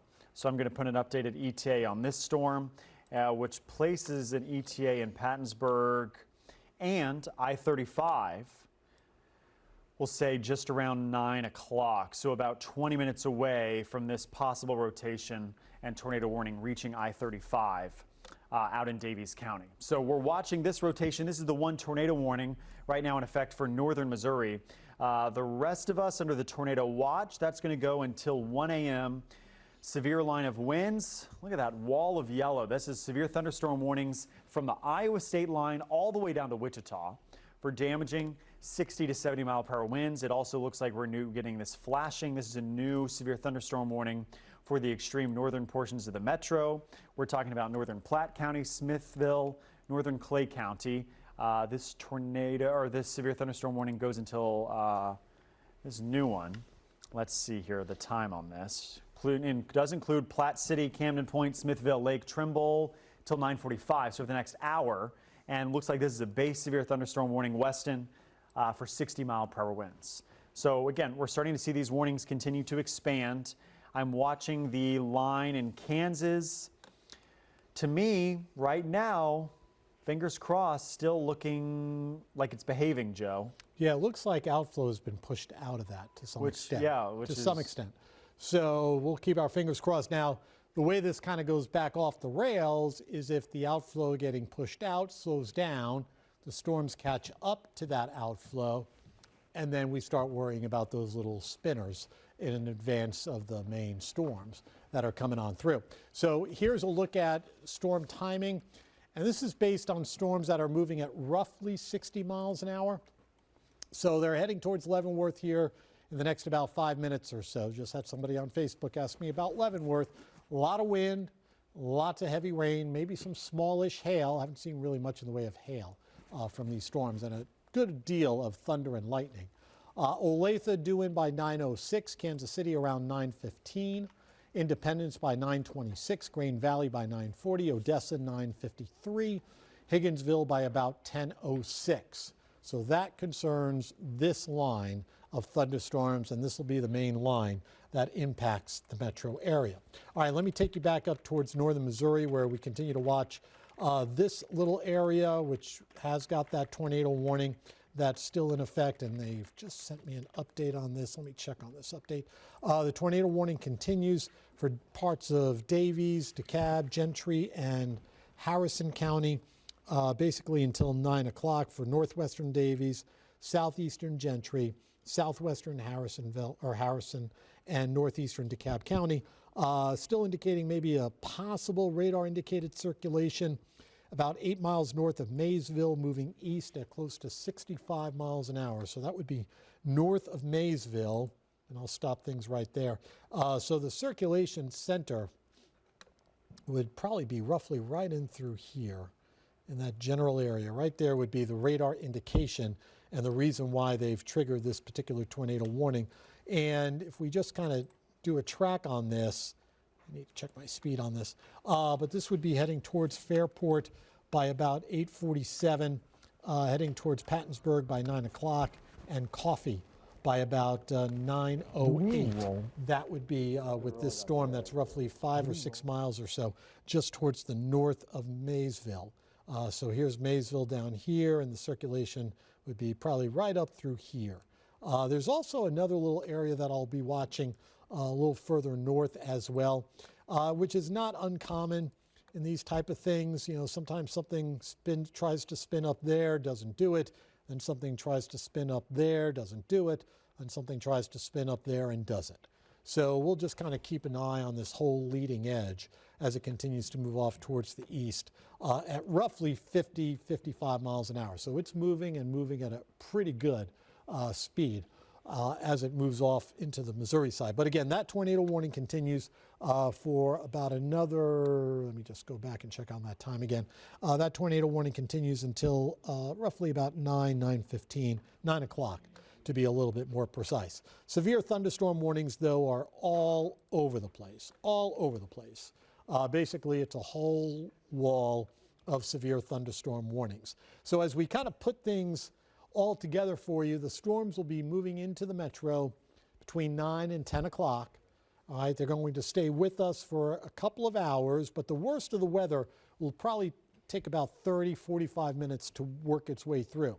After that time, we just have thunder, we have lightning, and we have some moderate to heavy rains. Again, let's be aware that we could have some flooding overnight tonight. By roughly midnight, the storms are going to be near or south of US 50, all right, and the worst of it, south of I-70. And then it kind of tails back towards Ottawa, Paola, down towards and approaching the Garnett area. And again, this is all moderate rain, kind of adding insult to injury for the flooding that's going on right now up across northern Missouri. Then as we go through 2 o'clock in the morning, the worst of the storms now down towards Butler, over towards Clinton, Warsaw.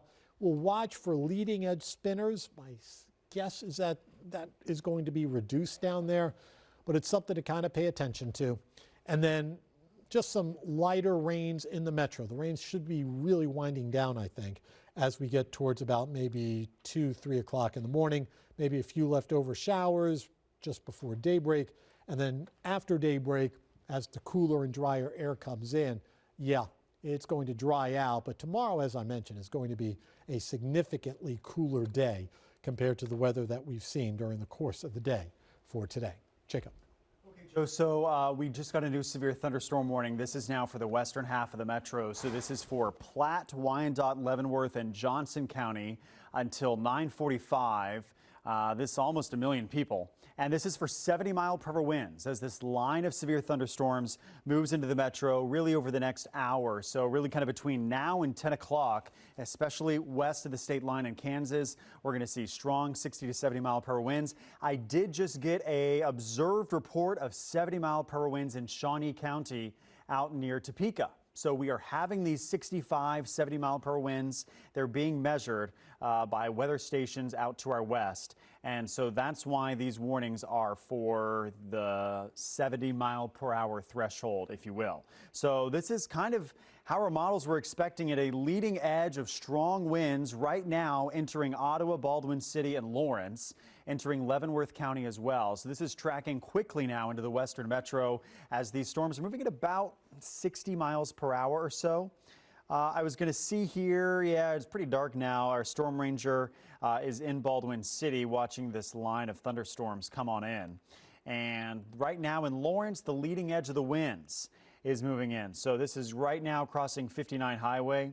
So there you go. Clinton Lake pouring rain now. The strong winds are really maximized on the leading edge of this. And again, when we go from these no radar returns, okay, so Eudora, nothing's on the map, right? And then we go to Clinton and we get these bright reds. That's a really tight gradient of our reflectivity of the rain. And that's a sharp edge of these strong, severe winds that are moving into Lawrence right now. Tonganoxie, 60 seconds away from the strong 60 to 70 mile per hour winds. Baldwin City are about 3 minutes away.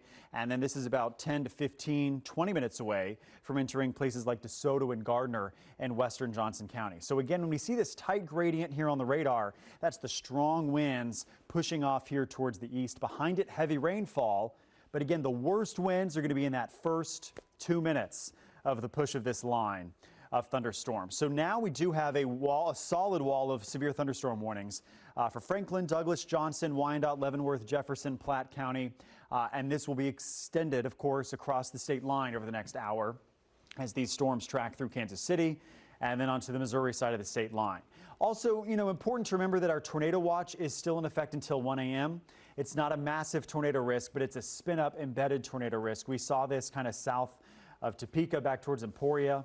I think right now the maximized tornado risk is up north, as Joe was talking about, where there's really not an outflow boundary and there's not a cooler air of pool that's up towards Bethany. So that's where we still have that tornado warning up in northern Missouri. But most of this is just solid 70 mile per hour winds that's coming into the metro. I will kind of turn on here. Let's just see our FOX4 rotation tracker. Not picking much up, which is a good thing behind the outflow boundary here in the metro. We continue to see a little bit of something up here approaching Pattonsburg. So Pattonsburg, Missouri up here in Daviess County. Let's remain in our tornado safe place. I'm not wowed by this velocity signature, but it's also certainly still there. We're seeing some of these reds and greens close to each other. Some broad rotation up here. This is going to be near the McFall area. In all honesty, if anything, this might be a push of just strong winds pushing in towards Pattonsburg. So a little bit of weak rotation here. This is A Highway, State Highway Z, Fairport, Santa Rosa, Pattonsburg, pushing towards 69 Highway and I-35 up here in northern Missouri. So that's kind of the tornado warning. Again, it looks to me more like a push of wind, but there's some weak rotation there. The Weather Service still monitoring. And then this is a strong push of wind. So when we look here from the Pleasant Hill radar, okay, there's the radar dome, we're getting a radar sweep. When we look straight into the winds, okay, so the beam is only measuring what's coming at the radar.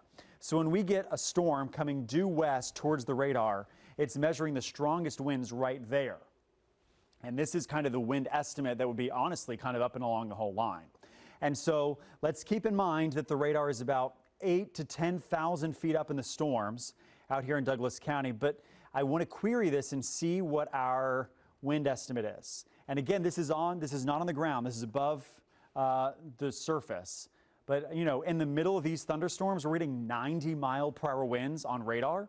So that means that the ground, we're getting those 65, 70 mile per hour winds. So a widespread, we're getting 70 mile per hour winds all up and along this thing. So strong wind reports and measurements combined kind of increase our confidence that 60 to 70 mile per hour, 70 I think is pretty attainable here, Ottawa, Baldwin City, Lawrence, Tonganoxie. And this looks like it's going to hold together. There's really nothing stopping it. So Wyandotte, Johnson counties here in the next 45 minutes, 70 mile per hour winds, very possible and in play as this line of storms pushes off towards the east. Pretty impressive, radar estimates, Joe. Of course, that's up in the clouds, but, it's beefy winds. Beefy winds, we'll have to watch that. That's always concerning, especially as the storms may try to intensify perhaps a little bit more as they come into those dew points, which are at or above 70 degrees. If you've been outside in the last couple of hours, you can kind of feel that humidity. So that's a problem. And again, these storms will be ingesting that moisture, that energy, if you will. And we'll see how they respond to that as they approach the state line. I'm keeping an eye on our Overland Park camera pointing out towards the west. I'm not surprised, but we're not seeing a whole bunch of lightning on this particular camera view. We know that there's a ton of lightning, though, further west of Kansas City, that is for sure. I want to show you, though, the latest temperatures here in the middle part of the country, because what's interesting is this cooler air mass that's going to move into the area as we head towards tomorrow. Look at this. It's 45 right now in North Platte, and it's down into the 30s in Cheyenne. Denver's 41. So this is a pretty impressive shot of cold air dumping down. It's 88 in Gage and 45 in Goodland. A 40-degree switch in temperatures. That's very impressive for this time of the year, and that's the cool air that's rushing in. If we start out tomorrow morning somewhere down to near 50, I would not be surprised. And if we struggle to get 60, 65 tops tomorrow, that's going to be a cool day, and a day that's about 10, 15 degrees or so below average for this time of year. All right, so we go back to radar. That cold front's one of the main instigators into this hot mess of thunderstorms that's coming our way, with wind, potentially some flooding rains, and a lot of lightning. So far, I haven't really seen much in the way of hail. That's been something that I did not think we would see much of for this evening, is hail. And so far, so good regarding that. We continue to have our tornado warning up to our north, so let's go ahead and take you up there right now, just to kind of give the folks up towards northern DeKalb County, southern Gentry County, a little bit of a heads up, southwestern Harrison County, northwestern portions of that Gentry County area as well over towards McFall. Get the idea. You still have that tornado warning. Not really seeing a tremendous circulation up there at this point. But again, we're watching out for this potential leading edge spinner. There's something going on up there. It's not very focused near Pattonsburg or just towards the west of Pattonsburg by just a few miles, getting a new tornado warning now coming out. This is going to be for, let's see, new tornado warning. By the way, wind surge coming into the Ottawa, Kansas area could be approaching 70 miles an hour. So 70 miles an hour wind potential for Ottawa, Kansas. Northern Davies County, western Grundy County, and southern Harrison County. This will be a new tornado warning with this one cell. That's the cell that I'm showing you right now. That area of rotation is roughly right close to Pattonsburg. This general area right in through here. That's the area that we're watching. And they've issued a new tornado warning downstream of the current one. So there's the new warning. That includes Coffee, Jameson, Gilman City, Taylor, Madison, maybe Trenton on the far eastern side of this. Hopefully it'll be canceled by then. But you kind of get the idea. That's our new tornado warning connected to this. Again, just radar indicated, only radar indicated, moving off towards the just barely north of due east and heading towards Pattonsburg here in the next few minutes. Coffee by 9:07, Gilman City by 9:15, and Taylor by about 9:23. Again, this is a very fast moving storm. Jacob. Joe, just wanted to quickly go down here a little closer to the metro. We're watching a little bit of a notch try to develop in Leavenworth County now. So we don't have a tornado warning, but I want to give an early heads up because I've been watching radar closely. And this is a little notch or nub that we have seen maybe a brief spin up happen. And we're looking now from the radar at MCI Airport. Okay, this is what we call our terminal radar. It's north of KCI. And this is where we have a little bit of a notch approaching Lansing and 73 Highway and K5, so K7 as well, or K5 rather. So we're watching this little notch of rotation. I'm going to zoom in here and show you right near Lansing on the south side of Leavenworth. There's a little bit of a something there that we're keeping an eye on. So Lansing, Leavenworth, just a heads up there. Joe? Yeah, let's go ahead and start Fox 4 News at 9 o'clock, and then we're going to have some breaking weather information. Some of your cell phones are about to sound off. From the station that's working for you, this is Fox 4 News at 9 p.m. All right, for those of you on the west side of Kansas City, your cell phones are going to be triggered here very shortly for strong, straight-line damaging winds with the potential of perhaps 80-mile-an-hour wind gusts coming into parts of the metro. This is going to be concerning this storm, this complex of storms, this squall line of storms moving into the west side of Kansas City from eastern Kansas. So your cell phones are going to go off. You're going to get that loud tone. That is what we call a WIA alert, and that is connected to strong straight-line winds, not connected to a tornado, But as I've been mentioning, as we've talked about all evening, these strong straight line winds actually can do more damage than most of the tornadoes that we see around this part of the country. You could still get 80, 85 mile an hour winds, if not something stronger, from straight line winds, and that's what we've got going on right now. So for the west side of the metro, we'll be now seeing a severe thunderstorm warning coming out. And that's going to concern strong straight line winds. I'm waiting for that warning to actually be issued. But you get the idea. We have got just a whole ton of warnings that are out there. All those yellow areas represent severe thunderstorm warnings. And then we've got these areas up to our north. This little cell that's near Pattonsburg, you kind of see that little indentation, if you will. That is the area of concern for that general area up towards the Pattonsburg area, right in through here. Near Coffee, that's a little inflow notch, if you will, a little potential circulation that's trying to develop. So we're watching this. Again, just radar indicated at this point, nothing reported on the ground, but you can get some stronger straight line winds even just from that. The warning that is triggering the WIAs right now is for Platte County, for Leavenworth County, and I think those are the two main counties that are being triggered right now for WIA, perhaps some other areas getting WIA alerts as well. In some cases, sirens may go off for that too.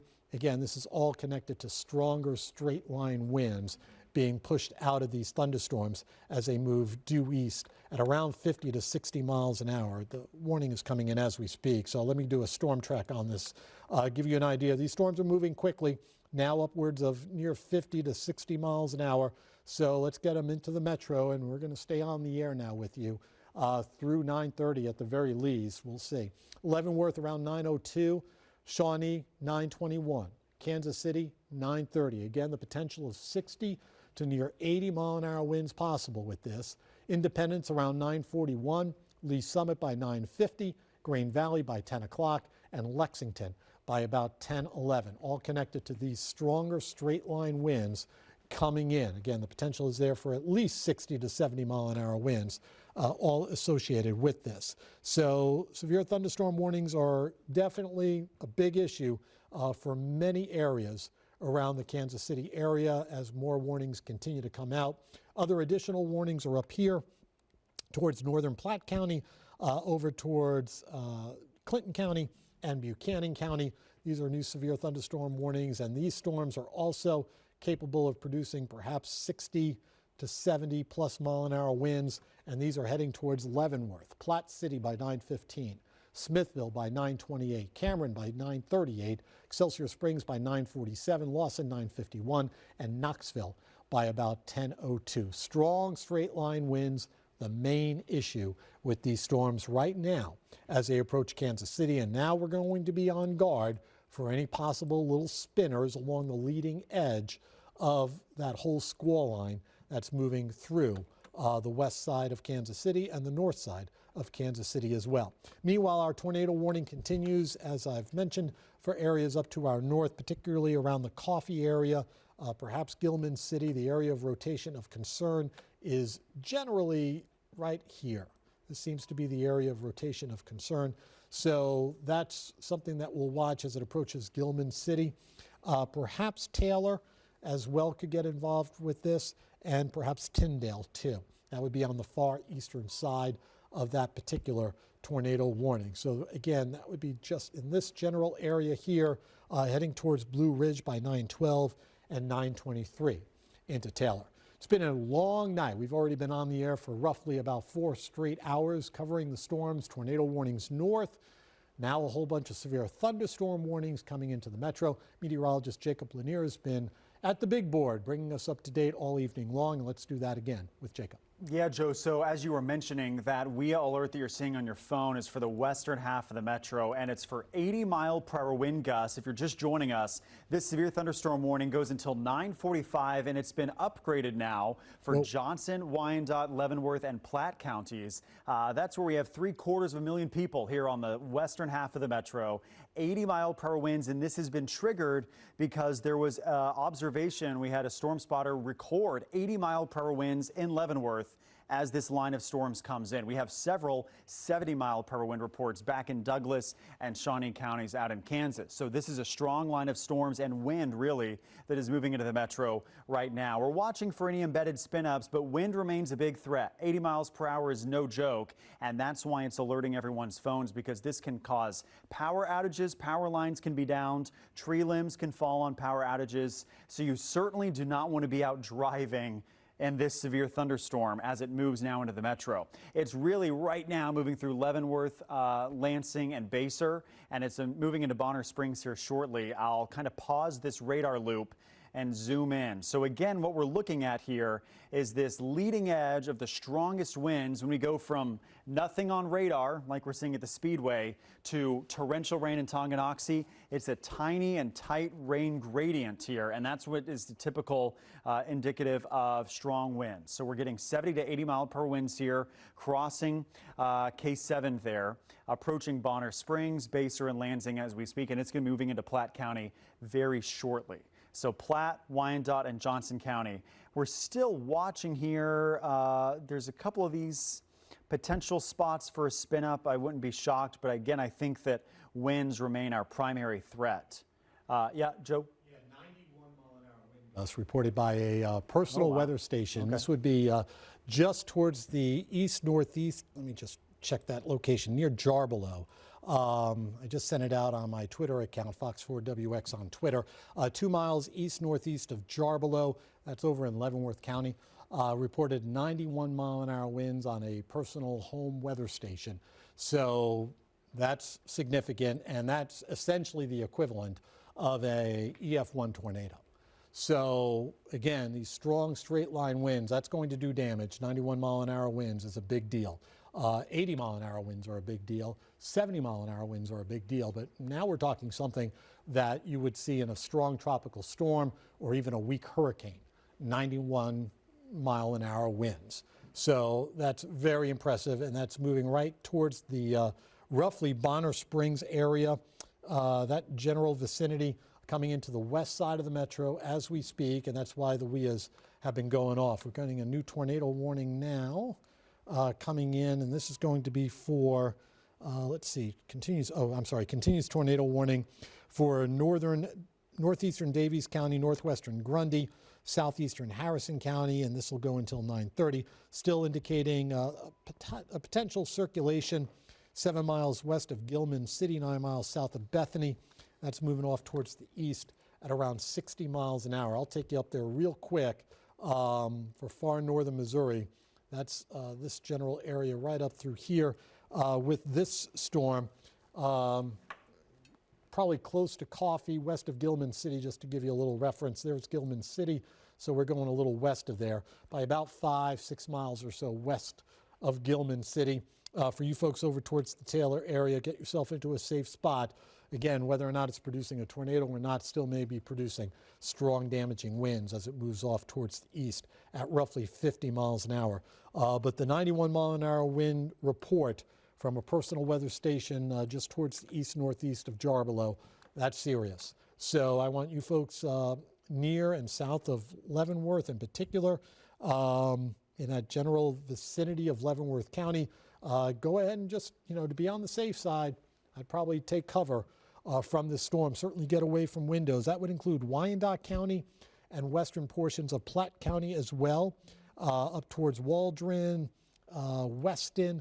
Go ahead and take cover from this storm, even though it's not a tornado warning. 70 to 90-mile-an-hour winds, something breaks, flies through a window, could do damage. I want you to avoid being around windows looking at this storm. I want you to separate yourself from those windows. I know the temptation certainly is there, but I want you to separate yourself from those windows, kind of get away from those windows, because if something kind of gets hurled through your window, that's going to be a big problem if you're right up there with it. I apologize, Jacob, for interrupting you. Go ahead. Yeah, you're good. I was just pulling up the Speedway camera because I'm waiting for this line of strong winds to hit the Speedway, and we're almost there.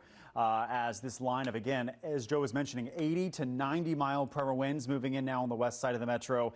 And what I'm waiting for, we're going to see here in the next couple of seconds, the visibility out towards the road is going to drop drastically here as we look west from the Speedway. You can see the frequent lightning. Here comes our first rain. raindrops as this camera is kind of bouncing up and down. And this really is surging now into the west side of the metro. So Platte, Leavenworth, Wyandotte, Johnson County still in this severe thunderstorm warning that is for 80-mile-per-hour damaging winds. Again, a power outage risk for certain. And as Joe was mentioning, that's a low-end tornado wind speed, straight line across the entire county. So it's not like a small tornado, you know, that's a couple hundred yards wide. We're talking all of Wyandotte County is about to see 70 to 80-mile-per-hour winds. And so you want to be inside. You almost want to treat this like a tornado warning. You want to put as many walls between you and outside as possible, and you don't want to be near windows or doors by any means. Here's the view back towards the speedway. Raindrops now on the camera. We can see it shaking. And the winds are really going to be picking up here in the next couple of minutes. So we're watching the strongest winds moving on the west side. This stretches from Wyandotte County, though, all the way down to Ottawa, down I-35.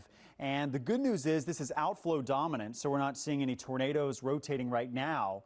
But the strongest wind push is really kind of maximized right here in the metro now. When we look at this line of winds, typically we're looking for, so we just got a 77-mile-per-hour wind report down in Johnson County. So we're seeing these strong winds for certain.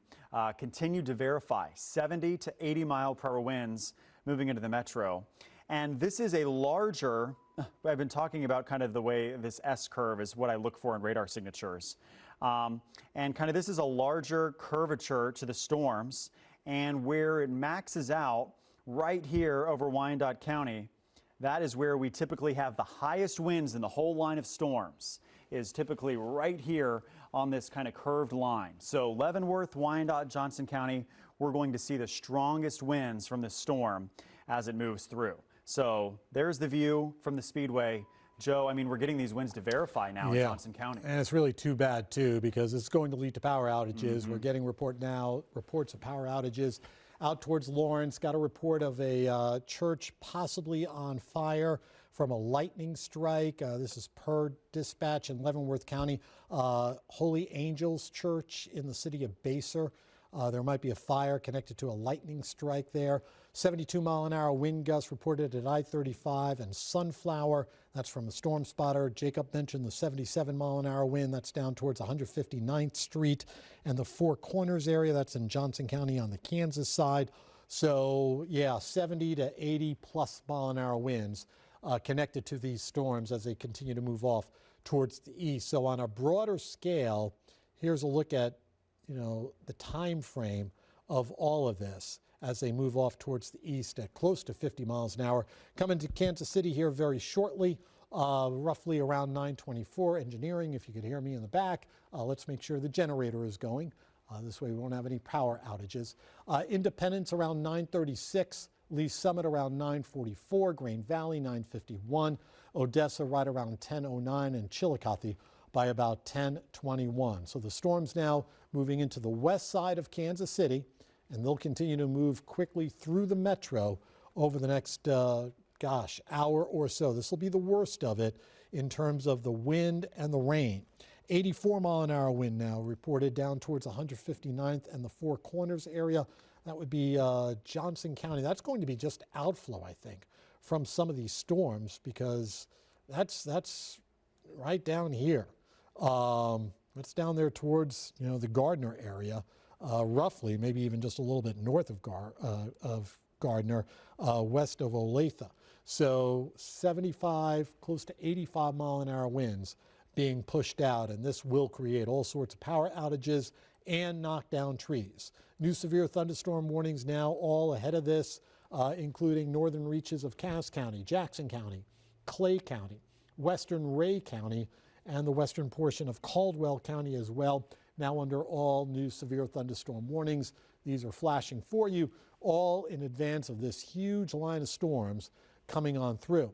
Let's take you back up towards the north, where we continue to watch our tornado warning that is still in progress right now. That tornado warning is still in progress up here towards Gilman City. I want to see if we could see any significant areas of rotation with this. They've had this tornado warning going for a little while. We've got a little something going on near Gilman City. Little area of rotation still showing up. So if you live in the Gilman City area, I want you to go ahead and take cover, if you haven't already, for probably about the next 15 minutes or so until that storm quickly zips by you, and then you'll be able to come out of your safe spot. Likewise, over towards Melbourne, Brimson, Taylor, this general area right along 146, Gilman City eastbound. That's your rough idea of where that area of circulation may be tracking. So again, nothing confirmed on the ground, but we continue to have our tornado warning that's in effect for there. All right, so some good news. That church that I mentioned in Bay Sur, no active fire at this time. So good news as far as that goes, with an update from the Leavenworth County Emergency Manager. All right, so again, for the Metro, no areas of rotation at this point showing up, but boy, this lightning and this thunder, pretty darn impressive. And again, the leading edge of this stuff, 70 to 85 mile an hour winds. Even if that 91 mile an hour wind gust at that personal weather station near Jarbelow was a little extreme, 70 to 85 mile an hour winds, very much on the table. And again, remember, that's the equivalent of a higher end EF0, almost lower end EF1 type tornadic situation. So again, watch out for that. That will do damage, no doubt about that, and that will knock down some tree limbs and stuff like that, maybe even some trees, considering how saturated the soils are. Also remember, this is a wall of rain that's coming into the area, so be alert to the potential of some localized flooding. Things are moving, though, a little clip, so maybe we could avoid the worst of the flooding from this. These storms are still very beefy, even on the south side, and I'm going to stop this. I am still encouraged by the fact that I continue to see this outflow being pushed out. So hopefully that reduces the potential of those little spinners on the leading edge of this stuff. But for the southern portion of this line, and even in some cases, these storms might be actually a little stronger. Ottawa down towards Waverly, just judging by the lightning. Notice all the lightning going on with these storms down here. And then notice around the metro, there's not nearly as much lightning, which is sort of interesting because we're getting those stronger winds.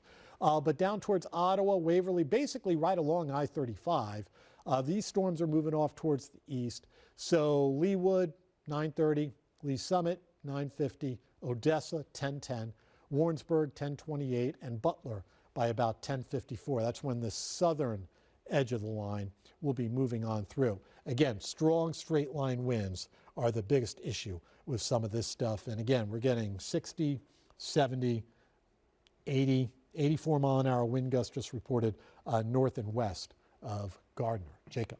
So that's why we're getting these severe thunderstorm warnings with 70 to 80 mile per hour winds on them, is because the storm reports, we're getting these confirmed everywhere. Leavenworth County, Johnson County, Kansas, both reporting 70 to 80, even up to 90 mile per hour wind gusts here. This is all within the last 15 minutes. So this is a strong push of winds entering the KC Metro. And I was just been told now by our producer Rob, up to 11,000 power outages reported by Evergy across the greater Kansas City region. That number will probably only continue to go up here now. So just a long list of these wind reports all the way back even the last hour to Jefferson County, over 60 miles per hour. So this is the newest severe warning on the Missouri side. So the whole metro is now in a warning. Clay, Clinton, Cass, Jackson County, Missouri, and this severe thunderstorm warning until 10:15. And this is for wind gusts of 70 to 80 miles per hour. Again, we already are seeing this confirmed in Leavenworth and Johnson County, and this will be crossing the state line within the next 30 minutes. So this is a strong push of winds, and right now it looks like it's moving into the metro. And I wonder too if we can take some of our FOX4 tower cameras around the city and maybe box them just to see what it looks like in Overland Park or downtown with our roastery camera as this line of winds moves through. So yeah, so there's out now right in Johnson County. So we're still waiting for the strongest winds to reach I-35. It's minutes away now, I think. But the worst winds right now stretching from, say, Lenexa to central KCK, Weatherby Lake, Parkville. Winds, again, look at these cameras. They will be changing drastically over the next 10 to 15 minutes. So this line of severe thunderstorms is pushing off towards the east with 70 to 80 mile per hour winds, and it is moving at around 60 miles per hour. So I'm going to put an updated storm track on this line of winds through Johnson, Wyandotte, Platte, Clay, Jackson counties pushing off towards the east. And here's some updated ETAs. This is for this initial surge of strong winds. Downtown Kansas City 925, so we're 5 minutes away. Again, you don't want to be out and driving in this for sure. Liberty 930, Independence 935, Blue Springs 945, Pleasant Hill 950, Odessa by 10 o'clock. So really now over the next hour, this is going to push quickly across the metro. And that's why really everyone is in these severe thunderstorm warnings. I think we have over 2 million people now in severe thunderstorm warnings for 70 to 80 mile per hour winds. Our FOX4 Storm Ranger is in the storms right now in Johnson County, waiting for this push of winds coming in now on K10 right near 435. And so behind our Storm Ranger, we're going to see the strong push of winds here. Again, there's your live view. So our Storm Ranger is coming into the metro from Eudora on K10 through Lenexa and through Olathe right now, heading towards Overland Park. And you can see some of the lightning. And behind the Storm Ranger is that strong push of winds here within the next couple of minutes. So strong winds will continue to be the primary threat. I want to look at our velocity mode. Again, it looks like we got a 60 mile per hour wind report out of Parkville. And again, as we get closer to the radar, we get a little closer to the ground. But I can still kind of sample this and just show you that we have widespread. I mean, that's a 60 mile per hour report easy in Johnson County. Some of these localized surges are higher. And so just kind of along this whole line, that's where we're getting these 60, 70, 80 mile per hour winds. This green line, Parkville to Overland Park, that's the strongest winds pushing in towards the metro. So I want to go back to our Legends camera here, and I'm going to try to pull this up. And this is going to show the heavy rain that's moving in behind it. You can see all the lightning here. And this is fixed pretty good because it isn't shaking too much. But strong winds now move through Wyandotte and Johnson County and Leavenworth.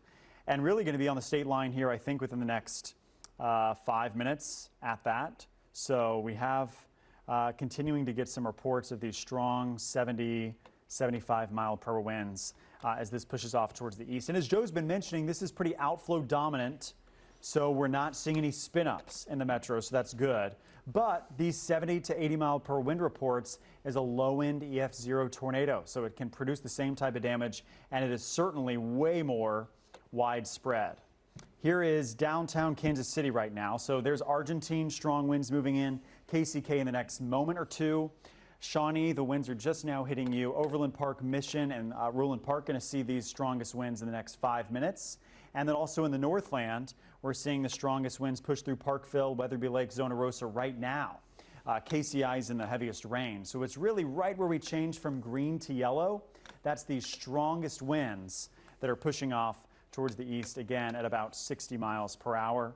So maybe a north side of the metro ETA there into Clay County. That's going to put it in Clay Como 930, Liberty 935. So this is a quick mover now that this line of thunderstorms has sped up. And even that latest radar scan moved the line of storms to the east, 5 miles. So we're seeing that now downtown.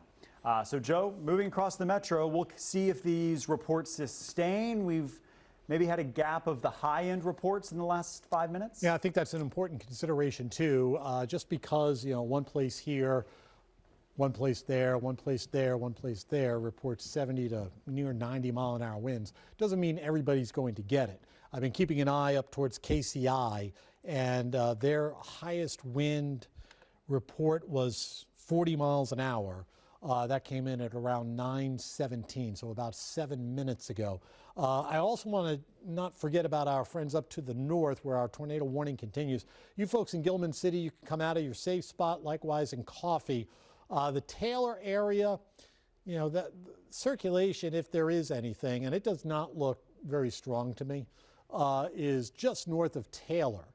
So I'm not going to tell you that there's not a tornado here. There probably is not one, but there's nothing overly concerning with that cell at this point. I'm kind of waiting to see whether or not the Weather Service will go ahead and cancel that tornado. Power flashes on all of our cameras from the plaza. So I just want to take one of those maybe. Oh, yeah. Why don't we punch up the plaza camera you said, Jacob? Yeah, we just saw a power flash there, and I think it's really from the winds. Okay. So I'm getting, Alex County just said that they lost Here, power. I could punch it up here. There it is.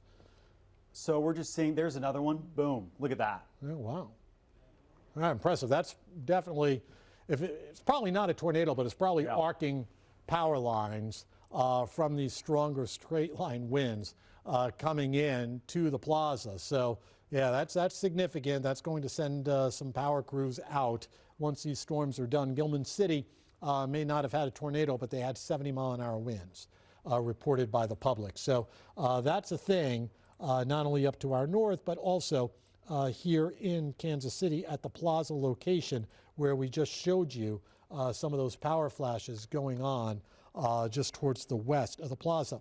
Another report of 70-mile-an-hour winds out towards K7, Shawnee Mission Parkway, reported by a spotter. Some dime-sized hail right now up towards the Parkville area. I got a report just a little while ago of roughly dime, penny-sized hail into parts of Platte County too. Other reports of power flashes going on with these strong damaging winds coming into Kansas City as we speak. So this is the reason why we have these upgraded severe thunderstorm warnings, the reason why your phones have been triggered by all of this with these stronger winds coming to the state line. And again, we just showed you some of the arcing power line surges through the plaza area, so, or just towards the west of the plaza. Here's a look at that camera real quickly. Let's see if we can find anything else from that, but that's connected to storms that are moving on through. Here's a look at our boulevard camera. That too is producing, you can see the heavy rain at least coming from that. That's pretty impressive. The heavy rains are going to be a thing for sure with these storms. So for, you know, the KC Metro, 50 to 70-mile-an-hour winds are going to be a thing, and probably in some cases winds even stronger than that as they move on through. Heavy rain, damaging winds, power outage type of winds coming on through the area too over the next about hour or so. Don't see any more arcing power spikes from these strong winds, but you can see our camera shaking around quite a bit. As a matter of fact, I think it just froze up on us. So strong winds coming into now the heart of Kansas City, and that's the reason why we continue to have these severe thunderstorm warnings that are in effect for a good swath, all of the metro really, and these severe thunderstorm warnings will continue until this leading edge starts to move away. You could see all of them, they're all over the place. Franklin County, Johnson County, Leavenworth, Wyandotte, Miami, just about every county you could think of under a severe thunderstorm warning. We continue with our tornado warning, Davies, Grundy, Harrison County. Again, that doesn't look like it's really going to turn into anything, and that warning will expire here in the not too distant future. Jacob.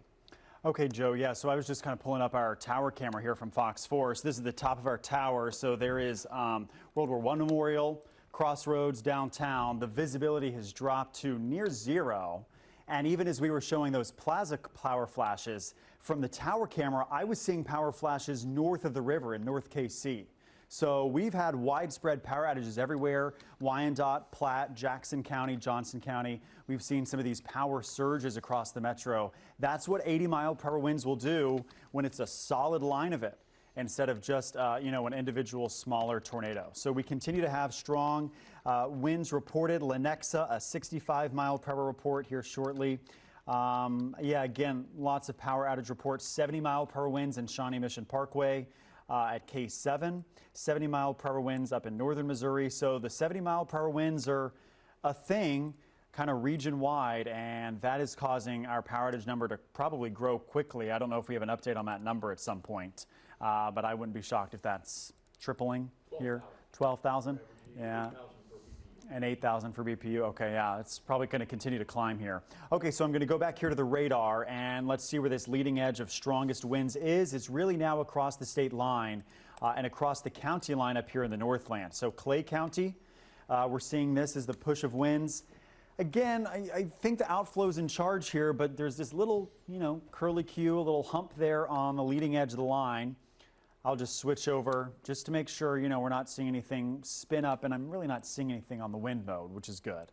But strong winds, again, kind of region metro-wide as this pushes through.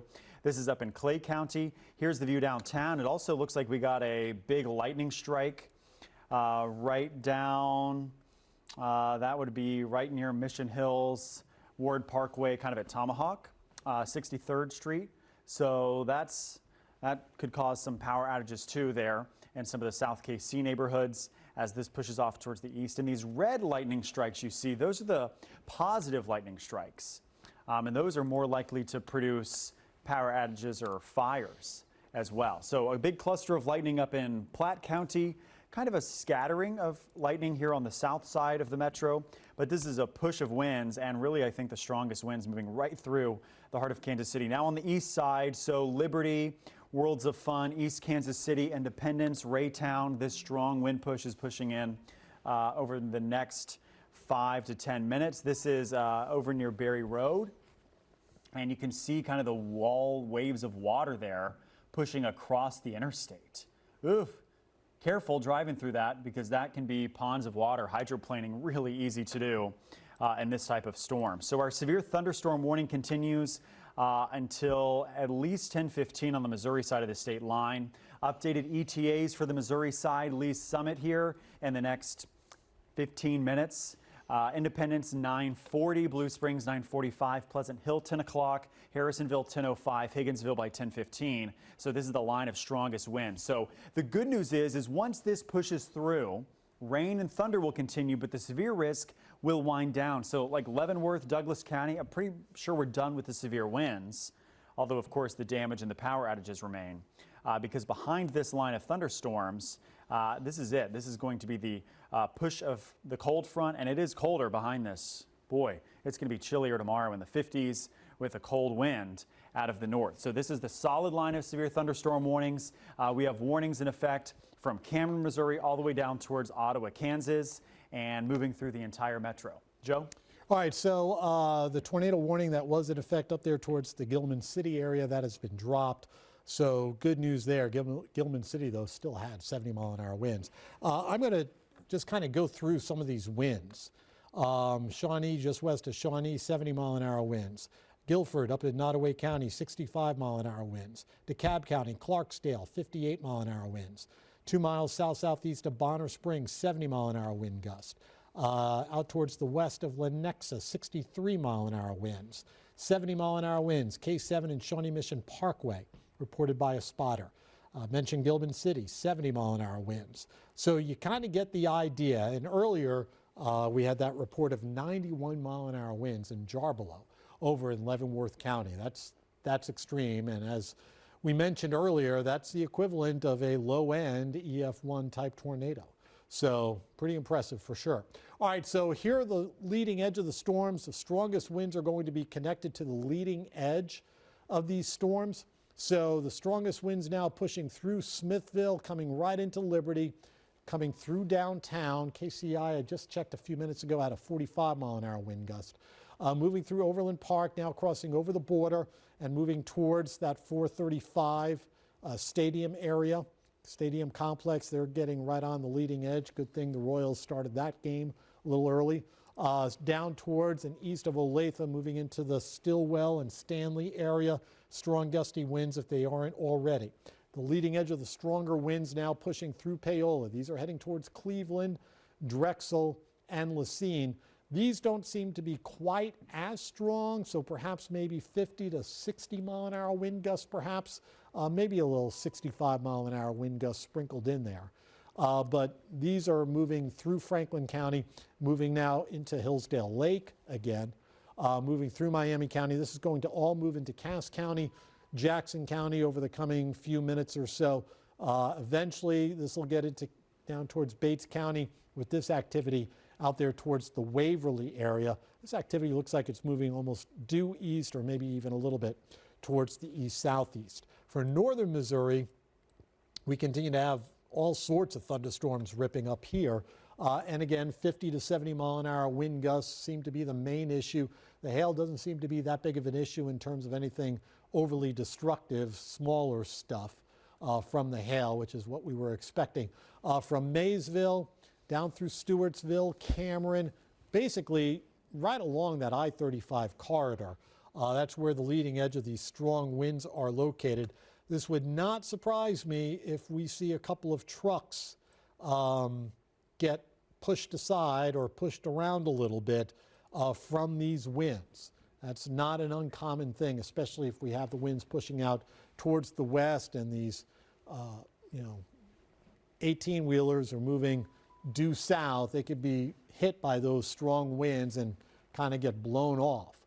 So again, Independence due into you by about 9:43, Blue Springs by 9:51, Green Valley by around 10, Odessa by 10:15, Chillicothe 10:20, Carrollton 10:28, Brookfield by about 10:45. Just expect at this point damaging straight line winds, torrential rains. My sort of hope as far as the flooding situation goes is things are moving so quickly right now. Yeah, we could get some flooding, but maybe nothing overly dramatic in terms of flooding. We'll see. Some of those cells down south maybe not quite moving enough or quite moving that fast. But again, we'll have moderate to at times light rainfall behind this main push, but that main push is only about maybe 30 miles from east to west. So with everything moving at close to 50 or 60 miles an hour, that means you're in the main push for roughly 30-ish minutes. So hopefully we could avoid some of the worst of the flooding. We'll see how that plays out. I'll keep an eye on some of the rain gauges here.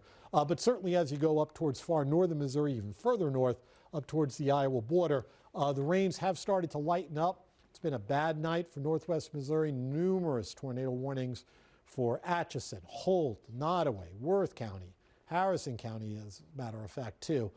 So those folks now are just getting your garden variety thunderstorms up towards the northwestern portion of Missouri. You've got black behind you? Yeah, well, so I was looking at some of our cameras. Oh. The downtown camera is out now, so we've lost power in a lot of our cameras. I think our tower camera, we're hardwired into the station. We still got the tower cam view. Again, visibility very low. We can't see the skyline, and we're just here at 31st Street, Signal Hill. We can see the World War I Memorial, and it looks like traffic is sped up a little bit on I-35 going into downtown. I just wanted to show you, this is another view out at Stadium Drive, I-70, so Jackson County we're talking about here. Get strong winds and the heavy rain there out towards the Truman Sports Complex. So the high winds continue to move now really on the east side of the metro, and the severe thunderstorm warning continues for Jackson, Cass, Clay County until 10:15 for 70-mile-per-hour winds. And again, just within the last 20 minutes, we have gotten several reports. Parkville, a 60-mile-per-hour wind report.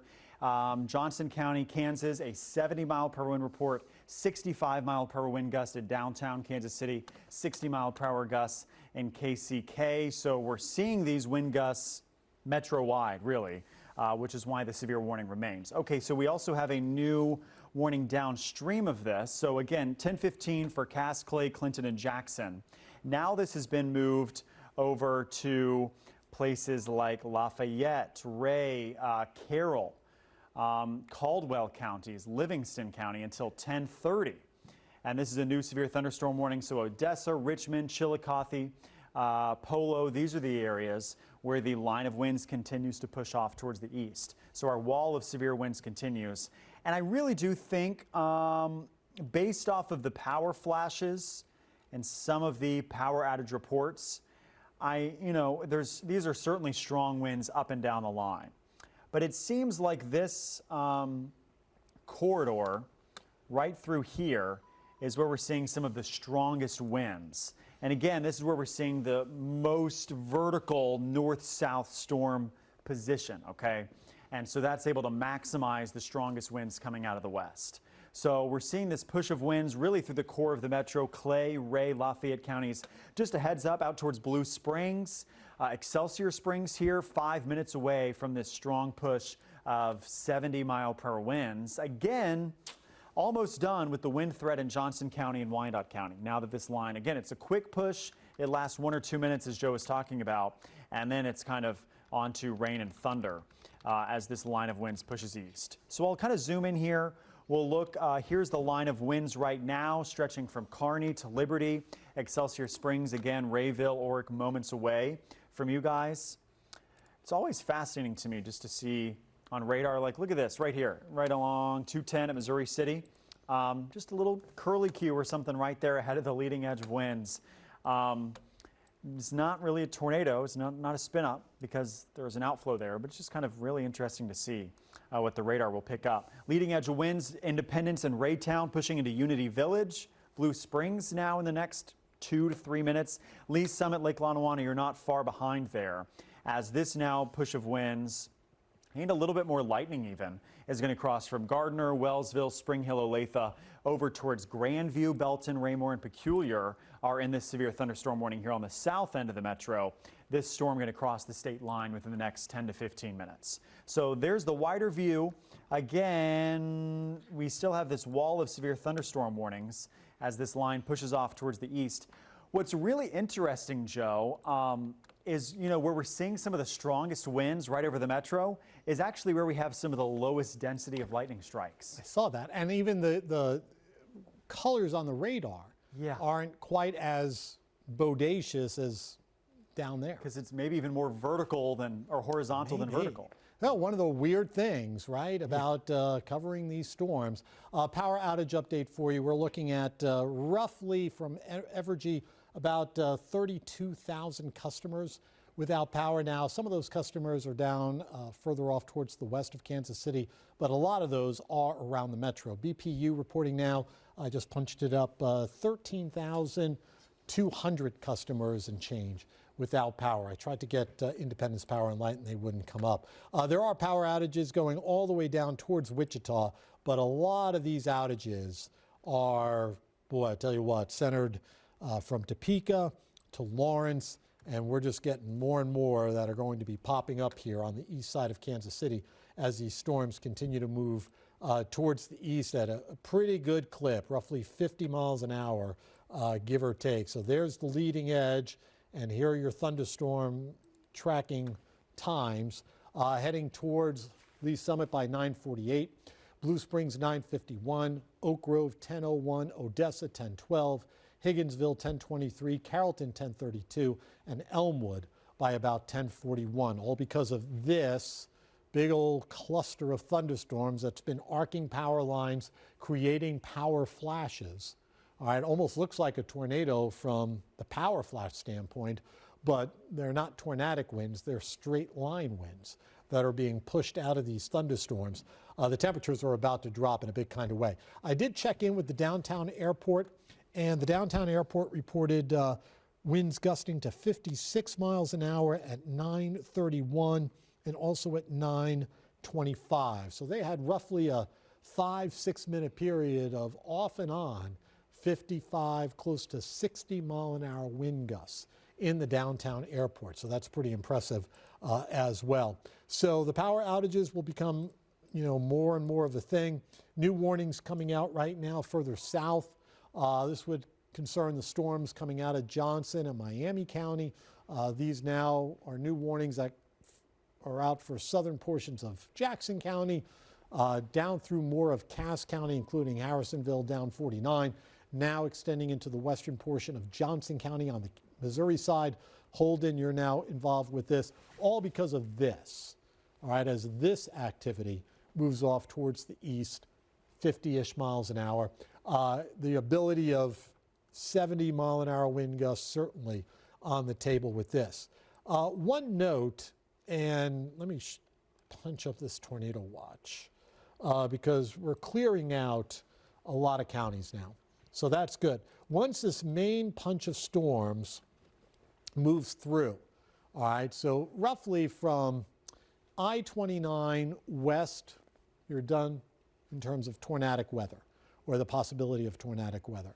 And we're getting close, maybe not quite there yet, but we're getting close to clearing areas west of I-35 as well from that tornado watch. The tornado watch continues until early tomorrow morning for areas off towards the east of Kansas City, and you could kind of see all of these severe thunderstorm warnings. I should also point out that this warning that they just issued down across southern portions of Cass County down into northern reaches of Bates County, or just towards the north of Bates County, southern Jackson, Cass County, that's got a tornado possible tag on it, the red outline. So we'll have to watch for maybe anything trying to spin up in this general area as well. But it seems to be strong straight line winds, as we've been kind of harping on, seem to be the main threat from these storms. That one area, though, that's up into Cass County, that boundary, that outflow boundary that we've been kind of keying on, has not, oh, there we go, new tornado warning just issued now.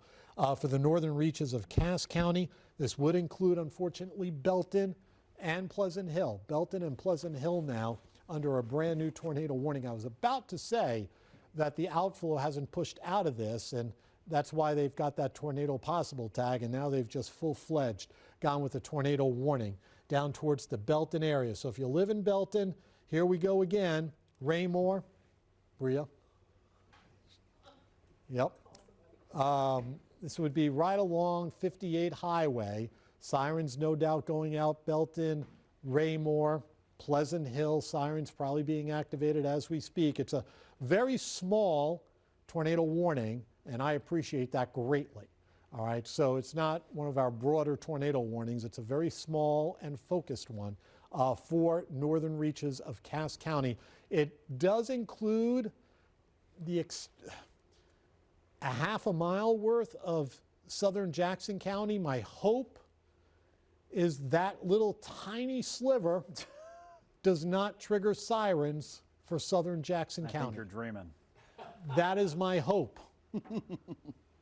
We'll keep our fingers crossed. This is going to pass south of Greenwood, south of Lone Jack. All right, but if you're hearing sirens in southern Jackson County, I hope you're not.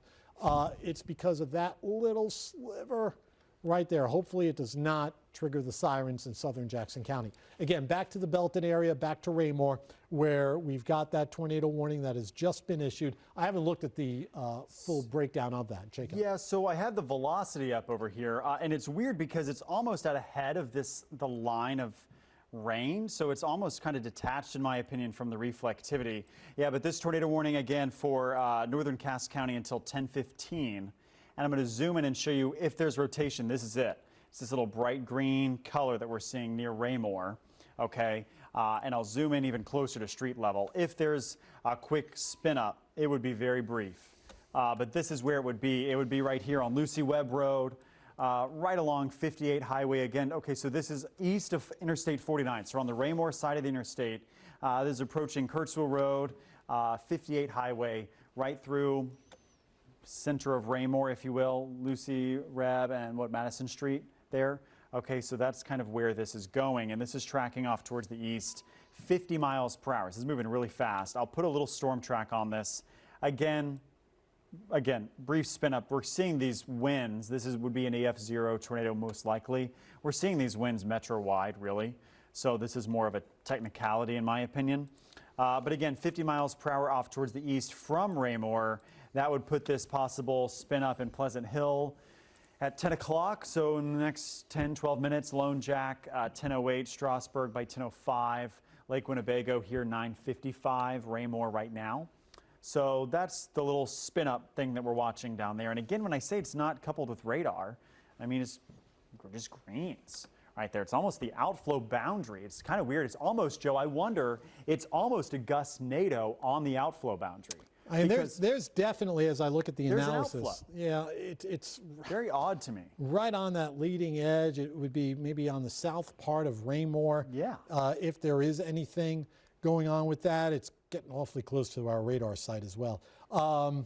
Maybe, but you know, better safe than sorry. Get yourself into a safe spot. And again, remember, whether it's a true tornado or just more 70+ mile-an-hour winds, damage is about the same. So just be aware. I think Belton looks like you're clear out of this. It's now east of you, near and just towards the south of the Raymore area, or very close to the south side of Raymore, in terms of that little couplet that we're keeping an eye on. Just saw reports from, let's see, Hamilton, Missouri, no power. Kidder, Missouri, no power. Polo, Missouri, no power. Bramer, Missouri, no power. And Joe, we're getting new a tornado warning as well. I just saw that. All right, so new tornado warnings now coming out just towards the north. the north side of Kansas City, or the northeast part of the metro. This is going to be up towards east central Clay County, central Ray County, southwestern Carroll County, and northern Jackson County. So now we are going to hear more of these sirens for northern Jackson County. No, gosh. All right, so once again for Jackson County, this is it. Incredible. Now, if the sirens get triggered, all right, in downtown Kansas City and all of Jackson County, all right, don't wake the baby, all right, you're fine. All right, but we've seen this a few times. When a sliver of the northern portion of Jackson County has been placed into a tornado warning, they set the whole northern half of Jackson County on the Missouri side, the siren system off. Again, you don't need to run to a safe spot. The area that we're watching is right in through here. You see that little area right there? All right, this would be just towards the north and west of Oric, just towards the south of Excelsior Springs. That's that little area of rotation that has just developed, and that's why along this leading edge, this little quick spinner that potentially is trying to do something, might be producing just some areas of enhanced winds. All right, so this is moving through, or just towards the north of Oric rather. There's 210 Highway, so this is just going to be just barely north of 210 Highway, all right, heading towards the Richmond area. So if you live in Richmond, I want you to go ahead and take cover from this storm as it approaches your area. Again, this is a tornado warning that's been put out until 10:30, so for about another 38 minutes. Severe thunderstorm capable of producing a tornado near Oric, probably just towards the south and east of Excelsior Springs, moving towards the east at around 50 miles an hour, close to 55 miles an hour. So it would be right there. And as we put a small storm track on this for you, this would be heading towards Elkhorn by 9:53, Dockery by about 10:01, Morton by 10:08, and Rockingham by about 10:13. So that's a new tornado warning that is now in effect for east central portions of Clay County, central Ray, southwestern Carroll County, and northern Jackson County on the Missouri side, the far northeastern tip of Jackson County on the Missouri side. I'm not hearing the sirens, so I'm assuming that's good. And you know what they did? Good job. They're there to crop it out? They cropped it out. Oh, good. All right, so if you're hearing the sirens, as I mentioned earlier, you don't have to worry about those anymore in Jackson County, all right?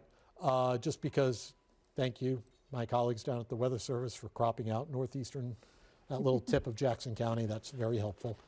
Keeps people in a better frame of mind as opposed to sending everybody into a panic. Getting reports up towards Grundy County, I believe. Damage to some trees and buildings up in King City. No power reported up there. Lee Summit just had a wind gust at the airport there to 58 miles an hour. 58 mile an hour wind gust reported in Lee Summit at 9:52, so that was about 2 minutes ago. Power outages up in Lathrop, roughly about 3 miles west of Lathrop as well. So power outages all over the place, all associated with these storms. That 58 mile an hour wind gust in the Lee Summit area, or rather check that up towards Lee Summit, connected with some of these storms. Back to northern portions of Cass County connected to that cell. Jacob, have you been kind of keeping an eye on it? Is it doing much of anything? No, it's honestly the Ray County storm to me looks a little bit more impressive. You know, because we have this little curlicue that's between Oric and Rayville. So Rayville, Richmond, you know, let's go ahead and seek our tornado precautions. So this tornado warning, you know, is really Ray County here, western Carroll County until 10:30. So Norburn, Oric, Richmond, Wood Heights is in this, Henrietta, Hardin. Again, this is the little notch, though, that we watch for a quick spin-up. You know, and again, these spin-ups versus 75-mile-per-hour winds, are you going to tell a difference? The only difference, in my opinion, that you're going to see is the trees going one way instead of another. But, you know, I mean, both for the 70-mile-per-hour winds, this brief spin-up tornadoes, you want to seek shelter. You don't want to be near windows, outside, or anything for sure, because debris will fly regardless.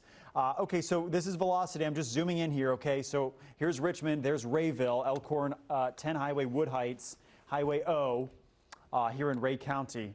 So this is where there is a little bit of rotation right there, and this is tracking towards Missouri 10 Highway near Elkhorn, Rayville, Highway C. Okay, so this is going to pass just near Rayville, just on the south side, moving off towards the north and the east. So when I look at the rotation tracker here from FOX4, yeah, there's a little bit of blue there. Yeah, and we've got a tornado likely on the ground. And that's a confirmed tornado now. Yeah. Is that from debris, Joe? Yeah, I'm looking at a little drop-off in the, yeah. So let me show you what I'm looking at. Near See Elkhorn. if it shows up. So that's going to be this right here. I just noticed this about a minute and a half ago.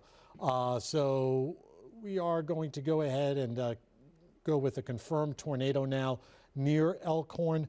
I want you folks in your safe spot. Our damage detector is detecting stuff being brought up into the circulation of this thunderstorm, and that's debris, more than likely, hopefully just trees or leaves or something along that line, and no structures. But again, with this drop-off, with these, what you see here, this drop-off of colors, that indicates that we probably do have a tornado, a likely tornado, on the ground right now. This is up towards Ray County. There's Rayville. All right, it looks like it's going to pass maybe just towards the south of Rayville, very close to Rayville. So just a heads up for you folks over in Ray County in particular. This storm has now moved out of Clay County. All right, it's going to pass very close to Rayville, maybe passing just towards the south of Rayville. So if you live in Rayville, I want you to be in your safe spot just to be on the safe side. But the likely tornado is about 3 to 3.5 miles south-southwest of you, and pretty much moving off towards the east. Yeah, towards the east-northeast, something like this seems to be the rough path. So again, a likely to confirm tornado right there around Elkhorn. That would be right along Highway 10. All right, and there's Rayville right there. So it's moving generally like this towards Highway C. So if you live near or south of Rayville and you live towards this Highway C corridor and along Highway 10, especially north of Highway 10, please make sure you are getting yourself into your safe spot. If we can, we could go ahead and drop Clay County from that tornado warning. We could go ahead and drop Clay County from that tornado warning, so that's good news for Clay County. But yeah, that's a problem for that area up there towards the Elkhorn area.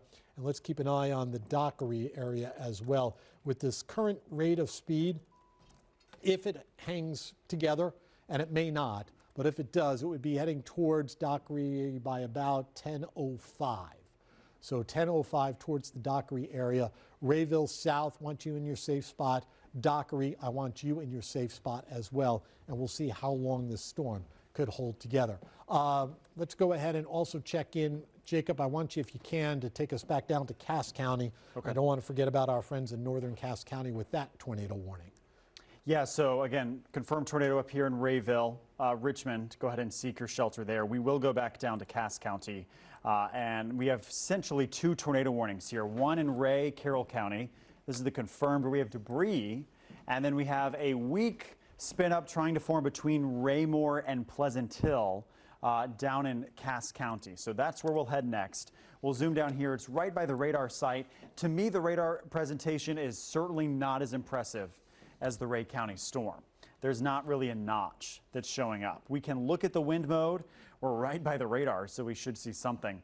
Really not, in all honesty. I mean, there's nothing to me that is standing out that we have even a strong wind surge or any rotation right here.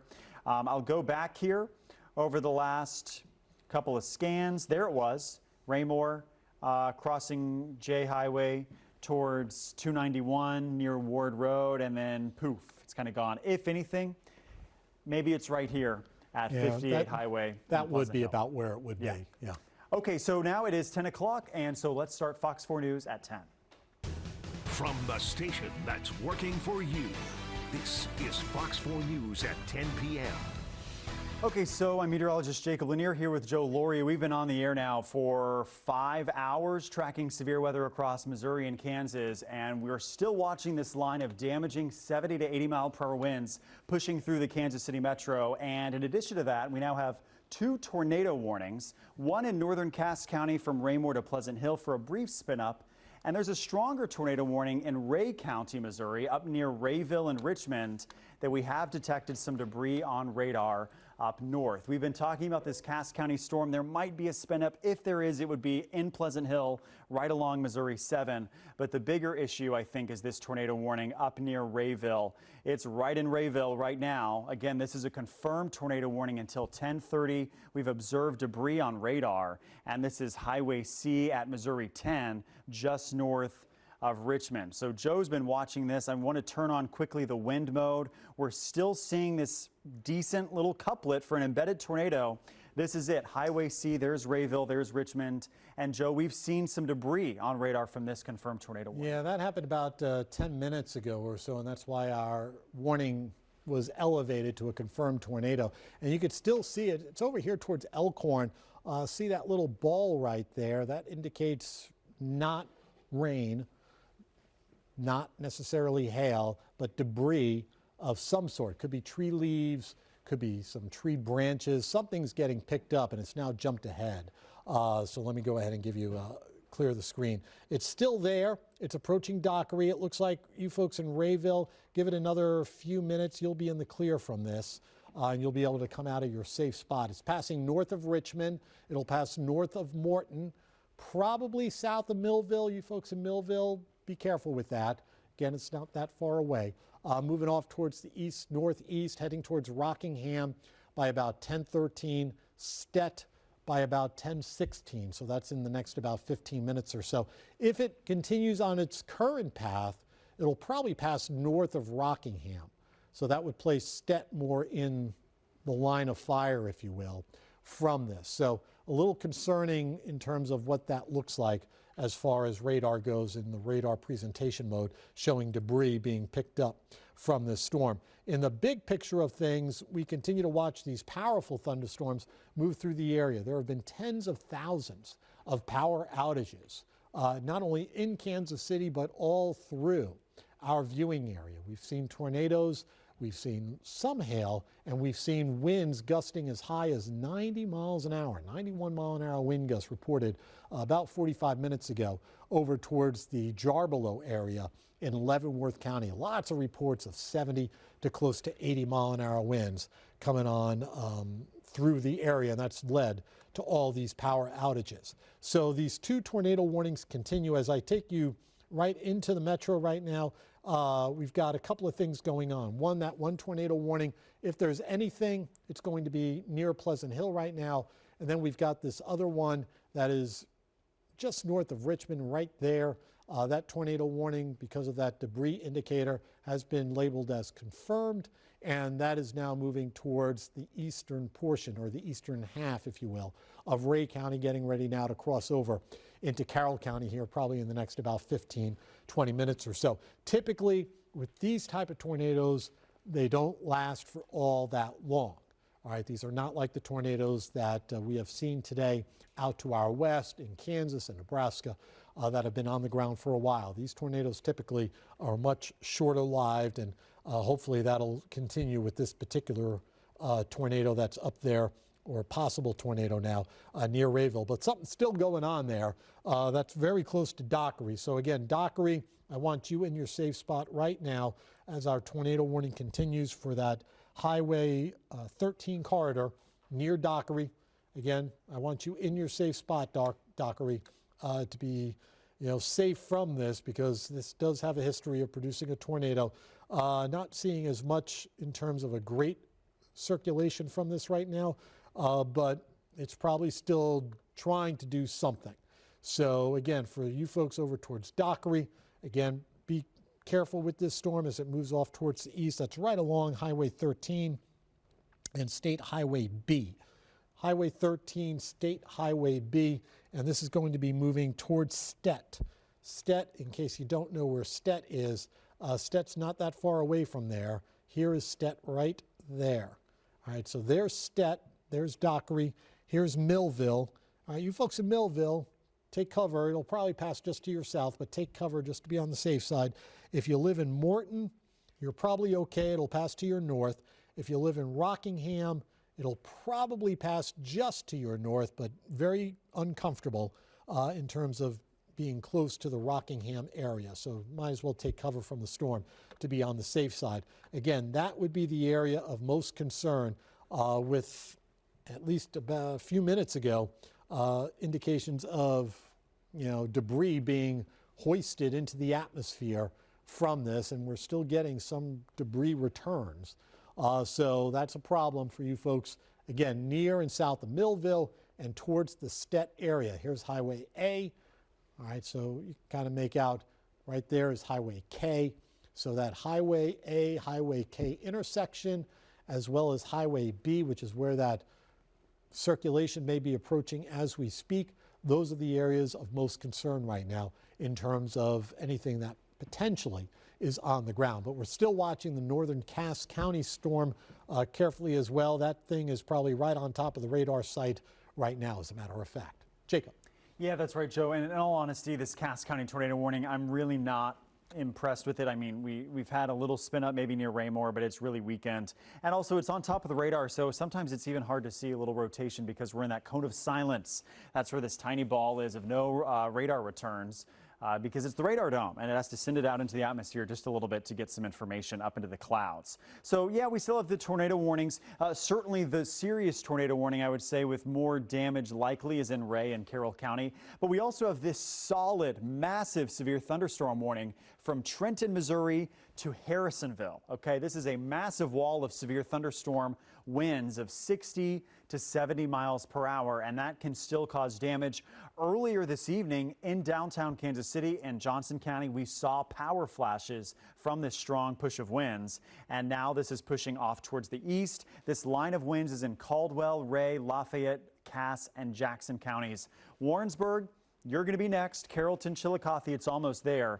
And I do want to come back up here to this northern storm because there's still some good indications that there could be a tornado spinning along the leading edge of this line near Dockery, heading towards Stet, as Joe mentioned. I also quickly wanted to head up towards Bramer because it's not, or Cowgill, it's not as defined, but there's a little bit of a notch there on 116 highway from Polo out towards Bramer.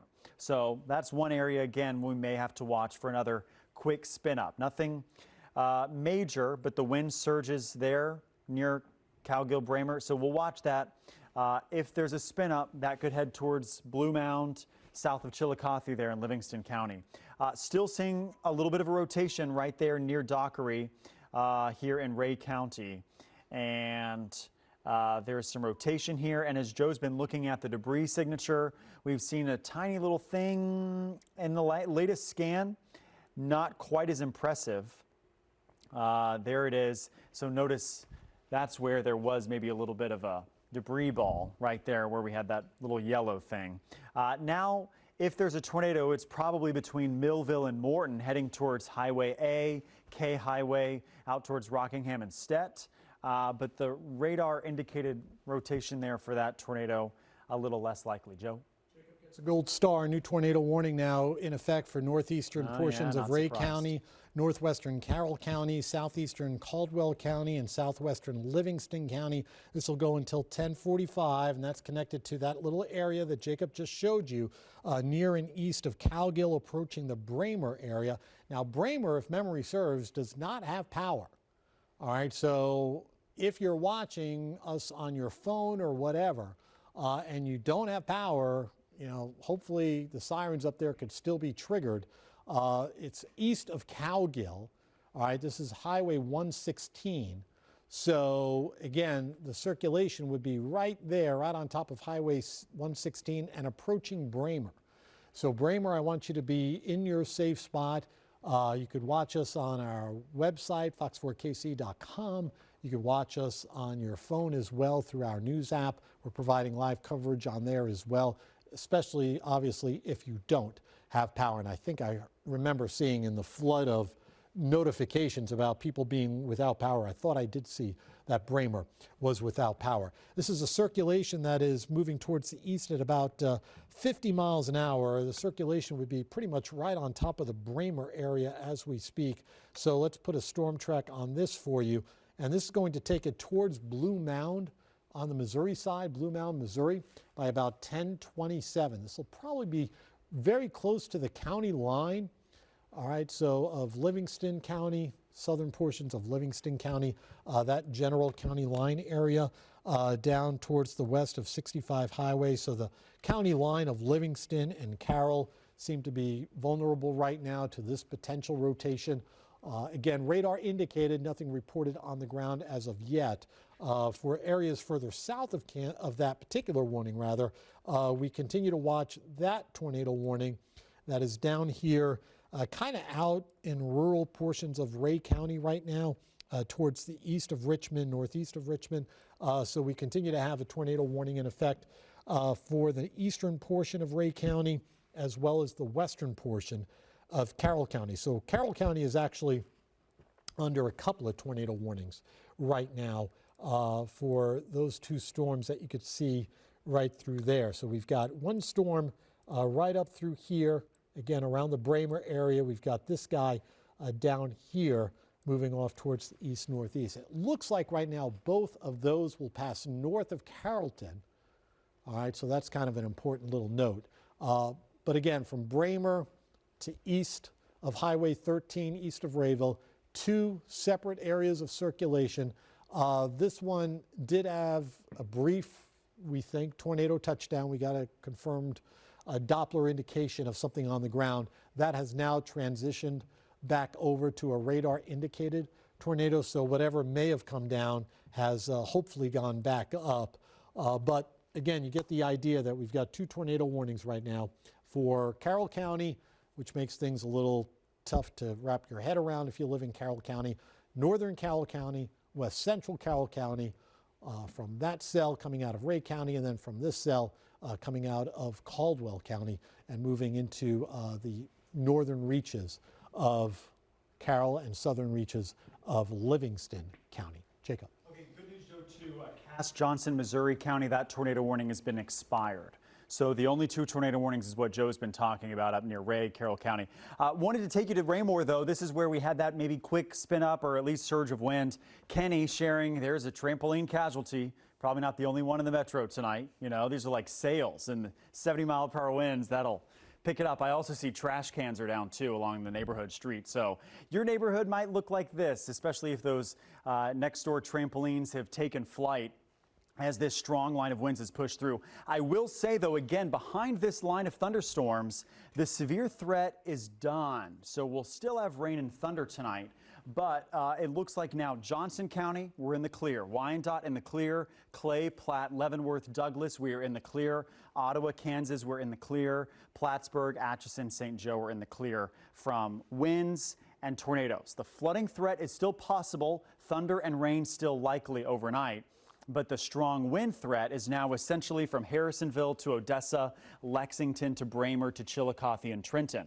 And this is where we have the severe thunderstorm warnings. Also, two of those tornado warnings just north of the river. Again, this warning near Pleasant Hill has been expired. So that's going to be taken out of the picture here shortly.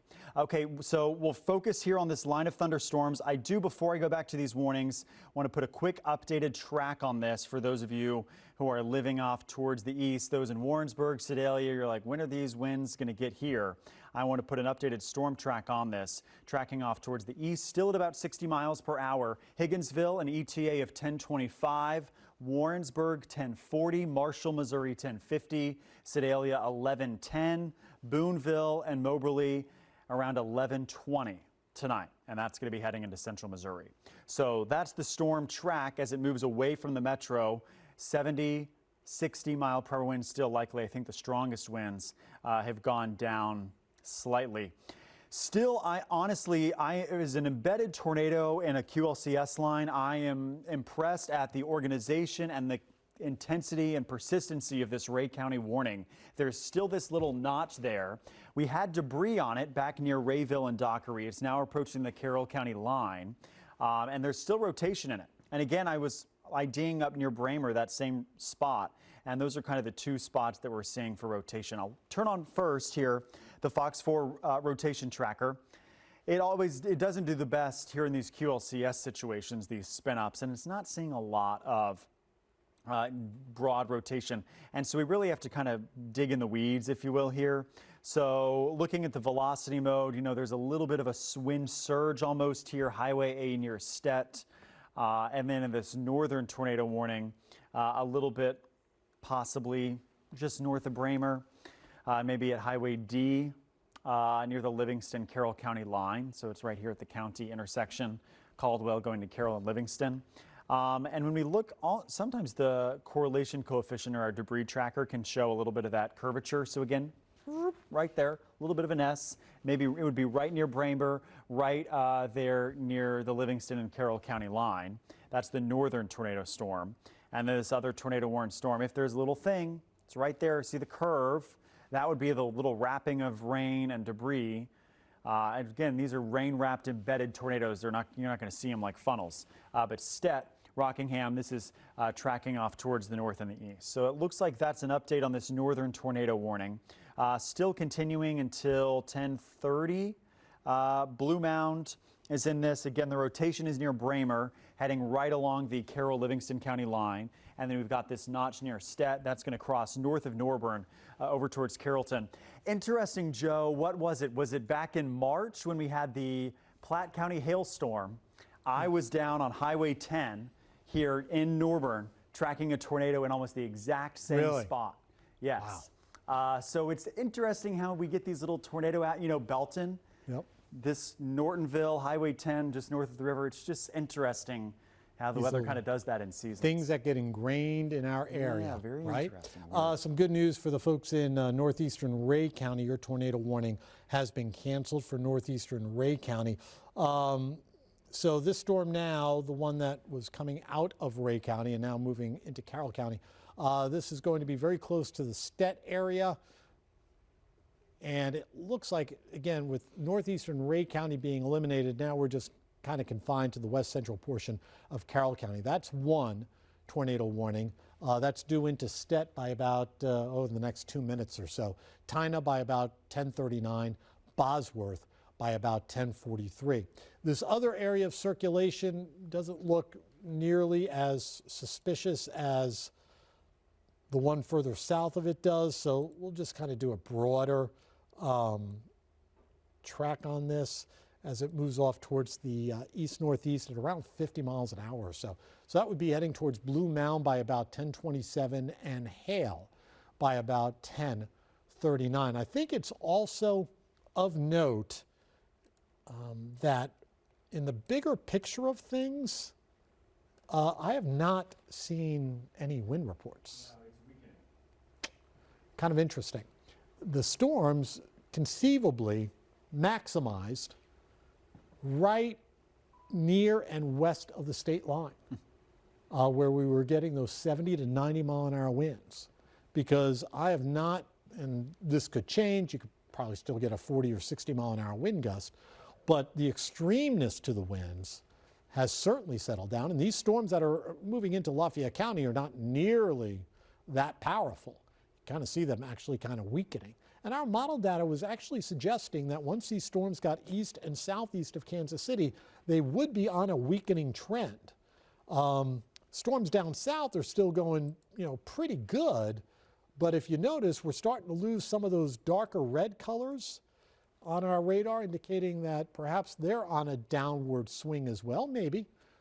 They have certainly pushed out some outflow. So I think the tornadic risk for this general area, Harrisonville towards Lacine, is minimized. But maybe we're still going to get some 40 to 60 mile an hour wind gusts out of this. But at least we haven't heard of any wind reports coming in. Just got a report in Bramer of 45 mile an hour winds. So again, maybe we have seen the worst of the winds from these storms. As Jacob mentioned, and I'll reiterate if you've been flipping through the channels, for Kansas City now, most of the metro essentially is done with any tornadic threat.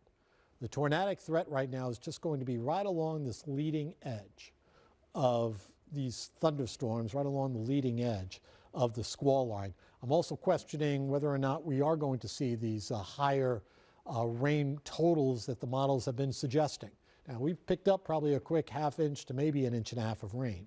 some of our models were suggesting 2 to 3+ inches of rain. I'm not sure that's happening with the way these storms are progressing through the area. But again, let's keep an eye on these two areas, particularly Carroll County, northern Carroll County, and southern Livingston County, to see if anything could try to spin up along the leading edge once again. Jacob. So, Joe, I think one of the reasons why this might be weakening is because the line of thunderstorms is getting further away from the mid-level jet stream. So this is 500 millibar winds, middle of the atmosphere, okay, so in the middle of the hamburger, when we think about the atmosphere as those layers. And this is moving towards the north, okay? This is what we call a jet streak. It's where the winds in the middle of the atmosphere are maximized. It was over northern Kansas. Now it's into northern Nebraska and even Iowa. So it's getting further and further away from us in Kansas City. And this wind energy is what is helpful in translating strong winds down to the ground. So as these storms move away from the jet streak moves away from us. That might be why these storms are slowly downtrending. I mean, don't get me wrong, we're still going to get 50 to 60 mile per hour winds. Looks like Oak Grove measured 55 mile per hour gusts. So we're borderline severe, but it is not the 80, 90 mile per hour power flash type of wind that we saw in the metro about an hour ago, right? Okay, so we still have these two tornado warnings. Again, Livingston and Carroll County essentially for now. South of Chillicothe, just west of Carrollton. So continue to remain in your tornado safe place there. That's where actually the strongest winds would be now, because this line from Higginsville down towards Holden is more 50, 60 mile per hour winds. These tornado warnings could quickly spin up 80 mile per hour winds or so. So that's what we're watching up towards the north. And it looks like this has been refined even more. So Ray County is pretty much done with the tornadic spin up threat. Again, finally, I've been impressed with this Ray County little notch for the last 30 minutes. Now it's leveling out just a little bit. Notice it's, instead of kind of it looking like a ball or a curlicue, it looks just more kind of flat. That means the rotation or the spin up potential is decreasing a little bit there north of Norburn. So I'll zoom in here and we'll look on the wind mode just to see. Looking north of 10 Highway, north of Norburn. So we're getting strong winds, but I'm not really seeing any indication of rotation in all honesty. Maybe there's something up here towards Blue Mound. To me, it's not that impressive. There's a little bit of a notch. So, you know, we're watching for notches here. Maybe something right there. Again, this is the maybe. If there's going to be something, it's going to be towards Coloma, Blue Mound, heading towards 65 Highway. Here shortly, that's right on the Livingston-Carroll County line. And then down here, there's still, you know, there's still a little thing near Stett on the Carroll County side of the county line, just past Stett and Rockingham. And then further south, there was a little something there near Norburn. See, there's just a little bit of a, boop, not much, but right there along 10 Highway. I'll turn on the radar reflectivity to see if that matches up with anything. Maybe a little bit of a surge there on the river. I don't think that's going to be a big thing, but you know, it's certainly possible it matches what has triggered these other tornado warnings. So we'll watch that, you know, right on the river here, Norburn, heading towards, 65 Highway between Waverly and Carrollton.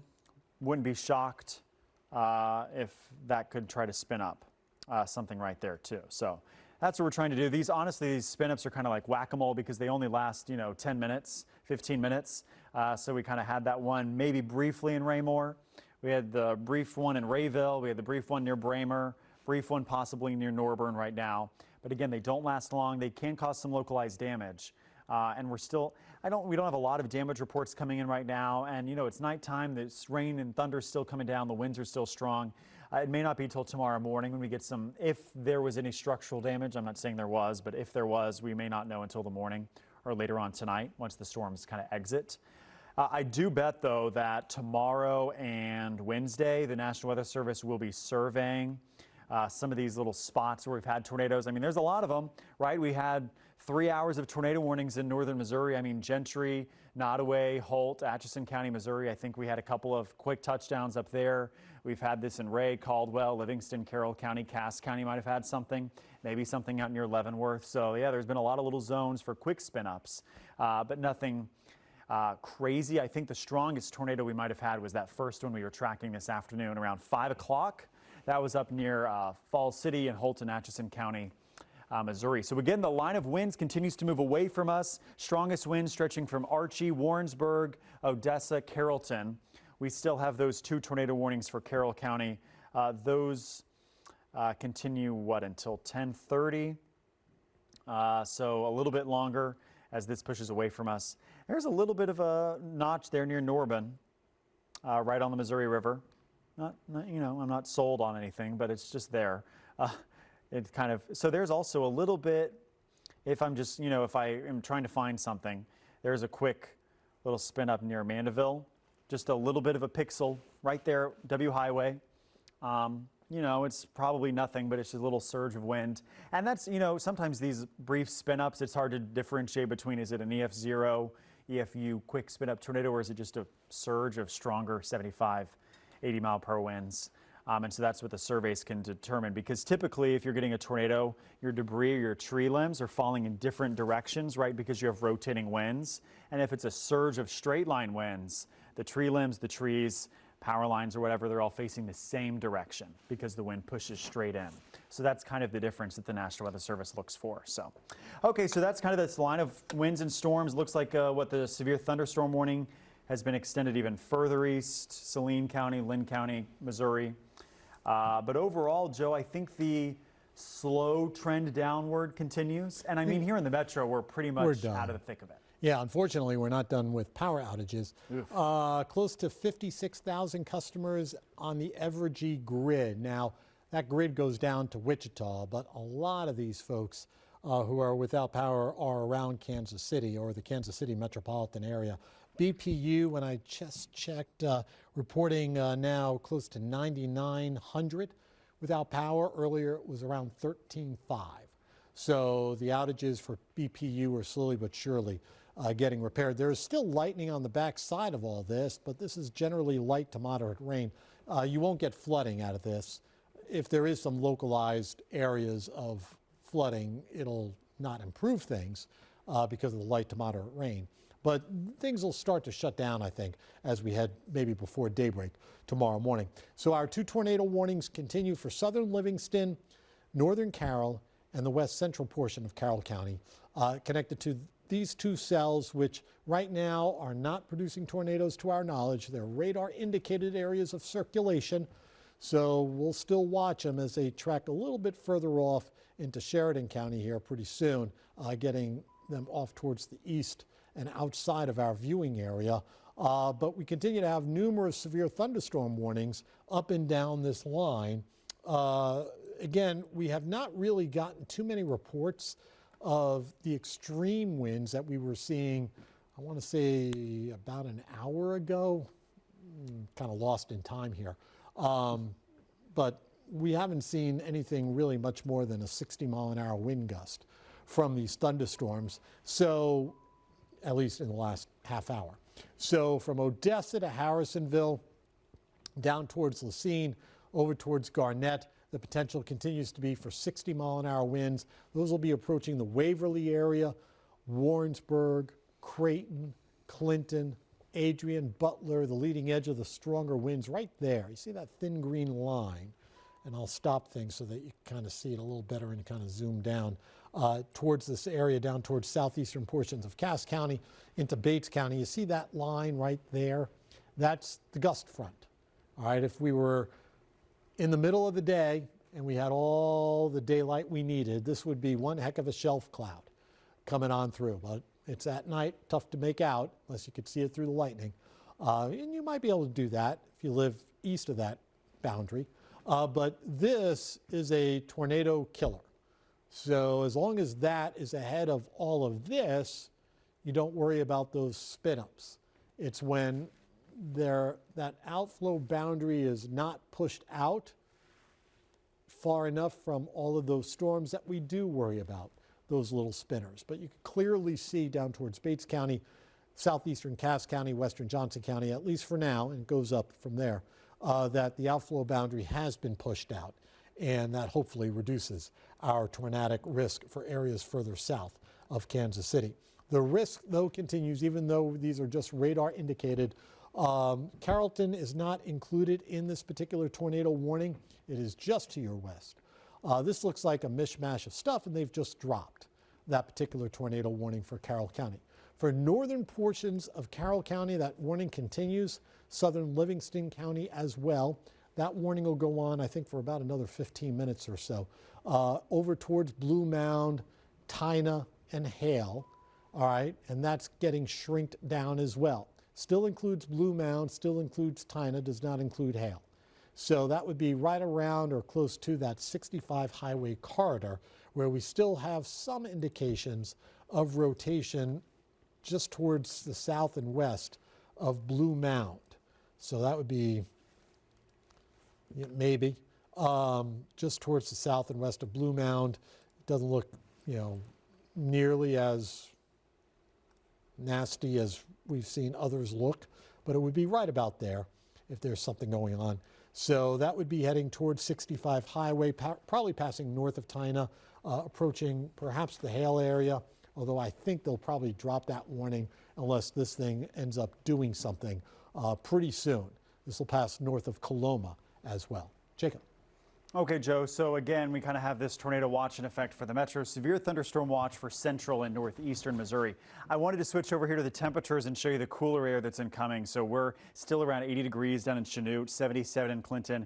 It's 64 in Kansas City, 50s out towards Salina, and there are 40s in Nebraska. So the colder air is coming in behind this front for certain. As this moves through in the overnight hours, the wind will pick up as well. Again, here in the Kansas City metro, we are pretty much done when it comes to severe thunderstorm warnings. We still have this line of winds pushing well east now. So Carrollton, Higginsville down towards Warrensburg is where we're seeing the strongest winds moving off towards the east. Again, we still have that one tornado warning near Carroll and Livingston County that Joe's been tracking. And I'll actually say here in the last radar scan, it actually looks a little bit more impressive now. See right there south of Blue Mound, a little curly Q. That's typical near Tina, 65 highway, Blue Mound, Hale. That's really where we can maybe see a quick another spin up. Wouldn't be shocked there. That little curly Q is usually indicative of a quick trying to rotate. It would be again between Blue Mound and Tina, 65 highway right there. And it's almost most evident on our radar, our reflectivity mode, when you can see that little hook there, something like that. That's an embedded tornado typically. There also, I don't know, there might be something still there near Carrollton. Hard to tell. There's a little bit of a notch right there. Again, these are brief, short-lived, not a massive issue, and the outflow boundary is trying to surge ahead of it as well. We can look at the debris mode too, and that can sometimes show a little bit of a curvature in the line. Yeah, a little something right there still near Blue Mound and near Coloma, 65 highway. So this is Livingston and Carroll County lines right there. So again, the wider view for us, though, shows that the storms continue to track towards central Missouri. We still have some rain and thunder back here across the Kansas City region and metro, and some severe thunderstorm warnings off towards the south. We haven't gone down south in a hot minute, so I'll just zoom down there. We do still have severe thunderstorm warnings stretching from Holden through Harrisonville down towards Drexel, Lacine, Pleasanton, Fontana, southern Miami, northern Lynn County, Kansas, over towards northern Bates County, Missouri.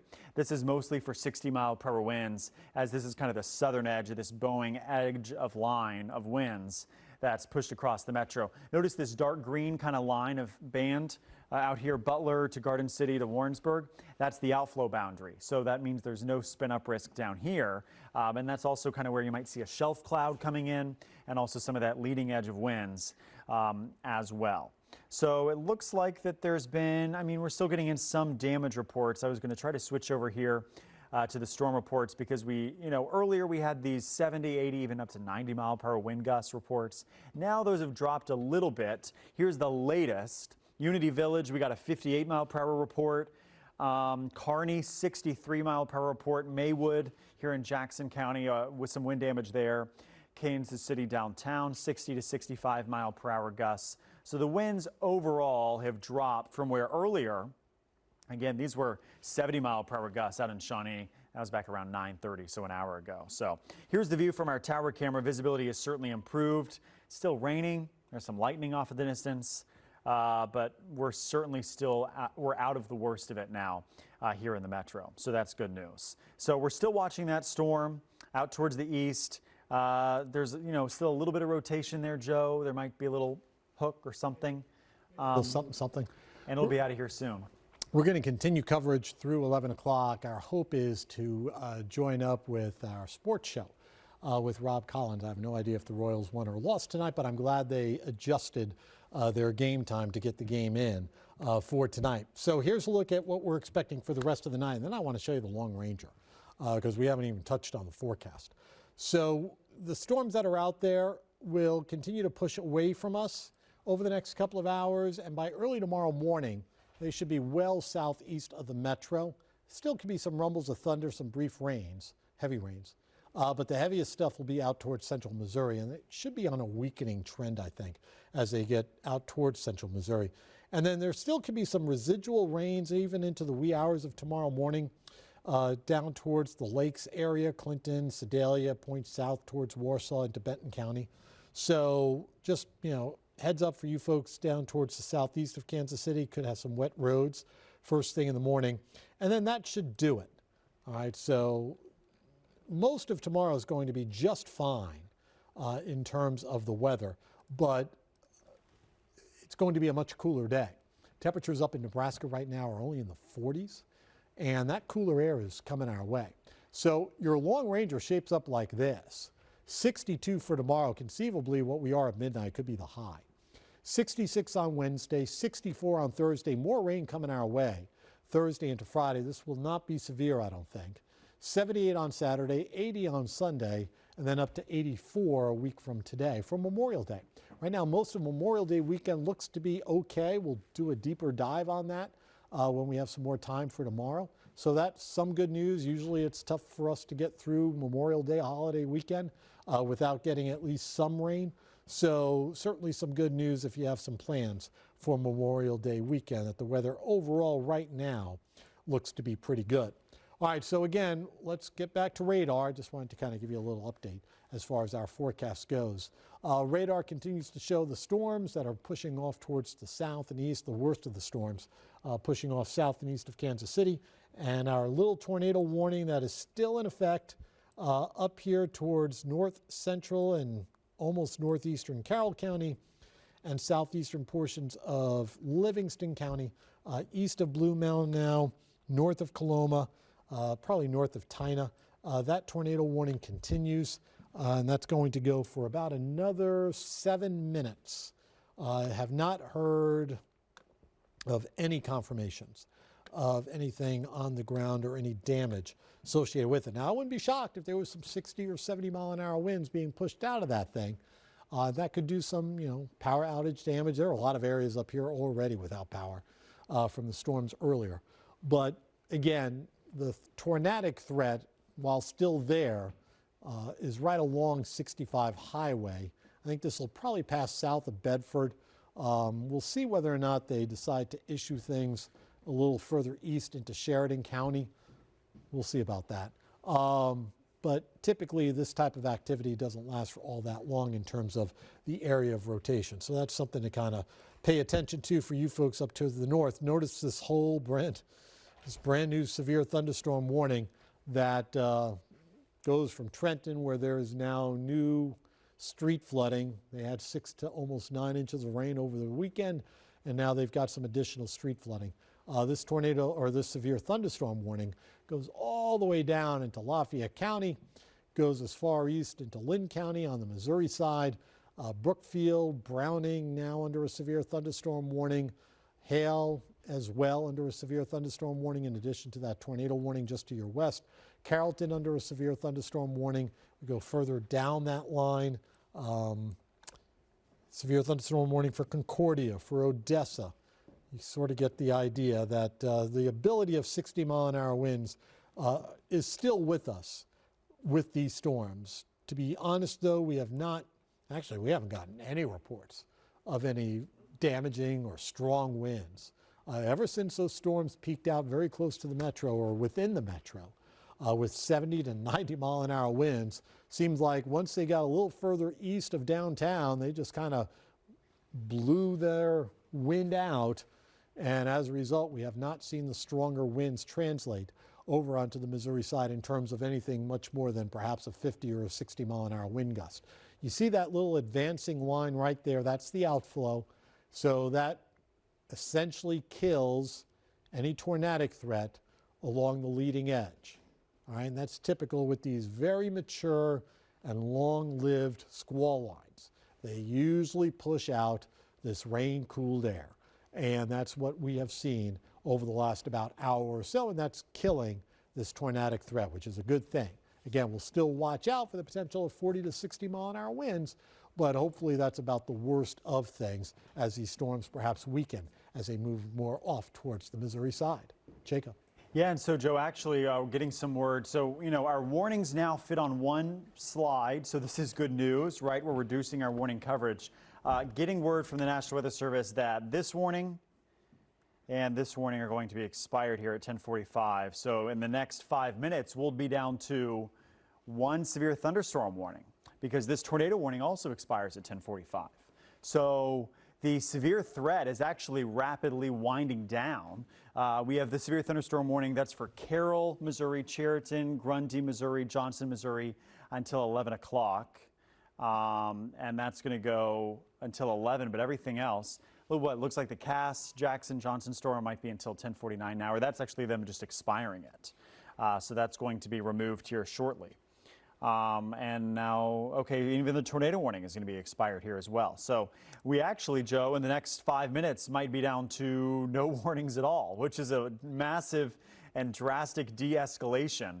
After a confirmed tornado in Ray County, 90-mile-per-hour winds in Leavenworth, this line of storms weakens rapidly as it moves into Missouri, which is good news. Still a couple of notches there in Livingston and Carroll County. And so we'll watch that. It's moving away pretty quickly, though. And I really think it'll be interesting tomorrow, maybe up in Ray County, to see what that damage looks like from some of the debris. And as Joe was mentioning, it's springtime, right? So everything's blooming, all the trees are on the leaves and whatnot. So that can count as debris as well, right? It doesn't have to be structural debris in the atmosphere. Anything that's not a raindrop, the radar picks up as debris. So that's pretty interesting. I did want to look here quickly at the storm reports from tonight so far as we're waiting for these warnings out in central Missouri. Look at this pocket of wind right over the metro. And yeah, we had all the tornado warnings and tornado spots from northern Kansas, essentially Salina and Manhattan, through Falls City up towards Maryville and into southern Iowa. But what really missed out on the tornado reports that was kind of expecting more tornadoes, that Joe and I, we were talking about this, is back southern Kansas, when this moderate severe risk level 4 today, Great Bend to Wichita, and they mostly had hailstorms down there. So the surface low pressure here in northeastern Kansas was the generator of these tornadoes and the strong winds from the low level jet stream. And that's kind of how this thing has played out this evening. So thankfully that the tornadoes were not more widespread. But it was not quite everywhere that expected it. We certainly had our fair share in northwestern Missouri, and these spin-ups, as expected, they happened, and there's still this one lone warning that goes until 10:45. So I think, Joe, this big severe warning from Trenton to Odessa is kind of the only warning that may persist through 11 o'clock, if I'm reading all these expirations correctly, because I think here shortly what we're going to see happen is this severe warning in Cass County, Lynn, Bates County, those are going to disappear. And I think this tornado warning is going to disappear here in the next 60 seconds at 10:45. And pretty soon, right, I think once this severe thunderstorm warning drops, the metro will be able to be removed from the tornado watch. The tornado watch technically goes till 1 a.m., but they've been canceling it for northern Missouri, northeastern Kansas. And so I think the KC Metro should be removed from the tornado watch shortly.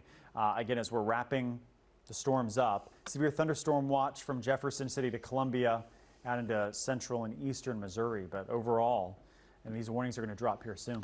Yeah, we're going to continue with our coverage all the way through 11 o'clock, and then Rob Collins is going to pick up with FOX4 Sports, which will be kind of a nice little break. So Jacob read my mind as he was talking about the local storm reports. This is what I'm doing. So I was plotting up. So here are some of the harder numbers. Now, I'm basically just looking at the reports from roughly the Missouri-Iowa border, southeast Nebraska, points down from there. So roughly 84 reports, 19 including larger hail, thunderstorm wind damage 10. And again, these numbers will go up. All right, reports are still coming in. Thunderstorm wind gusts in excess of 58 miles an hour, 44. 11 reports of tornadoes. Some of the reports will be duplicate and be canceled out. But, it was a pretty impressive outbreak of severe storms. And I think overall,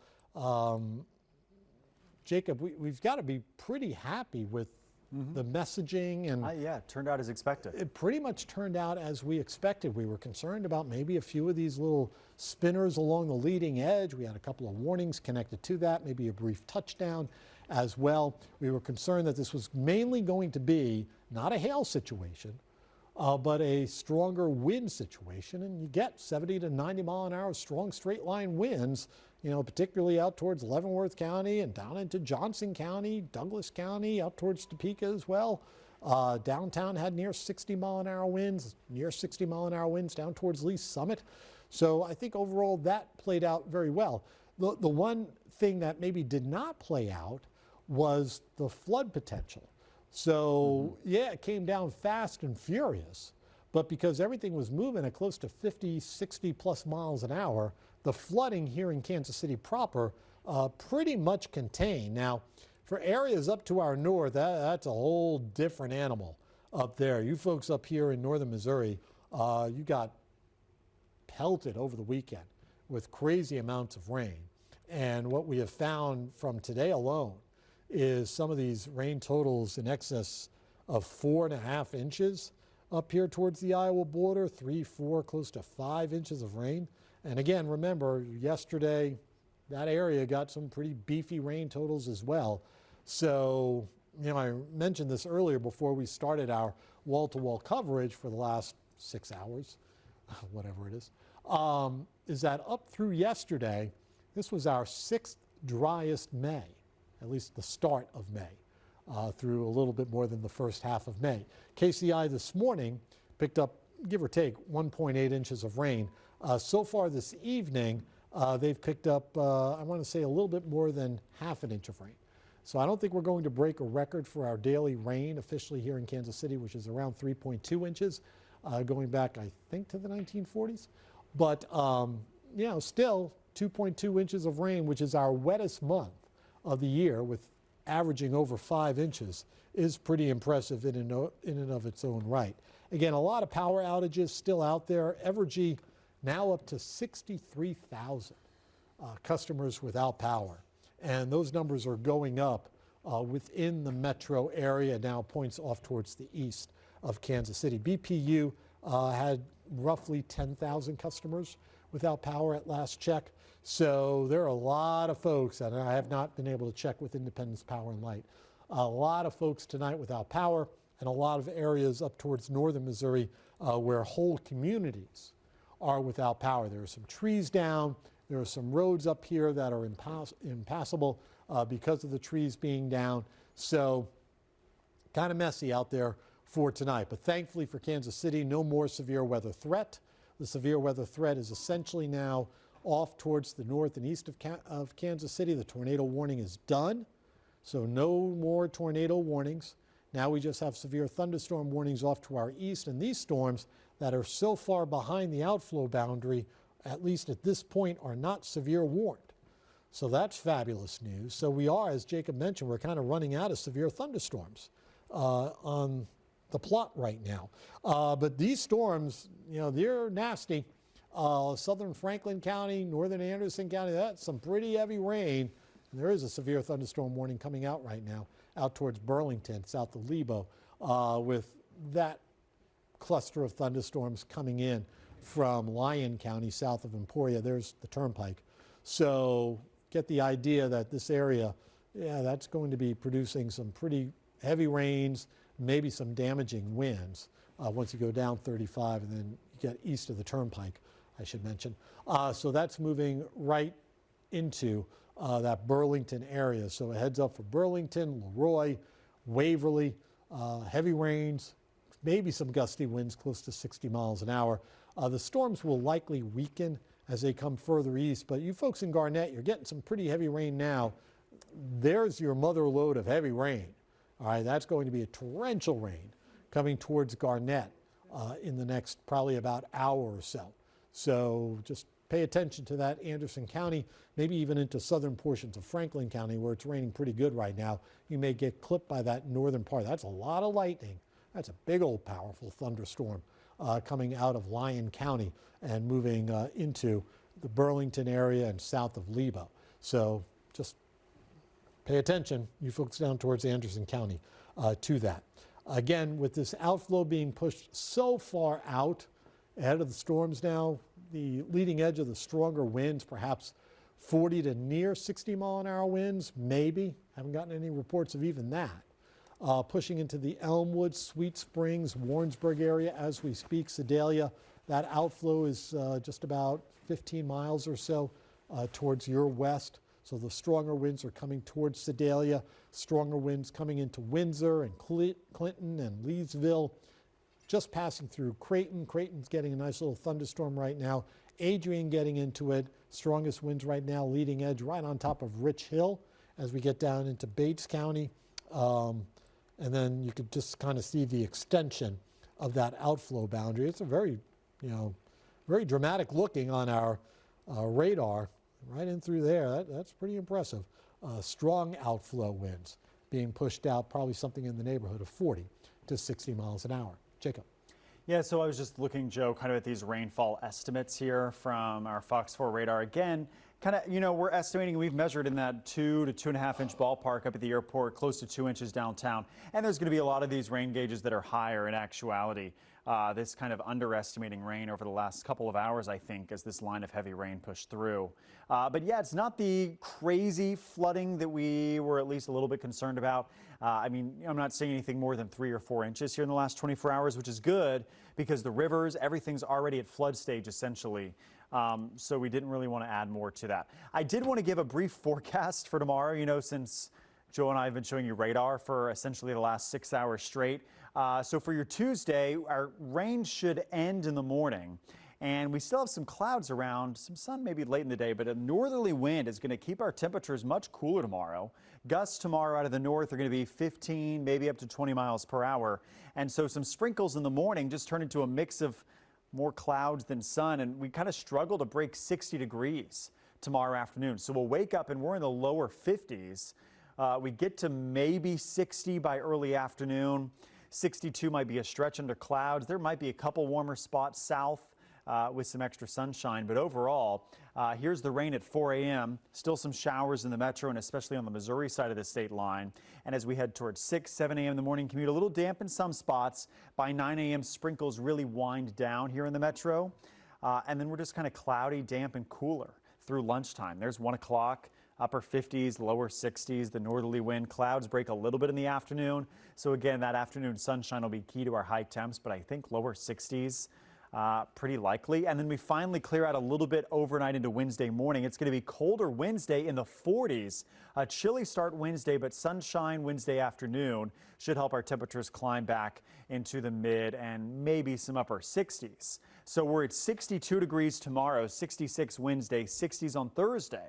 Friday and Saturday we're in the 70s with warmer air returning as we head towards the weekend. So tonight's thunderstorms will be ending, then it's just kind of cloudy with sprinkles and cooler air. Tomorrow we have morning clouds, a little bit of afternoon sunshine as highs climb there to around 62 degrees. So here's the long ranger forecast. Again, 40s Wednesday morning, that'll be chilly. We're watching scattered rain chances for Thursday and Friday. With some clouds around, we're still stuck at 70 or below. Warmer as we head into Memorial Day weekend, maybe a stray sprinkle, but it's looking right now that most of the weekend is unaffected by rain. We'll watch Sunday, but upper 70s, low 80s, and Monday for Memorial Day is in the middle 80s, and right now trending dry. So that's good news for the upcoming weekend. And the rain on Thursday and Friday not looking stormy or severe by any means. And actually, Joe, I was looking at the long-range forecast. I think after tonight, almost through the end of the month, it might be difficult to get severe weather. So we'll hope that that plays out, right? Because we've had enough. From your mouth to Mother Nature's ear. Oh, yeah. Oops. Yeah, let's be done with this. Yeah, this is kind of like the little chef's kiss on top of what has been a crazy last couple of months around Kansas City. And it's always fascinating when we kind of take a little step back and we see about the power of these storms and the areas that have been hit repeatedly, by these storms. And part of this is that Topeka to Kansas City corridor. This has been going on now for a few events. Part of that has to do with the fact that we have more population, obviously, between Topeka and Kansas City, where we get more reliable and more data in terms of some of the wind strength from these storms coming our way, as opposed to some of the more rural areas outside of the metropolitan area. But it's been impressive. Northern Missouri, which was kind of dry for a while, has totally reversed that. Now folks up there are begging for some dry weather just because they've had so much rain over the last few days. You know, we're talking over the weekend, 9 inches of rain up towards Grundy County, around Trenton. Still some street flooding going on just because of the storms that have come through repeatedly during the course of the evening. Meanwhile, once we go further south, you know, at least for the time being, these storms are borderline severe. That's why we're going to stop our coverage at 11 o'clock as these storms continue to move away from the area. So it's not that, you know, we're forgetting our friends out towards central Missouri, but we typically do not do wall-to-wall coverage for 40 to 60 mile an hour thunderstorms.